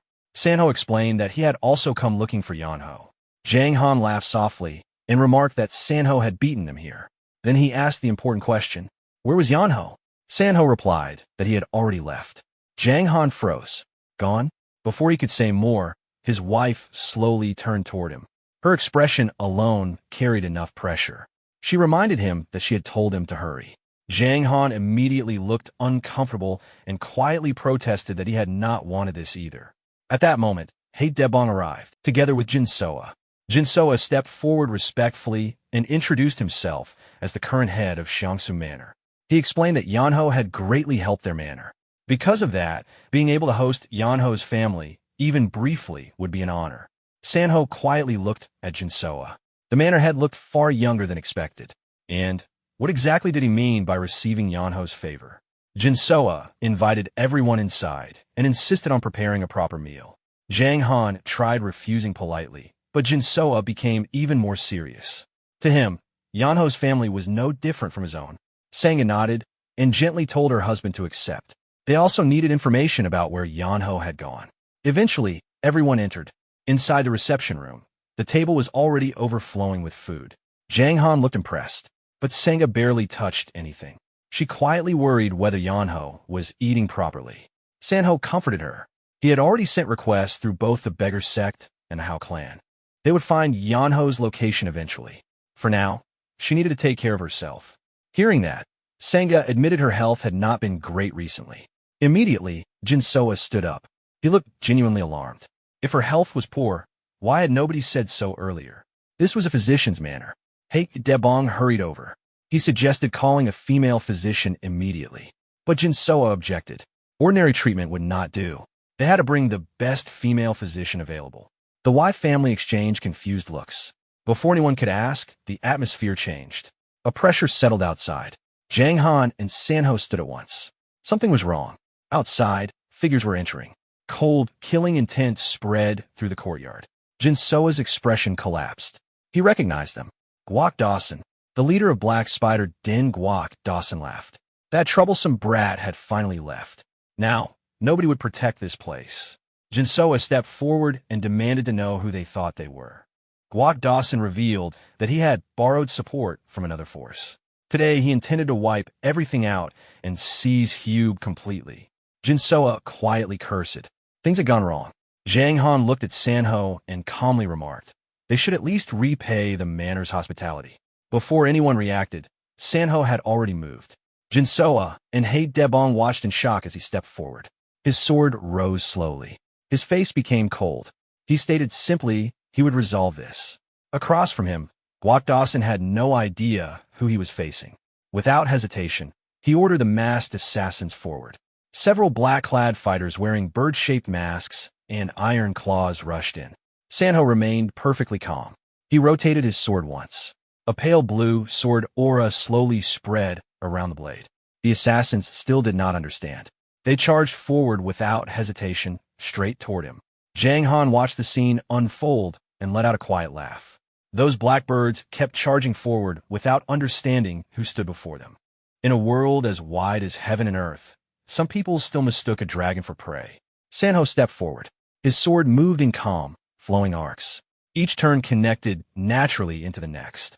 The technique he performed was known as Soaring Dragon Crossing Heaven. The moment his sword reached its final motion, dragon-shaped sword energy surged outward. Claws of light tore through the air. The bird-masked assassins were shredded before they could react. The strike happened so quickly that few people even understood what they had witnessed. By the time Sanho quietly returned his sword to its sheath, the battle was already over. Bodies dropped across the courtyard. Silence followed.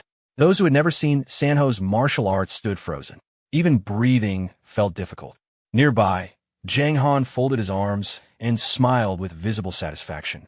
Guok Dawson stared at Sanho in terror. Sweat poured down his face. His voice shook as he asked whether he was truly Wi Yeonho. Sanho's expression did not change. He simply pointed toward the broken entrance gate. First, repair the gate. Then, lead the way to Black Spider. Den Guok Dawson immediately agreed. Elsewhere at the Xinjiang branch of the Orthodox Murim Alliance, Ximen Dian arrived, carrying someone over her shoulder. Beside her walked Yeonho. A branch officer named Gong Sanyang came out in surprise and asked what had happened. Dian introduced herself and dropped the unconscious captive onto the ground. She explained that she had captured a demonic cult member, but escorting him alone was difficult. She wanted assistance transporting him. Gong Sanyang looked embarrassed. The branch currently lacked manpower. They could only provide a carriage. Dian was stunned. How could an Orthodox Alliance branch be short-handed? Gong Sanyang awkwardly explained. Rumors had spread that a martial manual connected to an ancient master had appeared nearby. Most people had gone searching. Dian frowned. People abandoned their duties over a manual? Gong Sanyang quietly added, this was no ordinary manual. It supposedly belonged to the Sword Sovereign. Dian was startled. Even Yeonho looked interested. He asked who the Sword Sovereign was. Dian looked surprised that he had never heard the name. Yeonho honestly admitted that he knew famous figures like founders of great sects, but this was his first time hearing about the Sword Sovereign. Dian explained, some legends survive because sects preserve them. Their students spread their stories generation after generation. But the sword sovereign left behind neither sect nor followers. His reputation slowly disappeared. Yeonho became curious. If he was truly powerful, why did nobody remember him? Dian explained that according to rumors, the sword sovereign had an unusual personality and eventually separated himself even from his own clan. Yeonho quietly looked at the sky. For some reason, that description felt strangely familiar. That evening, a carriage was prepared. Unexpectedly, Dian ended up driving while Yeonho comfortably occupied the inside. She asked why he insisted on coming along. She had already said she was heading toward Luoyang. Yeonho lazily answered that he had nowhere particular to go. Following her seemed convenient. Dian then asked another question. If the Sword Sovereign's manual really existed, shouldn't he try searching for it? Yeonho answered from inside the carriage. His master always said manuals and techniques meant nothing if you could not properly digest what you already possessed. And honestly, he had no desire to climb mountains. Dian silently translated his words. He was simply too lazy. As night arrived, they stopped and built a fire. The two sat across from one another. After a while, Dian asked if Yeonho truly came from the Guangdongwei clan. Then she asked, what relation was the Scarlet Demon, Sword Sanho, to him? Yeonho answered casually. That was his older brother. Dian smiled. So she had unknowingly traveled with Sanho's younger brother. Yeonho became curious. Did she know Sanho? Dian nodded. She and Sanho had once trained under the same lineage. Yeonho laughed lightly. Then that made her his senior sister.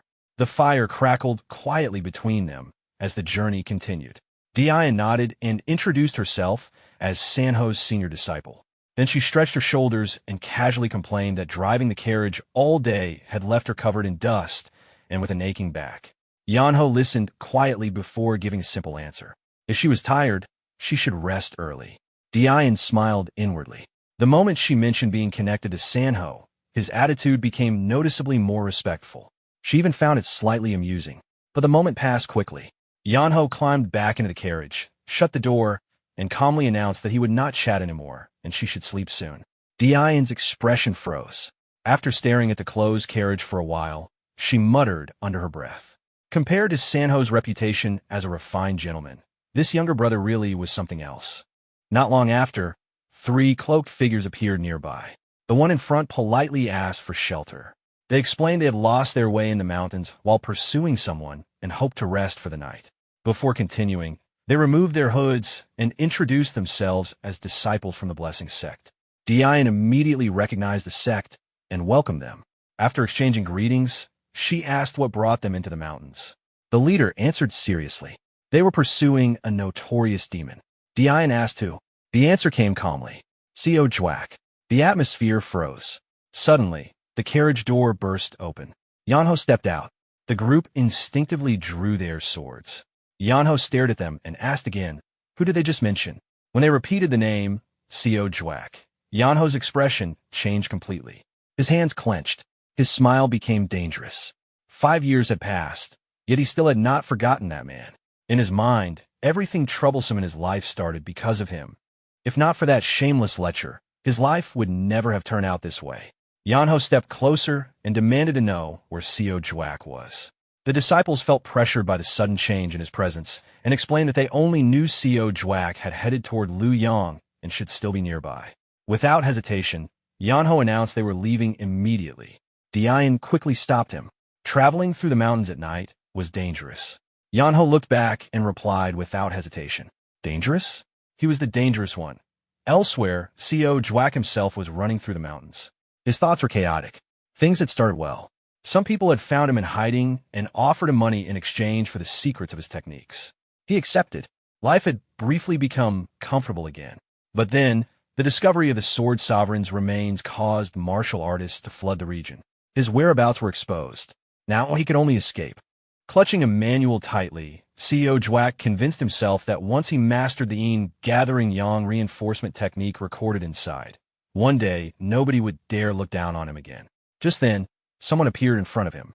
A young woman dressed in pink robes blocked his path. Holding her sword, she introduced herself. She was Liwa, the second disciple of Mount Hua. She stated her name plainly, so he would know who was sending him to the Yellow Springs. Co Jwack acted confused and asked what crime he had committed. Li Hua showed no interest in arguing.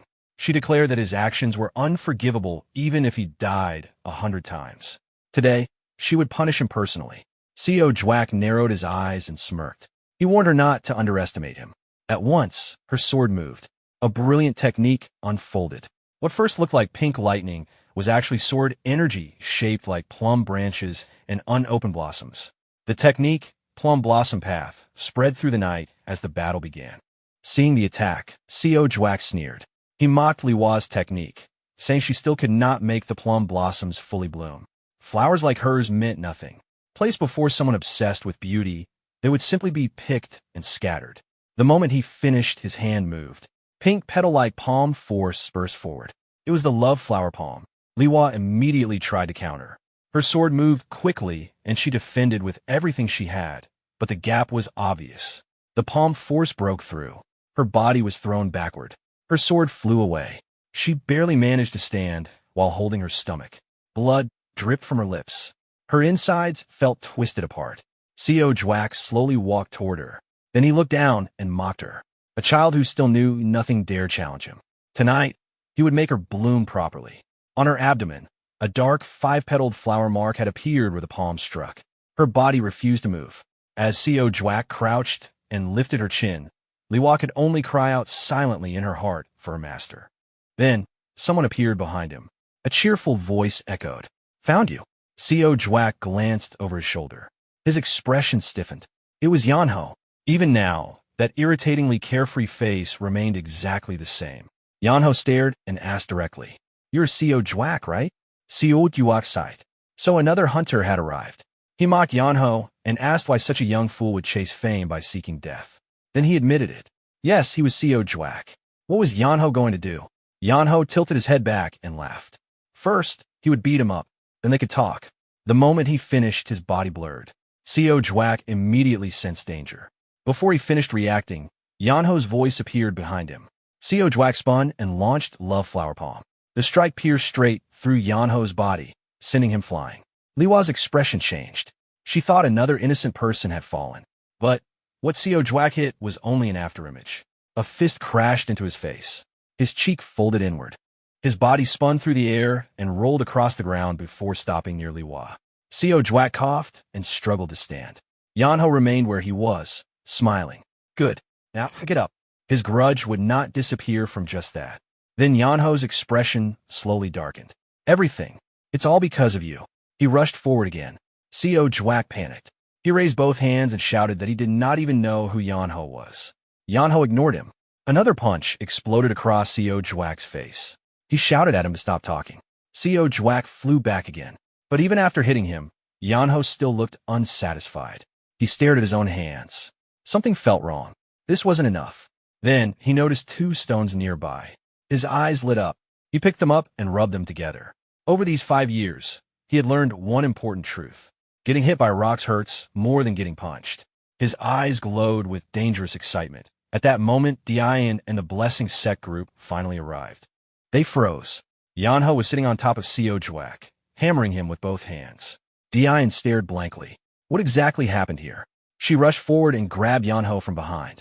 If he continued, this would become murder. Yeonho still gripped the stones tightly and shouted for Co Jwack to die. Everything miserable in his life, he blamed on that lecher. Dian suddenly realized that ruined man underneath was actually Co Jwack. After seeing his face, she silently admitted she had never imagined a human face could become distorted to that extent. Once Yeonho finally calmed down, Dian suggested taking Co Jwack to the Orthodox Murim Alliance. Any more, and he would really die. Yeonho tossed the stones aside. Fine, they would do it that way. That night, the Blessing Sect disciples tied up Co Jwack and quietly commented that they never imagined someone like him could end up in such a miserable state. Nearby, Li Hua suddenly coughed violently. Dian immediately approached and asked if she was all right. Her complexion looked terrible. Li Hua awkwardly answered that she was fine. Yeonho, who had been silent until now, observed her for a moment before walking over. He told her to give him her wrist. Li Hua instinctively refused and said she would recover. Yeonho sat down anyway and took her hand. If she delayed regulating her chi and blood, there could be permanent consequences. Watching from behind, Dian realized again that Yeonho knew more than she expected. She had assumed he was simply reckless, but he even understood some medical principles. After checking Li Hua's pulse, Yeonho rubbed his chin and sighed. Unfortunately, this was outside his specialty. Li Hua became nervous. Yeonho explained calmly. The injury itself was not immediately fatal, but if left untreated, there was a chance she could lose all of her martial arts. Li Hua was shocked. She quickly asked whether there was a cure. Yeonho scratched his face and explained honestly. It could be treated, but since he knew almost nothing about acupuncture, there was only one option. He would have to directly send energy into her dantian area. After hearing that, Li Hua became embarrassed. Allowing a man she had just met to do that felt uncomfortable, but losing her ability to use the sword frightened her more. After hesitating, she agreed. But before anything even began, the accumulated injury suddenly surged. She coughed up blood and fainted. Yeonho immediately moved. There was no more time. He lifted her carefully and began treatment. Blue internal energy flowed from his hand. Slowly, he placed his palm over the flower-shaped injury. The moment his energy entered, Li Hua's entire body tensed. Pain spread through her channels. Her breathing became unstable. Yeonho calmly warned her not to open her mouth or her energy circulation would collapse. Time passed. Gradually, the dark flower mark faded. Li Hua could feel an unfamiliar yet stable current moving through her body.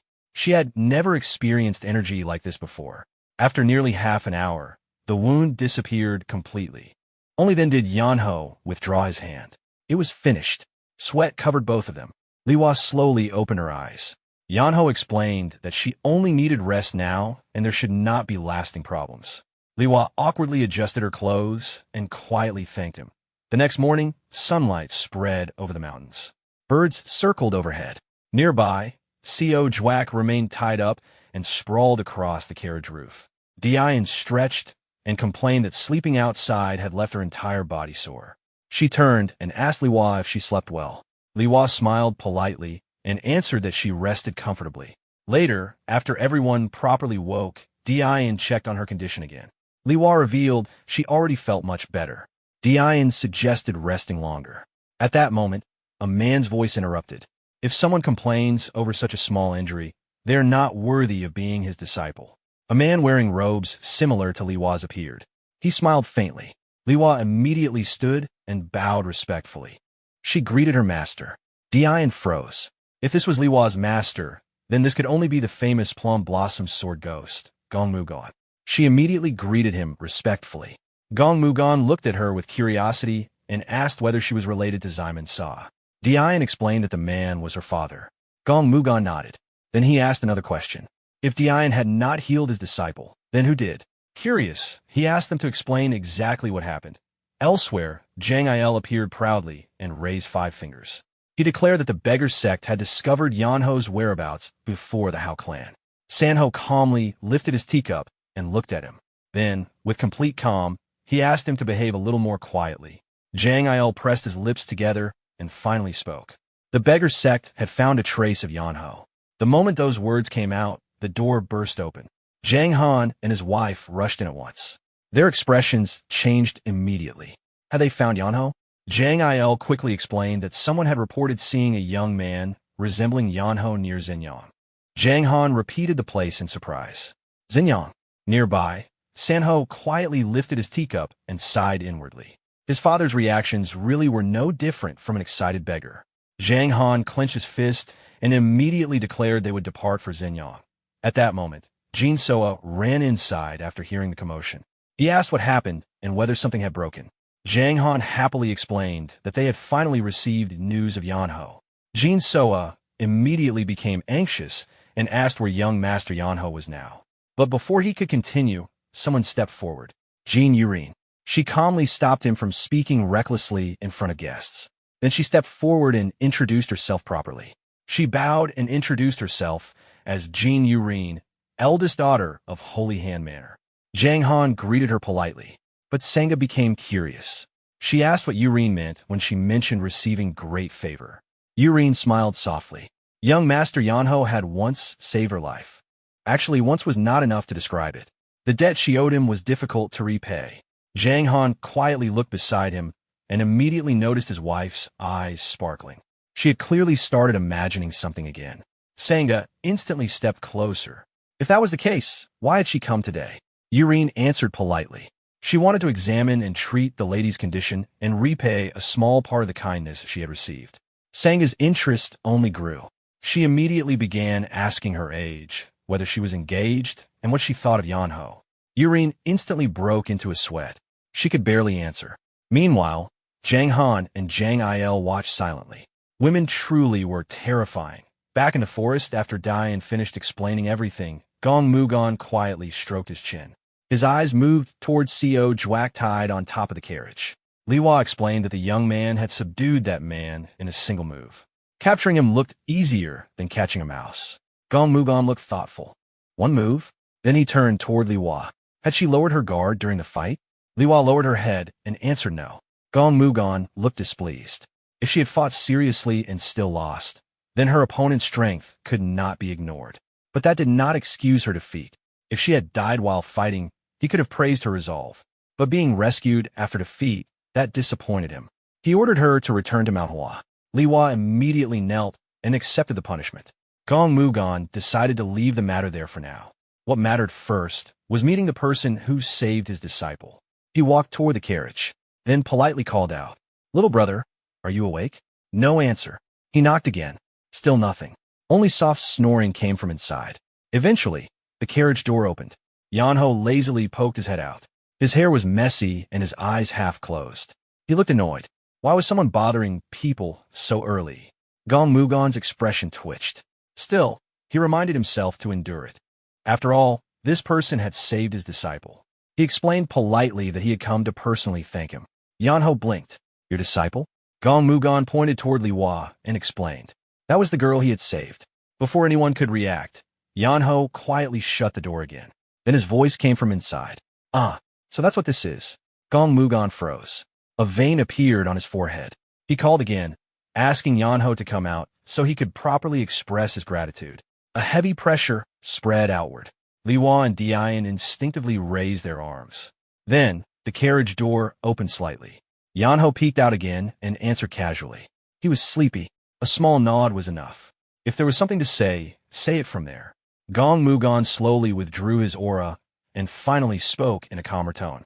He thanked Yeonho for saving his disciple and asked if he could know the identity of his master. Yeonho lazily sat up inside the carriage and tied his hair back. Then he answered simply. Even if he explained it, Gong Mugon still would not know. Gong Mugon stepped forward and said that his knowledge of the martial world was broad enough that Yeonho did not need to worry. But Yeonho calmly repeated the same answer. Even with that knowledge, he still would not know. The answer only irritated Gong Mugon further. He asked if Yeonho truly had no intention of speaking. Yeonho looked confused instead. It was not that he refused. It was simply that the answer would not make sense to him. Why ask repeatedly if he already said so? At that point, the veins on Gong Mugon's neck became visible. Still suppressing his temper, he finally proposed something else. If words would not work, then perhaps swords would. He requested a match. Surely someone so confident in martial skill would not reject a brief exchange. Immediately, Li Hua hurried forward and nervously reminded her master that an unofficial duel with a stranger was improper, especially with someone who had just saved her. Gong Mugon turned sharply. His expression cooled. As someone carrying Mount Hua's reputation, his pride mattered. Between personal gratitude and the honor of Mount Hua, he considered the answer obvious. From his perspective, Yeonho refused to reveal either his master or his school. That looked less like humility and more like disregard. Li Hua quietly lowered her head. She knew her master rarely withdrew once his mind was made up. Beside her, Diane stepped forward to reassure her. This would not become a duel. No respectable senior would pressure someone into fighting under circumstances like this. And besides, this was Yeonho, a man too lazy to even walk properly. There was no chance he would accept. Before she could finish, Yeonho interrupted. His master once told him, whatever happens, follow your heart. Then, for the first time, Yeonho stepped down from the carriage holding the cloth-wrapped sword. His expression remained relaxed, but his voice became serious. If someone challenged the sword carried between master and disciple, then he had to answer properly. For a moment, old memories surfaced in his mind. His master had never tolerated excuses. He could ignore many things, but not the sword. When it came to that, he would not back away. Gong Mugon let out a short laugh. Yeonho made it sound impressive. Still, challenging him? Yeonho calmly accepted, and even offered Gong Mugon the opening move. That nearly made Gong Mugon lose his composure. For someone of his standing, challenging a nameless junior already felt humiliating. But once spoken, he could not take it back. He pointed his sword forward, then formally asked for Yeonho's name. Yeonho introduced himself. Yeonho of the Guangdong Wai clan. That answer made Gong Mugon narrow his eyes. So, he was the son of the upright sword. Interesting. Defeating the father had always been an idea in the back of his mind. Perhaps defeating the son first would not be bad. Yeonho quietly corrected him. First, he did not use the Guangdong Wai clan sword arts. Winning against him proved nothing against the clan. Second, even if Gong Mugon won, his father would probably just be happy. He certainly would not seek revenge. Then Yeonho paused. There was one more thing. He slowly drew his sword. His declaration sounded exaggerated enough to make everyone pause, a solitary sword shining beneath heaven itself. Then he warned Gong Mugon. He might be lazy, but his sword was not. Gong Mugon moved first. His pride had already reached its limit. He rushed in and attacked without holding back. His sword targeted openings continuously, but Yeonho dealt with each strike with ease. The pace increased. Gong Mugon changed forms repeatedly and unleashed one flowing attack after another. Yeonho watched quietly. The man was definitely strong. But that was all. The sword looked elegant, beautiful, yet strangely simple. During the exchange, Yeonho found himself thinking about something else entirely. If this was considered one of the great experts, then just how absurd had his own master been? Time passed. Eventually, Gong Mugon's clothes became soaked with sweat. He finally understood. This arrogance was not empty confidence. Someone with this level of skill, at Yeonho's age, was abnormal. Breathing heavily, he admitted Yeonho was not bad. Yeonho casually replied the same. Not bad. He said it without praise or emotion.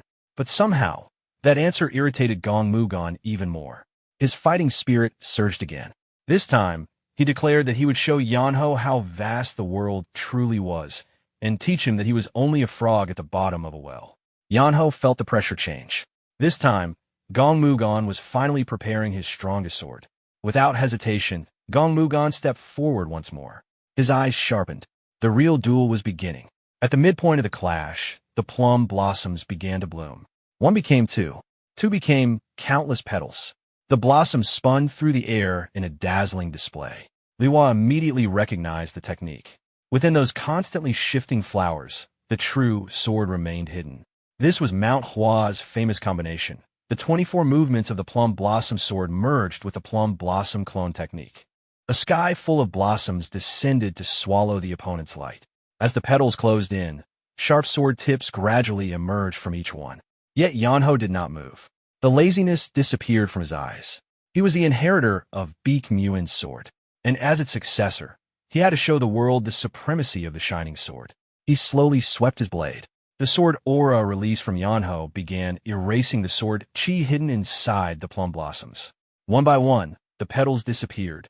The false images vanished. The clones collapsed, until finally, Gong Mugon's true body appeared alone. Gong Mugon stood stunned. He never imagined Mount Hua's famous sword technique would be broken so simply. But Yeonho's sword light did not stop. For the first time, Gong Mugon felt death standing beside him. He gathered everything he had left. The final wrath of the plum blossoms erupted. All remaining strength poured into one desperate collision. Yet, that brief crimson brilliance was swallowed. A white beam surged forward like a great wave. The petals scattered, and then there was nothing. Gong Mugon stared blankly. Only one thought remained. Was he still alive? Liwa rushed over in panic. But Gong Mugon remained frozen, until he felt cold steel resting against his throat. A breeze passed through the falling blossoms. Victory and defeat had already been decided. No one was injured. Dian and Liwa finally let out relieved breaths. Elsewhere, inside the Venerate Heaven Orthodox Murim Alliance, within the General Strategist Hall, the strategist Yo Hyen received reports. The tomb of the Sword Sovereign, a figure dead for 300 years, had allegedly been rediscovered. At the same time, Green Forest was becoming active. Rumors spread in Sichuan. and news emerged that the Poison King's hidden vault had appeared. Yo Hyan narrowed his eyes. Too many events. Too many distractions. Coincidence no longer felt convincing. He wondered, what if someone deliberately created all of this? He immediately asked about the movements of the Beggar Sect and the Hao clan. When informed both groups were gathering toward Xinyang, he pointed at the map. If every information network converged in one direction, wouldn't every other area become blind? Someone could easily create an intelligence gap. A dangerous move. The man beside him, Yeagle Chinji, suggested announcing everything publicly. But Yo Hyan shook his head. People only believe what they want to believe. Even if warned, they would still rush toward treasure. He ordered surveillance strengthened and hoped his suspicions were wrong. Meanwhile, after losing the duel, Gong Mugan accepted defeat. But his desire for a rematch only grew. Now riding beside the carriage, he endlessly lectured Yeonho. A talented martial artist should not waste time sleeping. 12 watches exist in a day, yet Yeonho spent 4 of them asleep. Training time was precious. To Gong Mugan, this was tragic. The truth, he simply wanted another duel. Yeonho silently endured the torture. Punching him was troublesome. His father knew the man. That made things complicated. Then, the carriage suddenly stopped. A group of 5 youths appeared. All wore matching robes embroidered with dragons. Dian immediately recognized them. Hidden Dragon Martial Hall, disciples of the venerate Heaven Orthodox Murim Alliance. The handsome youth in front stepped forward. He introduced himself as Sang Guanhung. Dian returned the greeting and recognized him as the Sword Dragon. Sang Guanhung modestly dismissed the title, but Dian's expression became serious. Hall regulations forbade disciples from leaving without permission, so she asked directly, why were disciples of Hidden Dragon Martial Hall outside? If they cannot explain themselves, she would consider this unauthorized departure. And the atmosphere quietly became tense once again. But Dian's suspicion turned out to be unnecessary. Sang Guanhong and the others had not left without reason. They had been sent as reinforcements for Mount Hua. The situation there had become unstable, and support from within the sect was delayed, forcing the Orthodox Murim Alliance to intervene. Dian quietly observed the group. Reinforcement missions were never given lightly. Only those with sufficient ability would be sent. Judging by their presence, this group had to be the famous 3 dragons and 2 phoenixes. As always, she carefully confirmed details one by one. Then she casually asked whether their master was doing well. After that, she added that a master who valued talent must think highly of disciples carrying titles like 3 dragons and 2 phoenixes. Sang Guanhong looked awkward, but he answered honestly. People often said their generation was inferior to the previous one. Their master constantly pushed them to improve. Dian realized she had touched an uncomfortable topic and quickly smiled. She said she had also been compared as seniors in the past. The difference was their standard had been set by Sanho. His excellence became the new measuring stick. His talent had simply created too large a gap. Sang Guanhong naturally knew that. After all, Sanho remained the most outstanding disciple the school had ever produced. He admitted there was still distance between them, but determination flashed in his eyes. Someday, he would surpass him. Dian smiled and praised his spirit. Young martial artists always carried ambitions. That was normal. Then, a strange sound came from the carriage. Dian immediately knew who it was. Sang Guanhong narrowed his eyes. That sounded suspiciously like someone laughing inside. He politely asked if a senior was resting there. Dian immediately changed topics and suddenly asked about his grandfather. Sang Guanhong looked confused. Dian awkwardly explained she had once met him and knew he was well connected. To her surprise, he accepted the explanation. Watching the conversation continue, Dian secretly looked toward the carriage. 3 dragons, 2 phoenixes, Blade Dragon Pang Du Yong, Fist Dragon Yen Heo, Sword Dragon Sang Guanhong, Sword Phoenix Nong Hai, Martial Phoenix Young Maria. By martial rank alone, all of them had already surpassed her. In the past, she probably would not even dare talk casually with them. Yet now, they strangely felt ordinary. She knew exactly why. Traveling beside someone like Yeonho completely ruined her standards. Eventually, everyone reached an inn. Gong Mugan finally had a chance to sit and speak with the younger generation. His mood improved immediately. Looking at the future pillars of the martial world seemed more satisfying than food. Sang Guanhong politely responded. Titles meant little. Still, his curiosity remained. Who exactly was inside that carriage?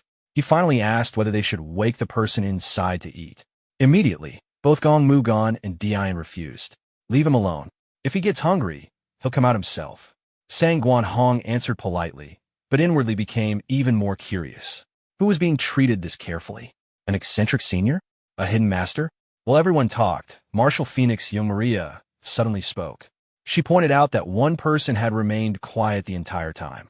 Everyone thought she meant Liwa, but instead, she turned toward Gong Mugon, then calmly requested instruction in Mount Hua swordsmanship. For a moment, everyone misunderstood. Surely she meant Liwa, but Maria clarified there was another person present capable of using Mount Hua sword techniques. Gong Mugon immediately understood. His mood improved. Not long ago, Yeonho had repeatedly provoked him. Now, someone challenged him directly. Maria bowed.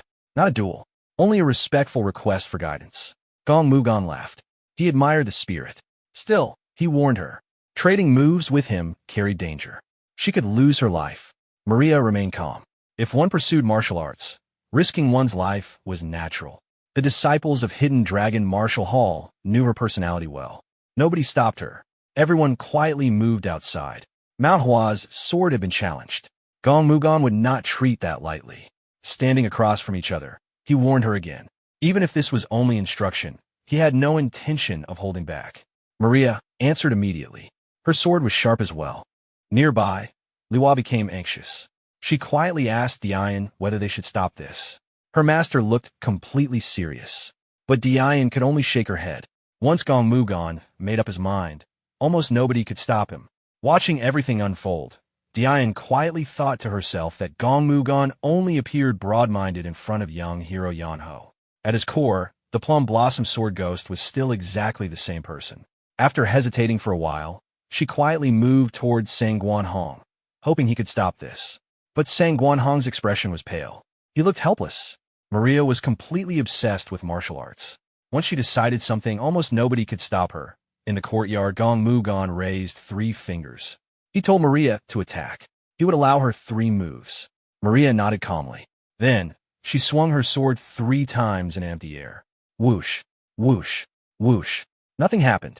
Gong Mugon stared, then asked what she thought she was doing. Maria answered casually. He said 3 moves. She already used them. For a moment, silence. Then Gong Mugon laughed. He interpreted that as deliberate provocation.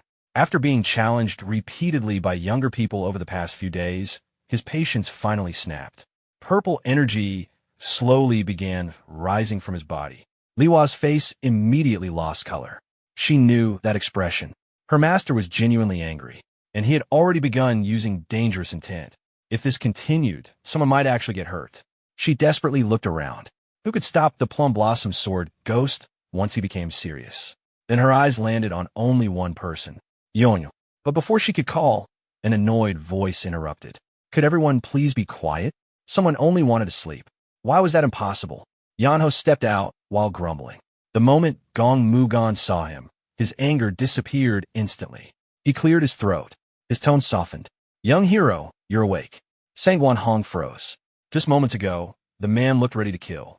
Now he was suddenly polite. Something felt deeply wrong. But another strange reaction appeared. The moment Maria saw Yeonho, her expression froze. Elsewhere, back at Shangsa Manor, after examining Sang, Jean Yurine stopped the family from departing. She explained that Senga needed at least 3 days of rest and should avoid exhaustion. Because of that, the search had to be delayed. After Yurine left, Senga became even more satisfied. She praised Yurine's beauty. Jang Han joked there was no woman prettier, then added that their eldest son should learn from someone like her. Sang A immediately corrected him. She was evaluating future daughters-in-law. Jang Han laughed, but eventually admitted Yurine truly was exceptional.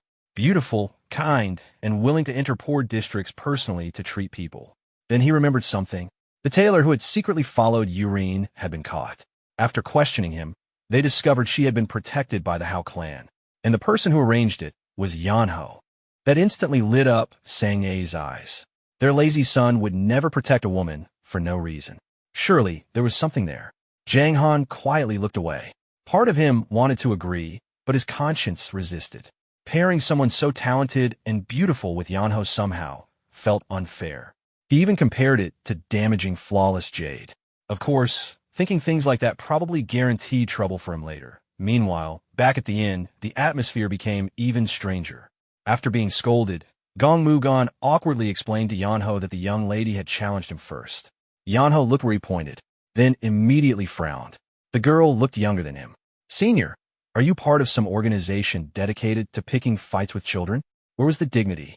Why did he keep competing with people young enough to be grandchildren?" Gong Mugon became silent. Only Dian desperately defended him. This time, the old man really wasn't lying. Then, clink, a sword slipped from someone's hand. Everyone turned. Maria had dropped hers. She stared at Yeonho. Her lips moved. "Young hero, Yeonho." Yeonho himself looked confused. Did she know him? He had never met her. Maria slowly walked forward, then carefully asked for his name. Was he Wi Yeonho? Yeonho found her reaction strange, but his identity was no secret. Yes, he was Yeonho. The instant he answered, Maria moved. Smack! A slap exploded through the courtyard. Yeonho spun through the air several times before crashing face first into the ground. Everyone froze. Normally, his body automatically reacted even while asleep. So why had he not defended himself? Yeonho jumped up instantly. Furious, he demanded to know who she thought she was. Did she think he wouldn't hit back? But Maria didn't respond. Her lips trembled. Her body shook. Then, tears appeared. Her voice broke. She said she had searched for him all this time, asked where he had been, and finally, she called him second brother.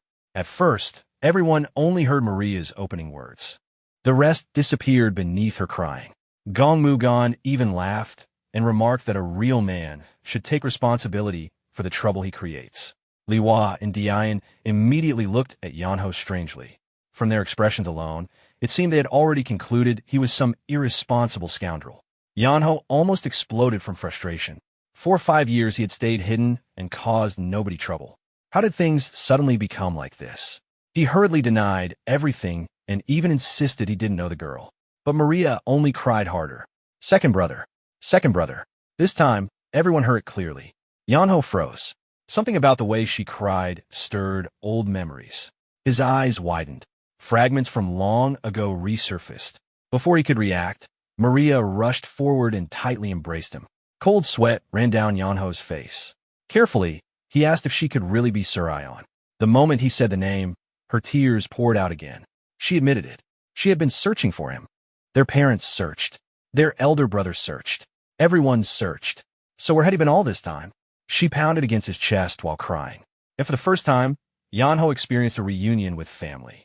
Even then, he cautiously asked again if she truly was his little sister. Surion looked hurt. Her second brother really couldn't recognize her anymore. Yeonho gently patted her head. When he left, she had only been a child.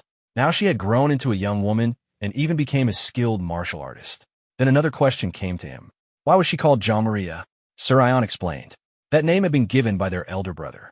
Because of the reputation attached to the Wi family, revealing her identity would only draw unnecessary attention.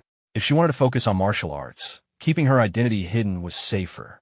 Yeonho thought about Sanho and quietly admitted that sounded exactly like something his brother would do. Surion immediately pinched him hard and complained. Did he know how much everyone suffered searching for him? Yeonho laughed awkwardly. How could he explain? For 5 years, he had lived among monsters. To tell the whole story would take days. So instead, he suggested they go inside. After that, Surion stayed attached to Yeonho and refused to leave his side. Meanwhile, the 3 dragons and 2 phoenixes watched with disbelief. The cold and distant Maria they knew was acting like a cheerful younger sister. Then they realized Surion was actually Sanho's younger sister. Suddenly, her extraordinary talent made sense. But another question appeared. If Yeonho was also Sanho's younger brother, why had nobody heard of him? Later, everyone gathered in the guest room. Breakfast was prepared. Surion sat beside Yeonho and kept piling food into his bowl. Eat this. Try this too. One person kept feeding. The other kept eating. Everyone stared. Sangwon Hong especially couldn't look away. Was everyone in the Guangdong Wi clan like this? One brother wandered freely. One sister spoiled people. The old man traveled around, causing commotion. Gong Mugon looked impressed. He joked that the Guangdong Wi clan must grow 10,000-year ginseng in their courtyard. How else could they produce talents like this? Then he openly admitted, even comparing Yeonho with his father felt difficult. The clan's future truly looked terrifying. At that point, Surion casually interrupted. She said big brother might be incredible, but second brother wouldn't help much. Everyone looked surprised. Surion explained that Yeonho rarely did anything. Even if he was strong, he mostly stayed home and avoided effort. That made Gong Mugon suddenly realize something. If Yeonho was that lazy, why had he traveled all the way to Luoyang? Yeonho answered simply. His master ordered him to. His master believed martial arts couldn't mature through isolation. One had to travel, observe, listen, experience, and use the body directly to understand. Gong Mugon became silent, then slowly nodded. Martial arts are experience. If one stayed inside the mountains forever, how could one understand the world? The more he repeated those words, the more absorbed he became. Then suddenly, he stopped moving. Sangwon Hong's expression changed. He immediately shouted for everyone to protect the great hero. Everyone reacted at once. Only Yeonho looked confused. Why was everyone suddenly making such a big fuss? Dian quickly pulled him aside. She explained Gong Mugon had entered enlightenment. At that moment, purple energy began flowing around Gong Mugon's body. Wind gathered. His hair rose. The aura around him intensified. His eyes opened. Power surged outward. After some time, all of that energy slowly settled back into him. Then Gong Mugon opened his eyes. Everyone immediately congratulated him. Liwa respectfully bowed. Her master, the plum blossom sword ghost, had broken through and stepped into the middle realm. Everyone nearby immediately offered congratulations. Gong Mugon stood up, turned once, and thanked those around him. But after a brief pause, he looked directly at Yeonho. His expression turned complicated. Then he bowed. If not for the young hero opening the path for him, he would never have broken through the wall that had trapped him for so long. As a martial artist, he sincerely thanked him. Sangwon Hong stepped forward and congratulated him as well. With Mount Hua's greatest sword advancing further, surely the day would come when Gong Mugon would be recognized as the strongest sword of the Central Plains. Hearing that, Gong Mugon only coughed awkwardly. If such a title existed, how could he claim it while Yeonho was standing nearby? Still, he laughed and turned the conversation. Before he became number one, perhaps the younger generation would already surpass him. Those words were mostly directed toward Yeonho, but Sang Guanhong misunderstood and humbly denied it. Time was equal for everyone. No matter how strong juniors became, seniors would continue advancing as well.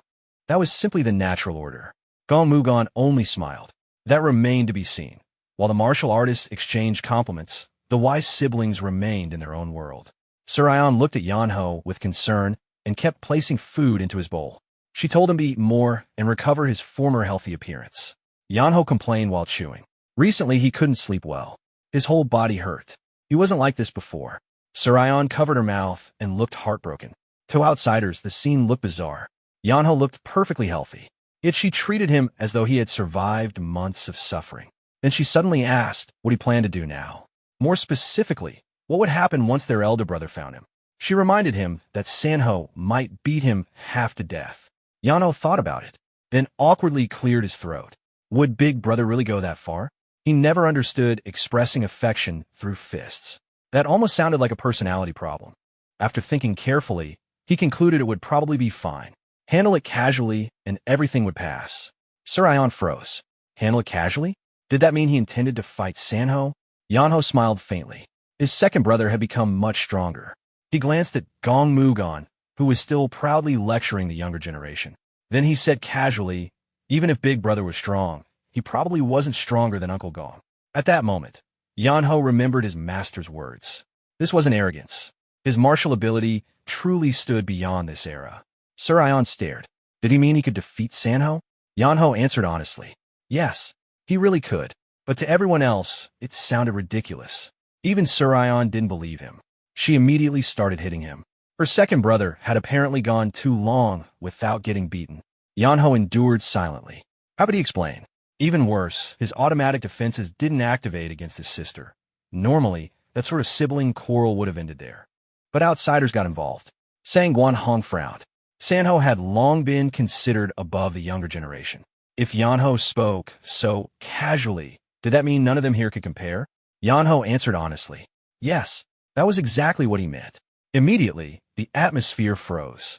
The 3 dragons and 2 phoenixes had grown up carrying prestige and expectations. Now an unknown person casually dismissed all of them. Naturally, they were offended. Surion hurriedly hit Yeonho again. Better she discipline him before someone else did. Meanwhile, Sangwon Hong gave a cold laugh. Anyone could boast. Then he formally challenged Yeonho. But Yeonho rejected it instantly. He didn't like unnecessary trouble. Sangwon Hong became stunned. In this situation, wasn't accepting the obvious choice? Yeonho scoffed. Pride didn't fill stomachs. As for reputation, if the clan lost face, Big Brother would restore it. So there was nothing to worry about. One of the two phoenixes asked if that meant he admitted being a coward. Yeonho answered without shame. Yes, cowardice helped people stay alive. Surion nodded immediately. Her second brother truly was timid. Now everyone became speechless. How do you argue with someone who admits it openly? Then Gong Mugon stepped in. He reminded everyone of something Yeonho himself had said. If someone challenged his sword, he would never avoid it. Clan matters could be ignored. But matters concerning his sword were different. Because his master had left no descendants. If Yeonho didn't uphold that inheritance, nobody would. His logic sounded absurd, yet somehow convincing. Sangwon Hong immediately understood.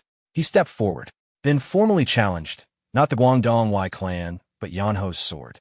Yeonho narrowed his eyes. Now the challenge had reached the line he couldn't casually ignore. He became silent.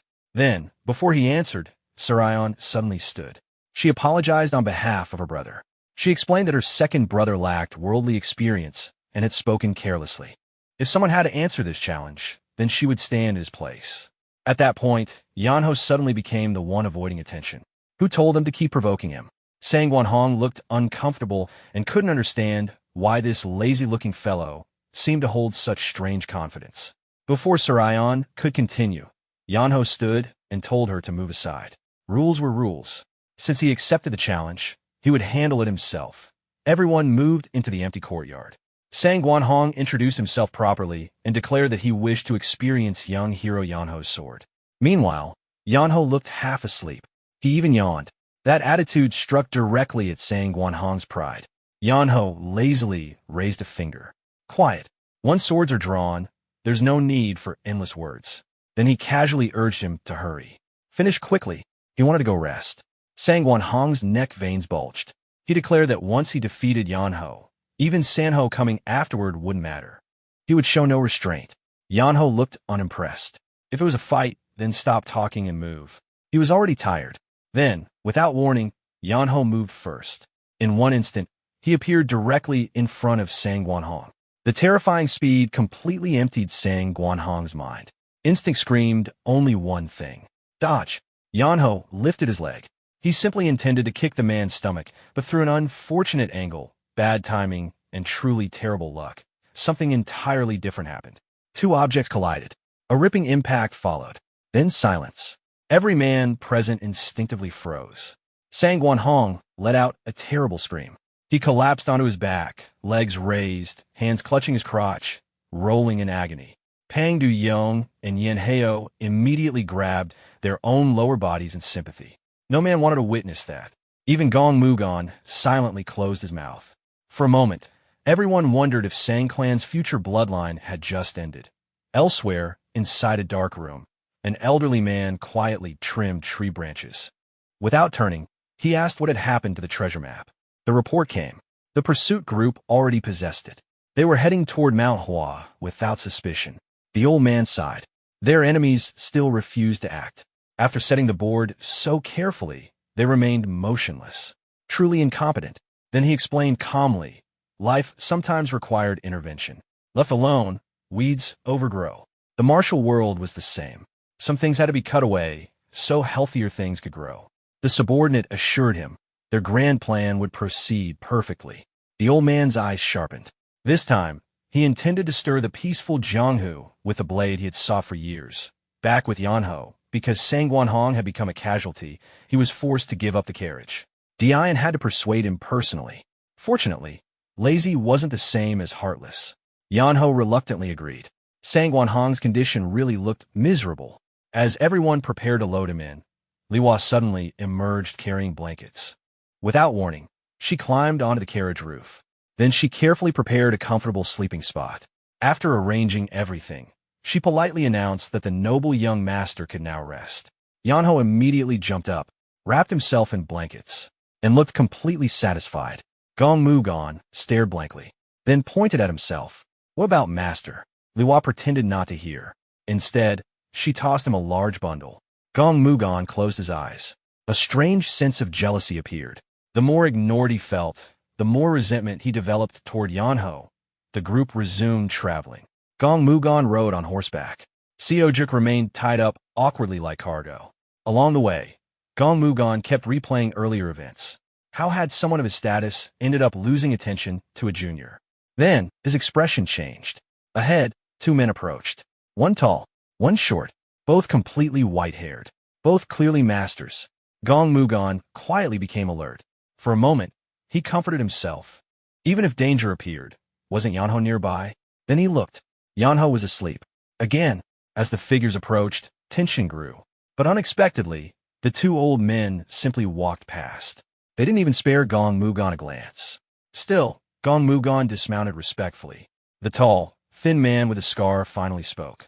Were they disciples of Mount Hua? Gong Mugon greeted them respectfully and asked their names. The two old men looked at each other, then laughed. To live this long and still be called seniors by Mount Hua disciples, that was amusing. After saying only a few words, they turned and continued walking. Before leaving, they casually told the group to be careful on the road. Then they disappeared. Gong Mugon did not immediately understand the meaning behind the old man's words. But something felt wrong. Even so, what else could he do except watch them leave? Just when it seemed the matter would end there, Yeonho unexpectedly woke up. He called out and politely asked the two elders to wait. If they didn't mind, he wanted to ask something. The two stopped and turned back. After a brief exchange, Yeonho suddenly asked whether something had happened ahead. The tall elder answered casually. Nothing special, just a few households. Although strangely, there were no people left. Only wild beasts. Yeonho slowly stepped down from the carriage. There were houses but no people. Then his eyes drifted toward the elder's sleeve. His expression changed. The blood wasn't from beasts. It was fresh. The tall elder glanced at his sleeve and laughed. He admitted it was a mistake. Too much time away from the martial world. The short elder added casually, without battle, blades eventually grow dull. Just don't repeat the mistake. Only then did Gong Mugon understand. His hand tightened around his sword. He asked one final time for their names. Even if he offended them, he had to know. The two sighed. Out of respect for being called seniors, they originally intended to spare everyone. But now these people insisted on digging their own graves. The tall man introduced himself. Kongai, Ghost Demon. The shorter one introduced himself as Beihang, Blade Demon. The moment those names appeared, murderous intent filled the air. Gong Mugon's face changed. The Ghost Blade duo. Monsters who once spread slaughter across Gyeongju. How had they returned? Ghost Demon smiled. The Sword Emperor's relic had drawn them out. Even at their age, they still had ambition. Blade Demon casually added. They had wiped out an entire village on the way. To them, it meant nothing. Gong Mugon exploded in anger. Ghost Demon only stretched casually. Did he really think he could stop them? Gong Mugon's expression sank. Knowing their names only made the situation worse.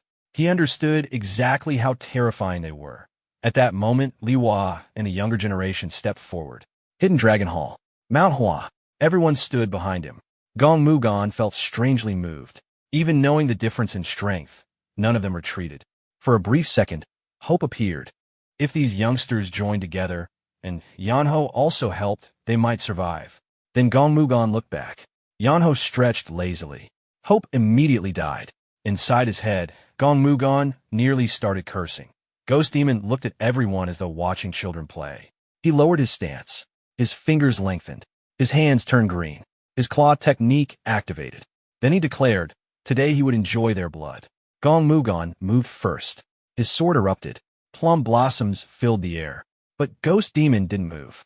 He mocked Mount Hua's swordsmanship, then dug into the ground and exploded forward. His claw technique tore through the incoming sword energy. Poison Demon Hand. Green wind wrapped around his arm. The speed was overwhelming. Gong Mugon could only watch. Just before he was struck, the juniors rushed in. Each released their strongest attacks. Ghost Demon spun. Using Rising 6 demons, he erased all of their techniques at once.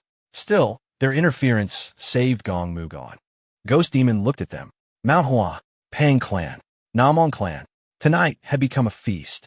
He planned to enjoy each one slowly. Gong Mugon's thoughts turned cold. This wasn't enough. Their combined attack didn't even scratch him. And Blade Demon still hadn't moved. He simply stood there watching.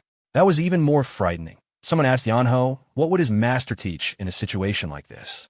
Yeonho thought quietly. His master once said, leave things alone. Karma belongs to fate. People don't need to interfere. Everyone assumed that meant he wouldn't help. Instead, Yeonho turned around. Then remembered another thing his master once said. If you're in a bad mood, draw your sword. Strike. That's enough. Slowly, Yeonho drew his sword.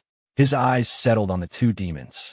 Then he said, there were two thorns here, and they needed to be removed. He walked forward casually. Ghost Demon and Blade Demon stared, then burst into laughter. Was this brat insane? Yeonho looked annoyed. Did masters always need to make such expressions before fighting? Ghost Demon narrowed his eyes and asked, did Yeonho even know who he was? Yeonho didn't answer. He simply raised his sword, then slowly brought it down. At first, it looked like nothing, just a loose swing, like stretching. But suddenly, Ghost Demon felt danger. A flash passed, like a breeze. Then something disappeared. Ghost Demon looked at his hand. His claw, his fingers were gone. For a second, he couldn't process it. Then pain exploded. Blood sprayed into the air. And for the first time, shock appeared on Ghost Demon's face. Yeonho clicked his tongue. The strike had missed its ideal line. Still, that was fine. One demon had not moved yet. The other had already lost several fingers. Blood streamed from the ruined hand. Ghost Demon trembled from pain. Blade Demon finally stepped forward. His rough voice called out to his companion. Clear your head. This wasn't some arrogant youngster. This was a supreme master. Ghost Demon clenched his teeth and admitted he knew. Then he looked at Yeonho. For the first time, there was hesitation in his eyes. Who exactly was he? Yeonho answered casually. Would it change anything if he explained? He wasn't interested in reputation. He didn't care about righteousness. Normally, he avoided interfering in other people's affairs. But for some reason, his blood had been boiling since earlier. So he needed someone to vent on. Ghost Demon exploded. He shouted that Yeonho dared treat the famous twin demon blades like toys. His left arm dropped. Green energy erupted. A giant poisonous serpent appeared from the claw technique. Its mouth opened wide. 6 demon corrupting strike. Ghost Demon unleashed a storm of claw attacks. Green lines crossed through the air. Even touching one would wound and poison the body. Yeonho leaned back, twisted. His sword arm bent naturally to gather force. Ghost Demon attacked again. Then, his expression changed. A white flash descended. He barely reacted. Years of battle experience saved him. He forced his body aside. The sword only grazed him. For a moment, everything went quiet. Then his left ear fell. Ghost Demon touched the side of his head. Blood. His hearing vanished. Pain arrived all at once. He screamed. Now, missing fingers and an ear, he lost reason. Like a wounded animal, he charged recklessly. He swung wildly. Blade Demon immediately shouted for him to stop. Yeonho looked at him coldly, then sighed. The old fool had gone deaf in more ways than one. Ghost Demon lunged again. 6 demon corrupting dance. The green serpent returned. Its jaws snapped forward. Yeonho simply lowered his body and slipped past. Then his sword moved. His voice remained calm. People should at least understand basic principles. The next moment, the sword cut cleanly through Ghost Demon's left arm. His entire arm separated. Yeonho looked almost sympathetic. Now the man would have to eat using his feet. Ghost Demon screamed. But Yeonho wasn't finished. He jumped, spun once in the air, then looked down. Another wave of sword energy descended. The blade removed the remaining arm, then continued downward. Both thighs were cut cleanly apart. His legs separated completely. Ghost Demon collapsed. Blood spilled across the ground. Yeonho landed lightly. Still holding his pose, he tilted his head, then asked quietly, evil deeds usually had reasons. But what about him? Did he really kill people just because he enjoyed it? Ghost Demon tried to answer. Only broken sounds came out. He pointed weakly, then stopped moving. His life ended there. Yeonho looked down. Dying like that suited him. Ending him cleanly in one strike would have been too generous. Then he flicked the sword. The blood scattered from the blade. Behind him, Blade Demon trembled. For the first time, he understood. He might actually die. Yeonho turned. Just one glance. Blade Demon jumped. He gripped both sabers tightly. His voice shook. He still couldn't process his companion's death. Yeonho looked at him and spoke calmly. The families of the people they killed suffered far more. What grievance did they even have? Blade Demon pointed a saber. His voice rose. What would Yeonho know? Yeonho slowly stepped forward. He answered quietly. He didn't want to know. He would simply send him to join his companion. Go below. Meet him there. He had thought they were iron. Turns out, they were only baked clay. That finally broke Blade Demon. Sweat poured down. His confidence vanished. He raised both hands slightly and stammered. Wait. Give him a moment. He wasn't ready. Yeonho continued walking. His voice stayed flat. Talking now wouldn't change anything. Bayabhang faltered and stepped back. His voice trembled as he insisted he was not trying to delay the fight. To him, the battle had become strangely incomprehensible, and he claimed that all he wanted was to face Yeonho properly and fight with everything he had as a martial artist. Yeonho looked at him with faint mockery. Then, with little interest left, he remarked that he was already bored. Still, he moved. Planting his feet, Yeonho shot forward. Steel collided. Bayabhang crossed both sabers and barely blocked the descending sword. Using the opening, he swung upward with his right weapon. Yeonho rotated smoothly, drawing his blade back over his shoulder. Another collision rang out. This time, Yeonho's strike carried more force. Bayabhang's arm instantly went numb, and the right saber was knocked from his grip. Sweat covered his face. Without hesitation, he raised his remaining blade and attacked again. Yeonho calmly redirected the strike. Bayabhang pressed forward continuously, sending wave after wave of saber chi. But Yeonho moved effortlessly. His body flowed through every attack. The saber chi sliced only fading after images. Then Yeonho's arm traced a loose arc sword chi descended. Bayabhang narrowly ducked. Yeonho looked at him coldly and questioned whether someone who slaughtered civilians could truly call himself a martial artist. Those words struck a nerve. Bayabhang's expression twisted. With anger rising, he charged again and unleashed another heavy strike. Yeonho merely leaned back. The attack missed. Immediately, Yeonho spun and drove his heel into Bayabhang's abdomen. The old man slid backward coughing. Sword chi followed. One wave, then another. Yeonho continued speaking. Someone who killed helpless people had no right to speak of pride or giving everything as a martial artist. Bayabhang struggled to block. Sweat drenched him. His thoughts became chaotic. Yeonho had displayed overwhelming skill, yet still looked relaxed. The realization was terrifying. Suddenly, Bayabhang screamed. Dark energy exploded around him. His aura surged violently. His hand clenched tightly around the saber. The demonic energy flowed into the blade. Then he leapt, high into the air. The saber rose overhead. Power gathered completely. This strike contained everything he had. Yeonho slowly drew back his sword. Blue energy drifted around him. His fingers tightened. Then he quietly spoke. For someone like Bayabhang, there was only one posture worthy of a martial artist. His body shone with white light. For a moment, everything became black and white. Yeonho swung. Several streaks of sword chi crossed. His eyes remained cold. The only posture left was death. Before Bayabhang's strike could land, the crossing sword chi reached him. His body froze. The light passed through. His fierce expression disappeared. His eyes dimmed. At the end, he seemed to understand something. The myriad blades. A faint smile appeared. Perhaps being defeated by such a swordsman was not a bad ending. Then, his body fragmented in midair.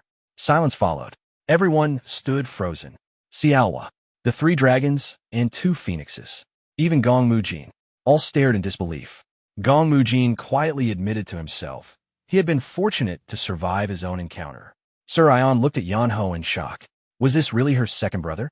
Only 2 words remained in everyone's minds. Master Swordsman. Yeonho lowered his blade and looked at the remains. While alive, the man had failed to live like a martial artist. At least in death, he could leave with that appearance. Elsewhere, a middle-aged man asked the subordinate kneeling behind him how the struggle over the manual was progressing. The subordinate reported that events were proceeding smoothly. Wudong and Shaolin had already entered the competition. The battle for the manual had become increasingly fierce. The man calmly instructed him to let the strongest claim it. The subordinate accepted, then added one final report. The person who had repeatedly ruined the plans of the second and third young masters had now been confirmed. It was the same individual. The middle-aged man narrowed his eyes. The report had caught his attention. The same person again? The subordinate bowed and explained that the individual responsible was W. Yeonho of the Southern Guangdong W clan. According to gathered information, he possessed top-tier martial skill yet was strangely known as the laziest man under heaven. The man looked genuinely surprised. Their carefully prepared plans had repeatedly collapsed because of one lazy man? Though embarrassed, the subordinate admitted that was the truth. He added another update. The group transporting the manual was currently moving directly behind Yeonho's route. At this pace, the two sides would soon cross paths. The middle-aged man stroked his beard. If it were coincidence, it was an oddly persistent one. It almost seemed as if heaven itself had placed that man in their way. After recalling Yeonho's background as the son of the famed swordsman Yonghin, he concluded this was not someone to underestimate. For now, he ordered observation only. Let events unfold. They would see whether Yeonho could survive among the martial artists driven mad by the manual. He then asked about his father. The subordinate reported that the old man remained in the garden, quietly observing flowers and meditating. The middle-aged man gave a faint nod. His father appeared to have gained some new understanding. But inwardly, he still wondered, why Yeonho? How could the laziest man under heaven become the variable that disrupted everything? Elsewhere, the aftermath of the battle remained. Witnessing Biab Heng and Gong Kai fall so completely, Gong Mujin, Pang Du-yong, and Yin Heo remained frozen. Cold sweat rolled down Gong Mujin's face. He quietly muttered that Yeonho was less a person and more a monster. Yin Heo agreed. Seeing it directly was difficult to accept. It felt like watching a rabbit casually tear apart wolves. Meanwhile, Yeonho stretched lazily and walked back toward the carriage. His shoulders rolled once. He complained that moving so much after such a long time made his back hurt. At that moment, Sangwon Hong slowly woke inside the carriage. Still groggy and pale, he opened the door and asked what had happened. Everyone looked at him strangely. No one answered. Pang Du-yong and Yin Heo simply sighed. Inwardly they thought, at least the man had only lost face. He still had his life. Confused, Sangwon Hong kept asking, but nobody explained. Yeonho ignored everything. He climbed onto the carriage roof, wrapped himself in blankets, and immediately went back to sleep. Sleep truly remained his greatest passion. Watching this, Gong Mujin sighed again. The future of the martial world felt uncertain. Someone with that level of strength, yet behaving like this, was difficult to classify as either hero or villain. Not long later, Xiaowa quietly climbed onto the carriage roof, carrying candied fruit. She sat beside Yeonho and offered him some. Yeonho immediately woke, accepted it happily, and started eating while chatting comfortably. Gong Mujin watched silently, then sighed once more. His disciple's future suddenly felt uncertain. The next day, the journey continued. After Yeonho finally woke properly, Xiaowa asked whether they should stop and eat. For below, Gong Mujin snapped. Eat, sleep, then eat and sleep again. Did Yeonho ever do anything else? Yeonho opened his mouth for Xiaowa to feed him and answered casually. As long as one eats well and sleeps well, what exactly was the problem? Then he continued chewing contentedly. Gong Mujin silently clenched his fist. Meanwhile, he had been surviving on dried rations. After a while, Yeonho leaned over and asked Dian how long remained until Woyang. Dian estimated roughly 3 more days. Yeonho collapsed backward again and complained the road was still too long. Watching him, Dian secretly thought it was entirely his own fault. Still, she asked whether she should speed up. Immediately, a painful groan came from inside the carriage. Sangwon Hong was still suffering from his earlier injury, and every bump made things worse. Hearing that, Yeonho calmly told her not to rush. There was still a child riding with them. Nearby, Gong Mujin suddenly asked whether Yeonho planned to train at all. At this rate, his body would grow weak. Yeonho lazily misheard the word training and instead called for Surayon. She looked confused. Gong Mujin corrected himself awkwardly. Yeonho simply turned over. He thought quietly, if he explained that his training happened while sleeping and getting beaten inside dreams, everyone would think he was insane. Not long later, the group arrived at a small resting place hidden inside the forest. The moment Yeonho spotted the building, he immediately sat upright. At last, a proper meal. Walking below, Surayon laughed and teased him. His standards had become surprisingly refined. There was a time when he would eat absolutely anything. Yeonho casually replied that after surviving 5 long years eating moss and whatever he could find, he had finally realized one truth: his mother's cooking must be the best. Surayon tilted her head and immediately ruined the moment. She reminded him that their mother never actually cooked. Everything at home had always been prepared by servants. If Yeonho ever tasted food personally made by their mother, she confidently claimed he would miss Moss again. Yeonho froze. His expression became difficult to read. Whether he was moved or frightened, no one could tell. Only one thought remained in his mind. Mother. Elsewhere, another carriage sped along a mountain trail. Sanho rode beside Jang Il of the Beggar Sect. Sanho asked once more whether they were truly heading the correct way. Jang Il confidently assured him. Sanho looked ahead suspiciously and questioned why the roads were empty. Jang Il explained that civilians had already fled and martial artists had all gathered to pursue the secret manual. Sanho quietly remarked that if that were the case, there was a high chance his younger brother had somehow become involved. Jang Il laughed and reassured him. The world was vast. People did not run into each other so easily. Sanho shook his head. No, his brother had a special talent. Jang Il became curious. Sanho explained seriously, Yeonho possessed a strange ability to attract disaster. It was as if trouble itself followed him. At that moment, Yang Hin leaned out from inside the carriage and calmly confirmed it. Whatever Yeonho did, somehow problems always appeared. Jang Il laughed awkwardly and wondered whether such people really existed. Father and son answered together. Their son, their younger brother, both silently worried about what trouble Yeonho had caused this time. Elsewhere, a wounded man ran desperately through the forest. His entire body was covered in blood. One hand clutched a manual tightly to his chest. He staggered repeatedly and spat blood. His internal energy had nearly dried up. His dantian felt as if pierced by countless needles. Still, he refused to let go. As long as he possessed this manual, he believed he could become unmatched. No matter what, he would never hand it over. Then, a shadow appeared. The man immediately became alert. To him, it was a stranger. To us, it was Yeonho. Thinking someone had come to seize the manual, the man hid it inside his robe and tried raising his sword. But after only a few steps, he coughed violently. Blood poured out. His sword slipped. He collapsed to his knees. Yeonho walked over and simply asked if he was injured. The man looked at him in disbelief. He felt like he was coughing out half his organs, and this fellow still needed confirmation. Still, he stubbornly declared he would never give it up. Yeonho quietly judged the situation. The man would not survive anyway. Dying angry like that seemed pitiful. So Yeonho placed a hand on his shoulder and casually reassured him. Nobody would steal it. He should just relax. Hearing that, the man finally loosened. He weakly repeated that nobody would take it, then collapsed into the blood beneath him. Dead. Yeonho's expression changed. He awkwardly called out a few times. Nothing. Then he sighed. Leaving a corpse lying around felt troublesome. So he lifted the body onto his shoulder. No funeral, though. At that moment, a book slipped from the dead man's clothing. Yeonho picked it up. Written across the cover, Sword Emperor Legacy. He blinked, then muttered that being a good person really did bring rewards. Too bad it was a manual instead of gold.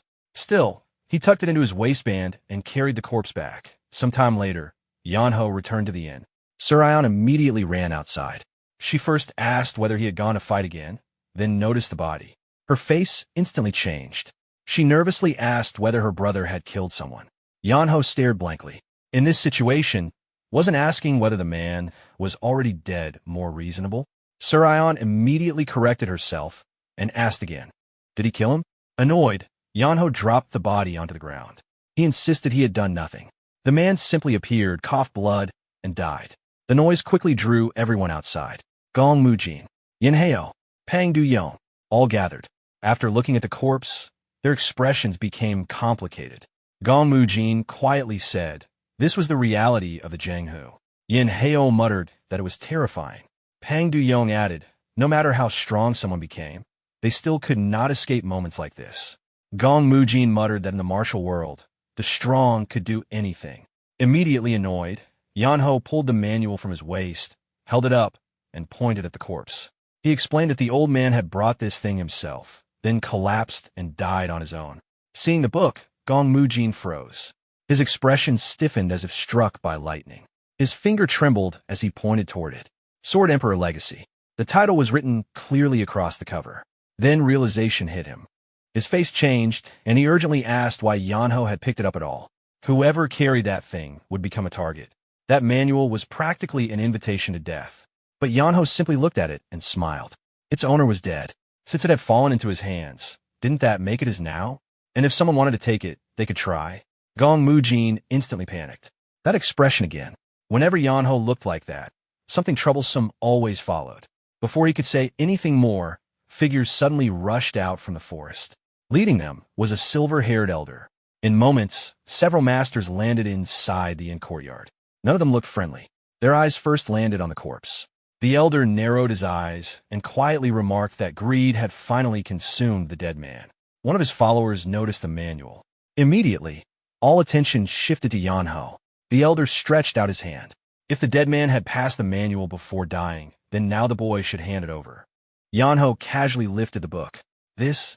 The elder answered yes. That treasure did not suit someone like him. Hand it over. Yeonho tucked it back into his robe and calmly asked why.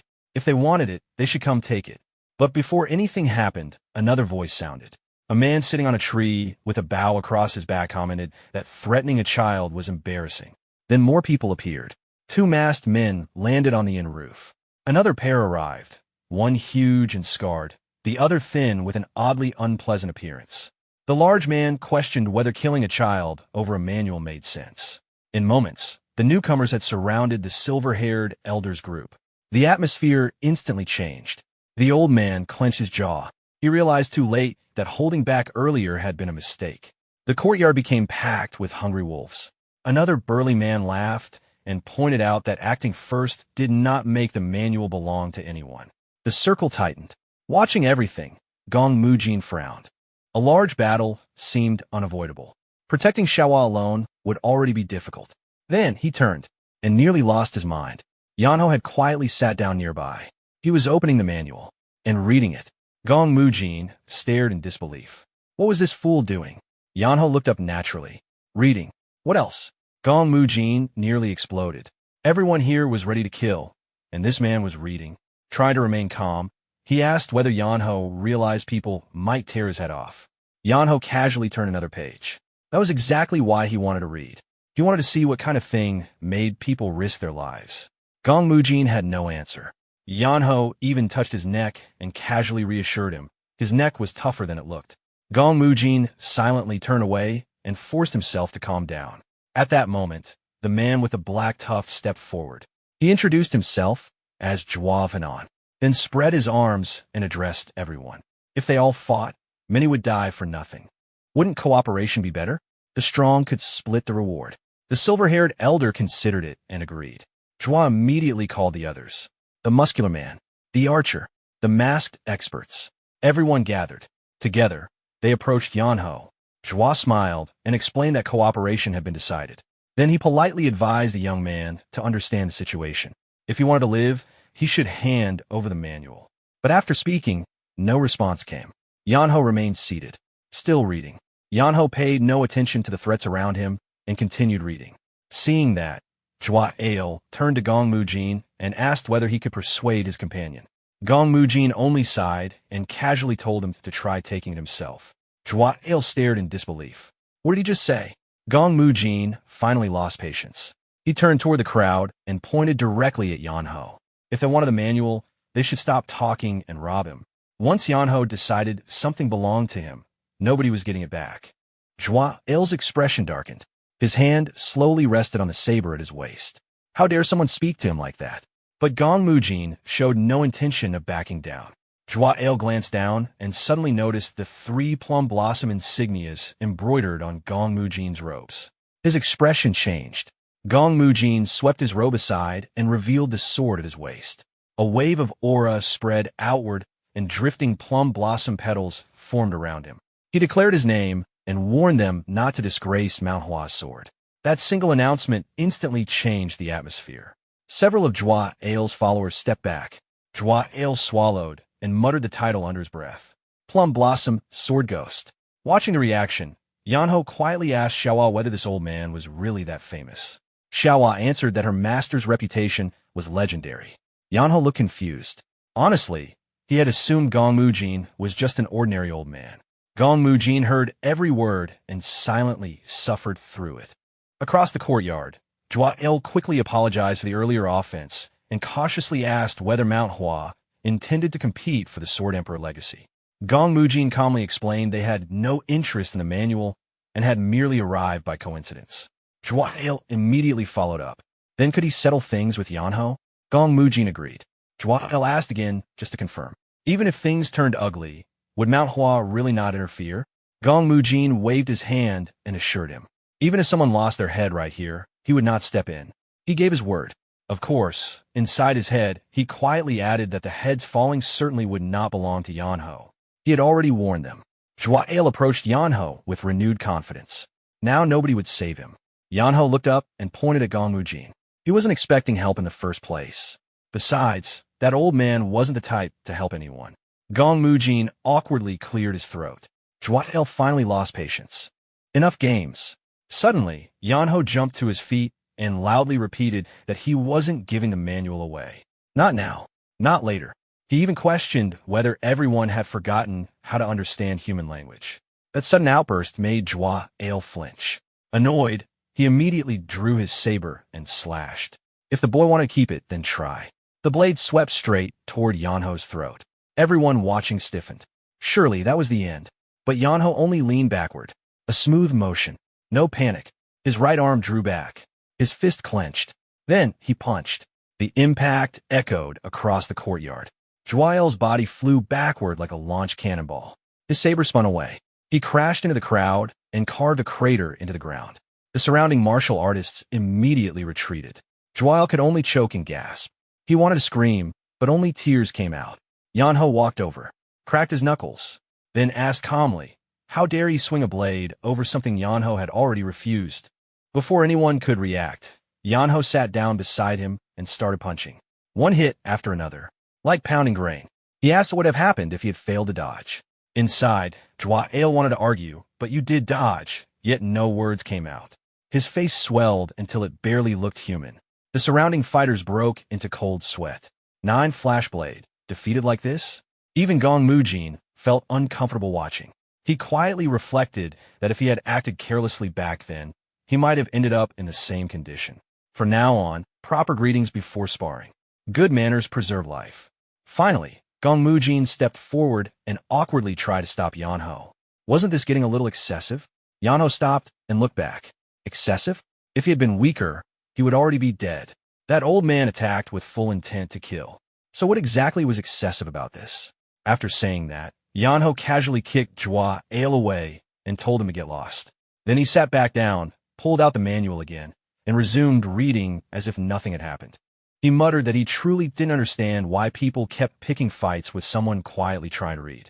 The entire courtyard fell silent. No one dared speak. Then, a shirtless martial artist stepped out from the crowd with a cold laugh. His appearance alone looked unsettling. He introduced himself as Yang, Ghost Demonic Hand, and remarked that the brat probably didn't even know who he was. Yeonho looked up briefly and waved him closer. He said he had something to tell him. Yang frowned and stepped forward. Then bang. Before anyone realized what happened, Yang was already flying backward after taking a clean punch to the jaw. Yeonho calmly returned to reading and casually told him to get out of his sight. Gong Mujin blinked and asked in confusion. The man hadn't even attacked yet, so why hit him? Yeonho answered honestly. His face looked like he was about to do something unpleasant. Gong Mujin thought about Yang's expression and hated that the reasoning somehow felt convincing. Next, the large muscular man carrying an enormous axe stepped forward. Yeonho immediately looked at him suspiciously. The man introduced himself as Seek Il from Blood-Soaked Fortress. Yeonho asked directly whether he wanted a beating too. Unexpectedly, Seek Il hurriedly hid his axe behind his back and awkwardly waved. No, just a harmless passerby. Yeonho stared at him. A harmless passerby? Seek Il scratched his head and explained that people always misunderstood him because of his appearance. It genuinely hurt his feelings. Yeonho slowly turned and looked at the gathered martial artists. Almost all of them quietly stepped back. Some looked away. Others pretended not to notice him. Seeing this, Yeonho sighed. Reasoning with these people really was impossible. He tucked the manual into his clothes and stood. Since everyone wanted it, he announced he would settle things properly. The Sword Emperor legacy was in his possession. Anyone who wanted it stepped forward. He stretched his shoulders, rolled his arms, and said that things had become annoying enough already. Better to finish it all at once. Then, nothing happened. Nobody moved. Not a single person stepped out. Yeonho looked around. Everyone avoided eye contact. After waiting a while, he sighed again. Fine. Then he'd continue reading. He sat down cross-legged. Immediately, Xiaohua appeared carrying pastries. She carefully offered them to him and quietly suggested he eat something. Yeonho accepted without hesitation. He thanked her and admitted he was getting hungry. While chewing peacefully, he continued reading the manual page by page. Nobody interrupted. Dian, Yeonho, and Pang Duyong stood nearby in silence. Dian quietly thought that once a true master decided to cause trouble, there was really no stopping him. After a long while, Yeonho finally reached the last page. He closed the manual decisively. Seeing him stand there staring at the cover, Gong Mujin approached and asked whether the contents were too profound. Yeonho shook his head. It wasn't that. He simply couldn't understand something. Gong Mujin immediately assumed he meant the martial principles. Yeonho looked thoughtful and answered, not the doctrine. The price. Gong Mujin froze. Price? Yeonho nodded seriously. Since he'd already finished reading, he should sell copies. 2 taels of silver per transcription. The entire place went silent. Gong Mujin stared blankly, then nearly exploded. Was this man insane? A treasure worth kingdoms, sold for 2 taels? The surrounding martial artists were equally stunned. People whispered among themselves. Did they hear correctly? The Sword Emperor Legacy. For 2 taels of silver? No one could decide which was more shocking, Yeonho defeating everyone, or Yeonho treating a legendary manual like a cheap market book. Standing in the middle of the crowd, Yeonho raised the manual high and loudly announced, first come, first served. The moment those words fell, the martial artists exploded into motion. Like a broken nest of hornets, people rushed forward from every direction. Some shoved, some shouted. Others waved silver overhead and yelled for their turn. Everyone wanted a copy first. Meanwhile, not far away, a group of monks moved rapidly toward the area. Leading them was Master Gong Ryong. As he traveled, he silently worried. The appearance of the Sword Emperor's legacy would inevitably draw greed and bloodshed. If nobody stepped forward, who would stop the coming disaster? Following behind him were the 18 Arhats in formation. Sweat rolled down his face. He feared arriving too late. Soon, they reached a cliff overlooking the inn. Without even checking below, Master Gong Ryong raised his voice and declared that he would not allow more slaughter. Then he looked down and froze. Below him, there was no battle. Yeonho stood in the center, holding the manual and reading it aloud. All around him, martial artists sat on the ground, copying notes with complete focus. People complained about being pushed. Others warned not to bump them. Someone shouted that copying one wrong character could ruin cultivation. The entire scene looked more like an examination hall than a battlefield. Master Gong Ryong descended in confusion. What exactly happened here?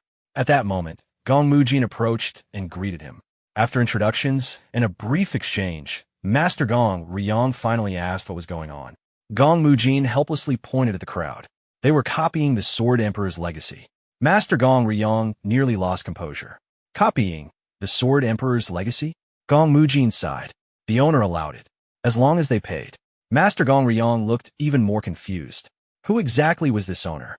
Gong Mujin quietly leaned closer and gave sincere advice.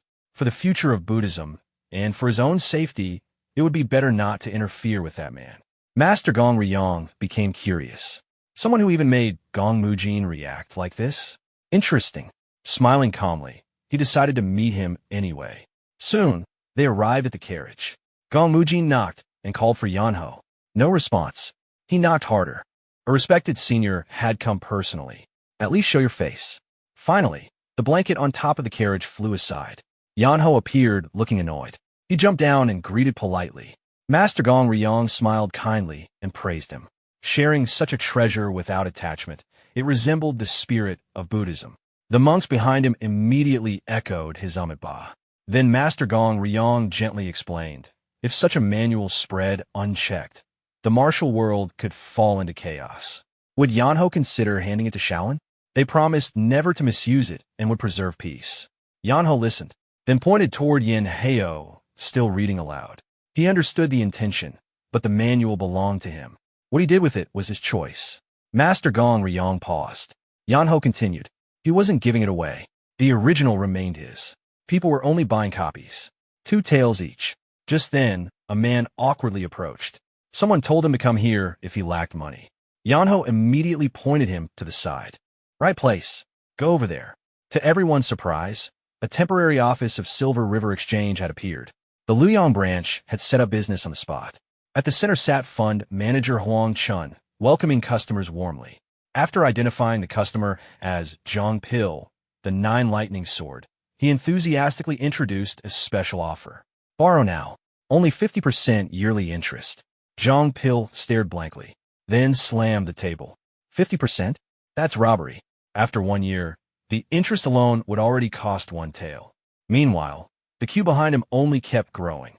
Fund manager Huang Chun continued persuading the customer. Once he mastered the manual and became a top expert, would 3 taels still matter? It would become pocket change. Besides, everyone else had already seized the opportunity. Did he really want to fall behind? Zhang Pil's eyes trembled. After a long hesitation, he gritted his teeth and finally agreed. He would borrow. Immediately, Huang Chun pulled out a loan contract and had him stamp his thumbprint. After completing that process, he pointed him toward Dian. But there was another step. Dian calmly handed over an additional agreement. This one prohibited copying, reselling, or distributing the manual without permission. Immediate family could study it, but sharing beyond that was forbidden. Violation meant Yeonho himself would handle the consequences. Zhang Pil sweated nervously. Even his son? Dian explained that close family was acceptable, extended relatives were not. Left with no choice, he signed. Once everything was finished, Huang Chun happily returned to Yeonho and quietly handed him several gold bars. Master Gong Ryong watched in confusion. The manual only cost 2 taels. Why 3? Huang Chun lowered his voice. 1 tael was a customer acquisition fee. Thanks to Yeonho, they found excellent customers. Master Gong Ryong frowned. So lending itself wasn't the real profit? Huang Chun smiled. If people couldn't repay, interest would accumulate. Eventually, everything they owned became collateral. A perfectly beneficial system. Master Gong Ryong silently muttered. Bah, this is a true devil. Meanwhile, Yeonho casually patted Huang Chun's shoulder and told him to continue working. Master Gong Ryong turned back and asked, how many copies had already been sold? Yeonho answered, around 100. Master Gong Ryong nearly lost composure. 100 copies, and more still waiting. That amount of silver already exceeded Shaolin's annual donations. At this rate, an entire golden mansion could probably be built. His expression became serious. If this spread without control, the martial world could descend into chaos. Yeonho simply looked at him. Then shouldn't righteous people step forward and stop it? Someone like Master surely wouldn't ignore that responsibility. Master Gong Ryong answered immediately that he couldn't. But Yeonho pointed toward the crowd. No bloodbath had happened. In fact, he prevented one. If left alone, those people would already be killing each other. Now everyone could obtain the manual. No single person could monopolize it. Wouldn't that reduce conflict? Master Gong Ryong fell silent. Unexpectedly, the argument made sense. Nearby, Gong Mujin rubbed his ear awkwardly. How was this man casually debating philosophy with a Shaolin elder? This fellow was dangerous in a completely different way.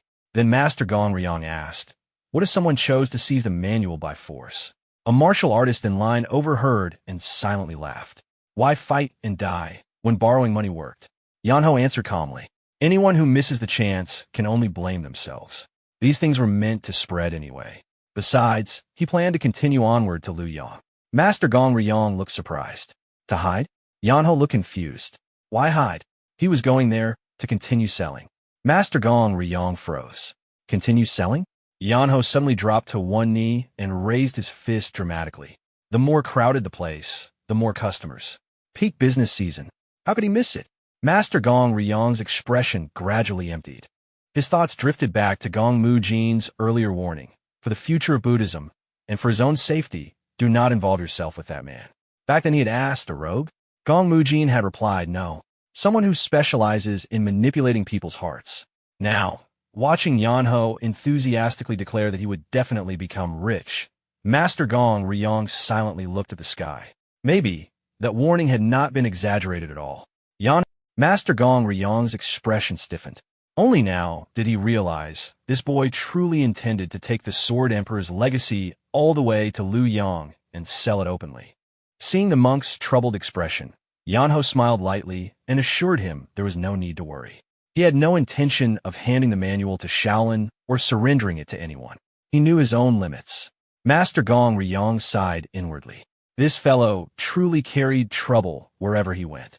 After some time, only Master Gong Ryong and Gong Mujin remained standing nearby, quietly observing the orderly line of martial artists waiting to copy the manual.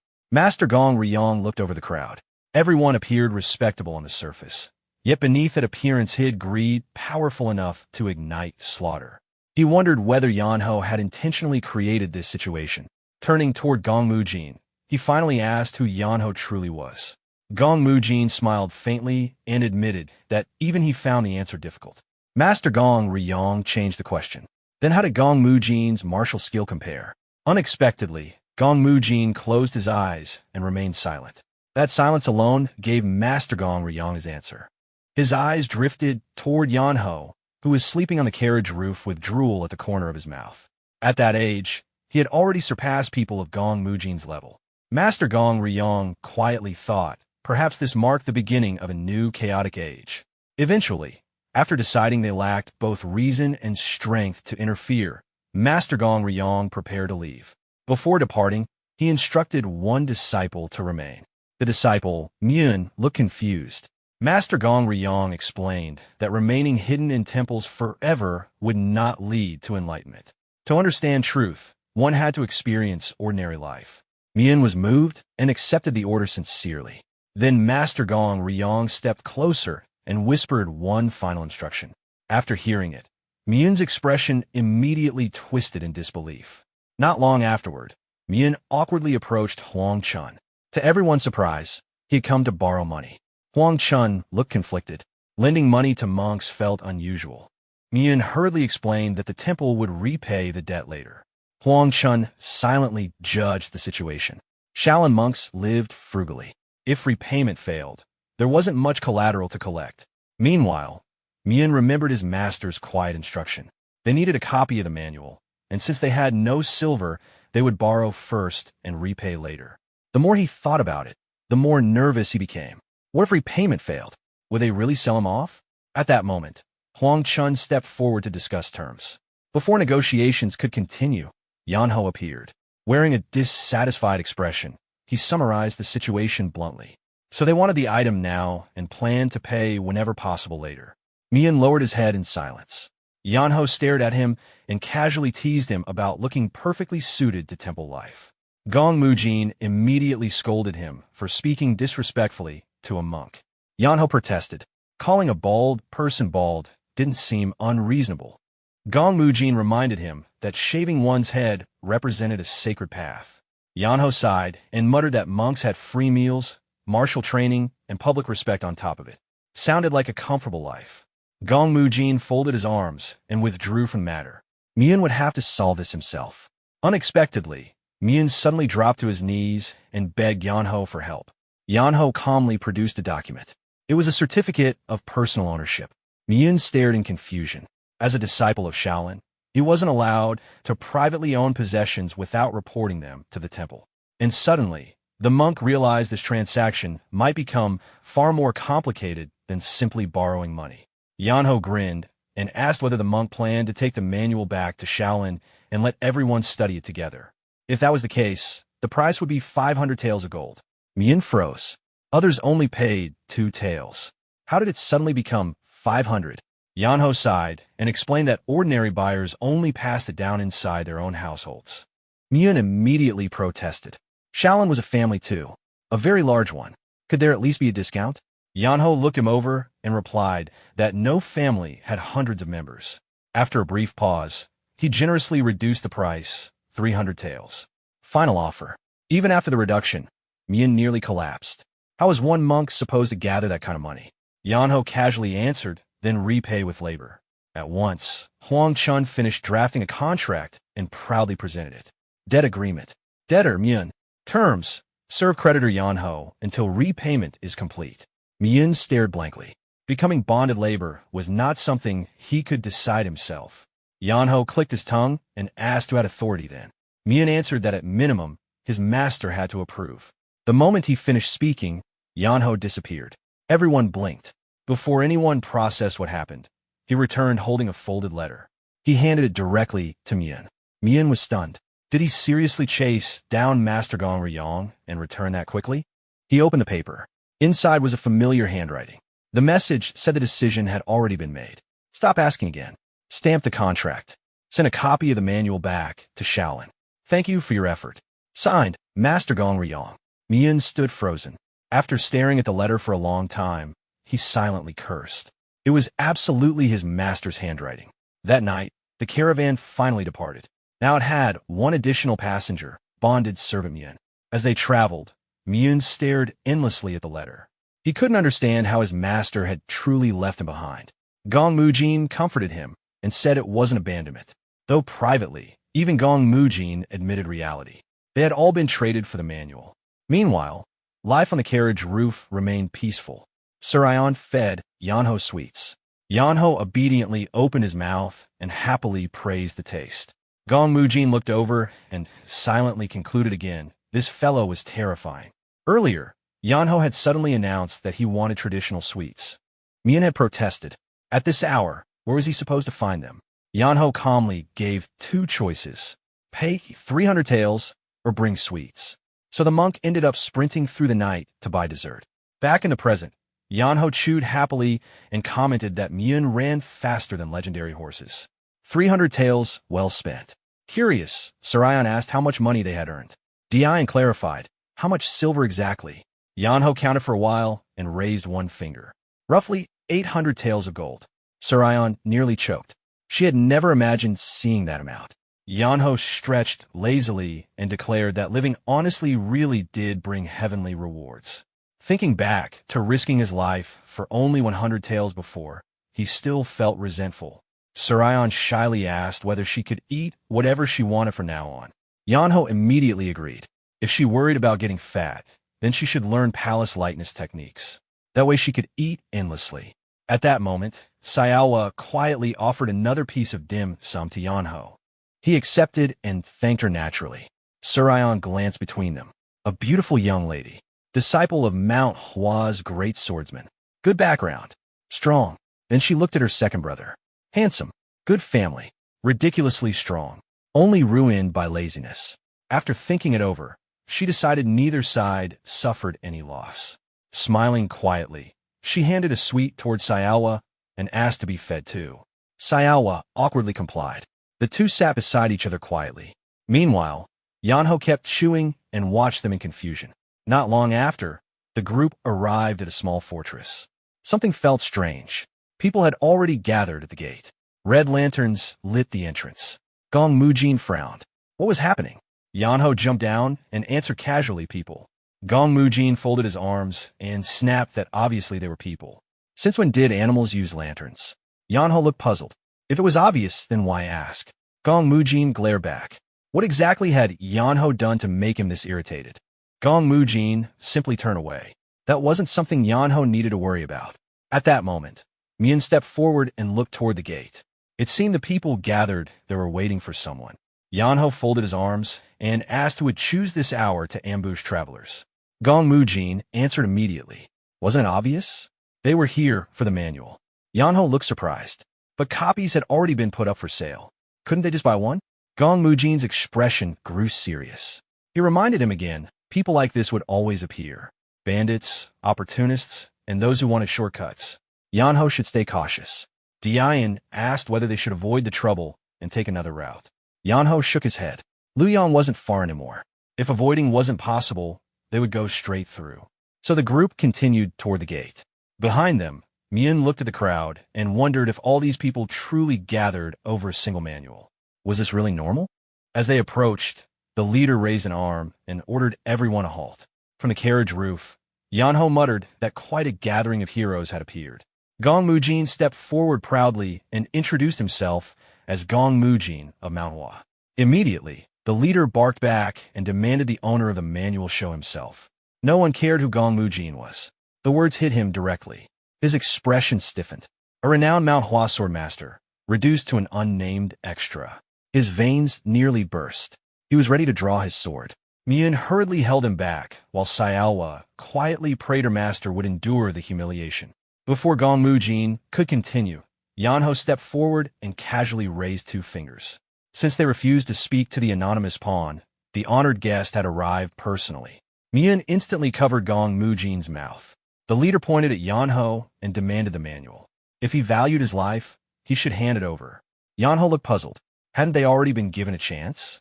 Fine. He repeated it. 2 taels per copy. The leader exploded. Who had money for something like that? Nobody would pay that much for some old book. Yeonho slowly turned and looked at everyone behind him. So they heard it too. While they borrowed money and signed contracts, these people wanted to take it for free. And apparently, paying honestly made them fools. The crowd froze. Then faces darkened. Someone shouted. Who was he calling fools? They were already buried in debt. The leader panicked and denied everything. But nobody listened anymore. Yeonho casually added that these people didn't respect anyone. They simply wanted the manual without paying. That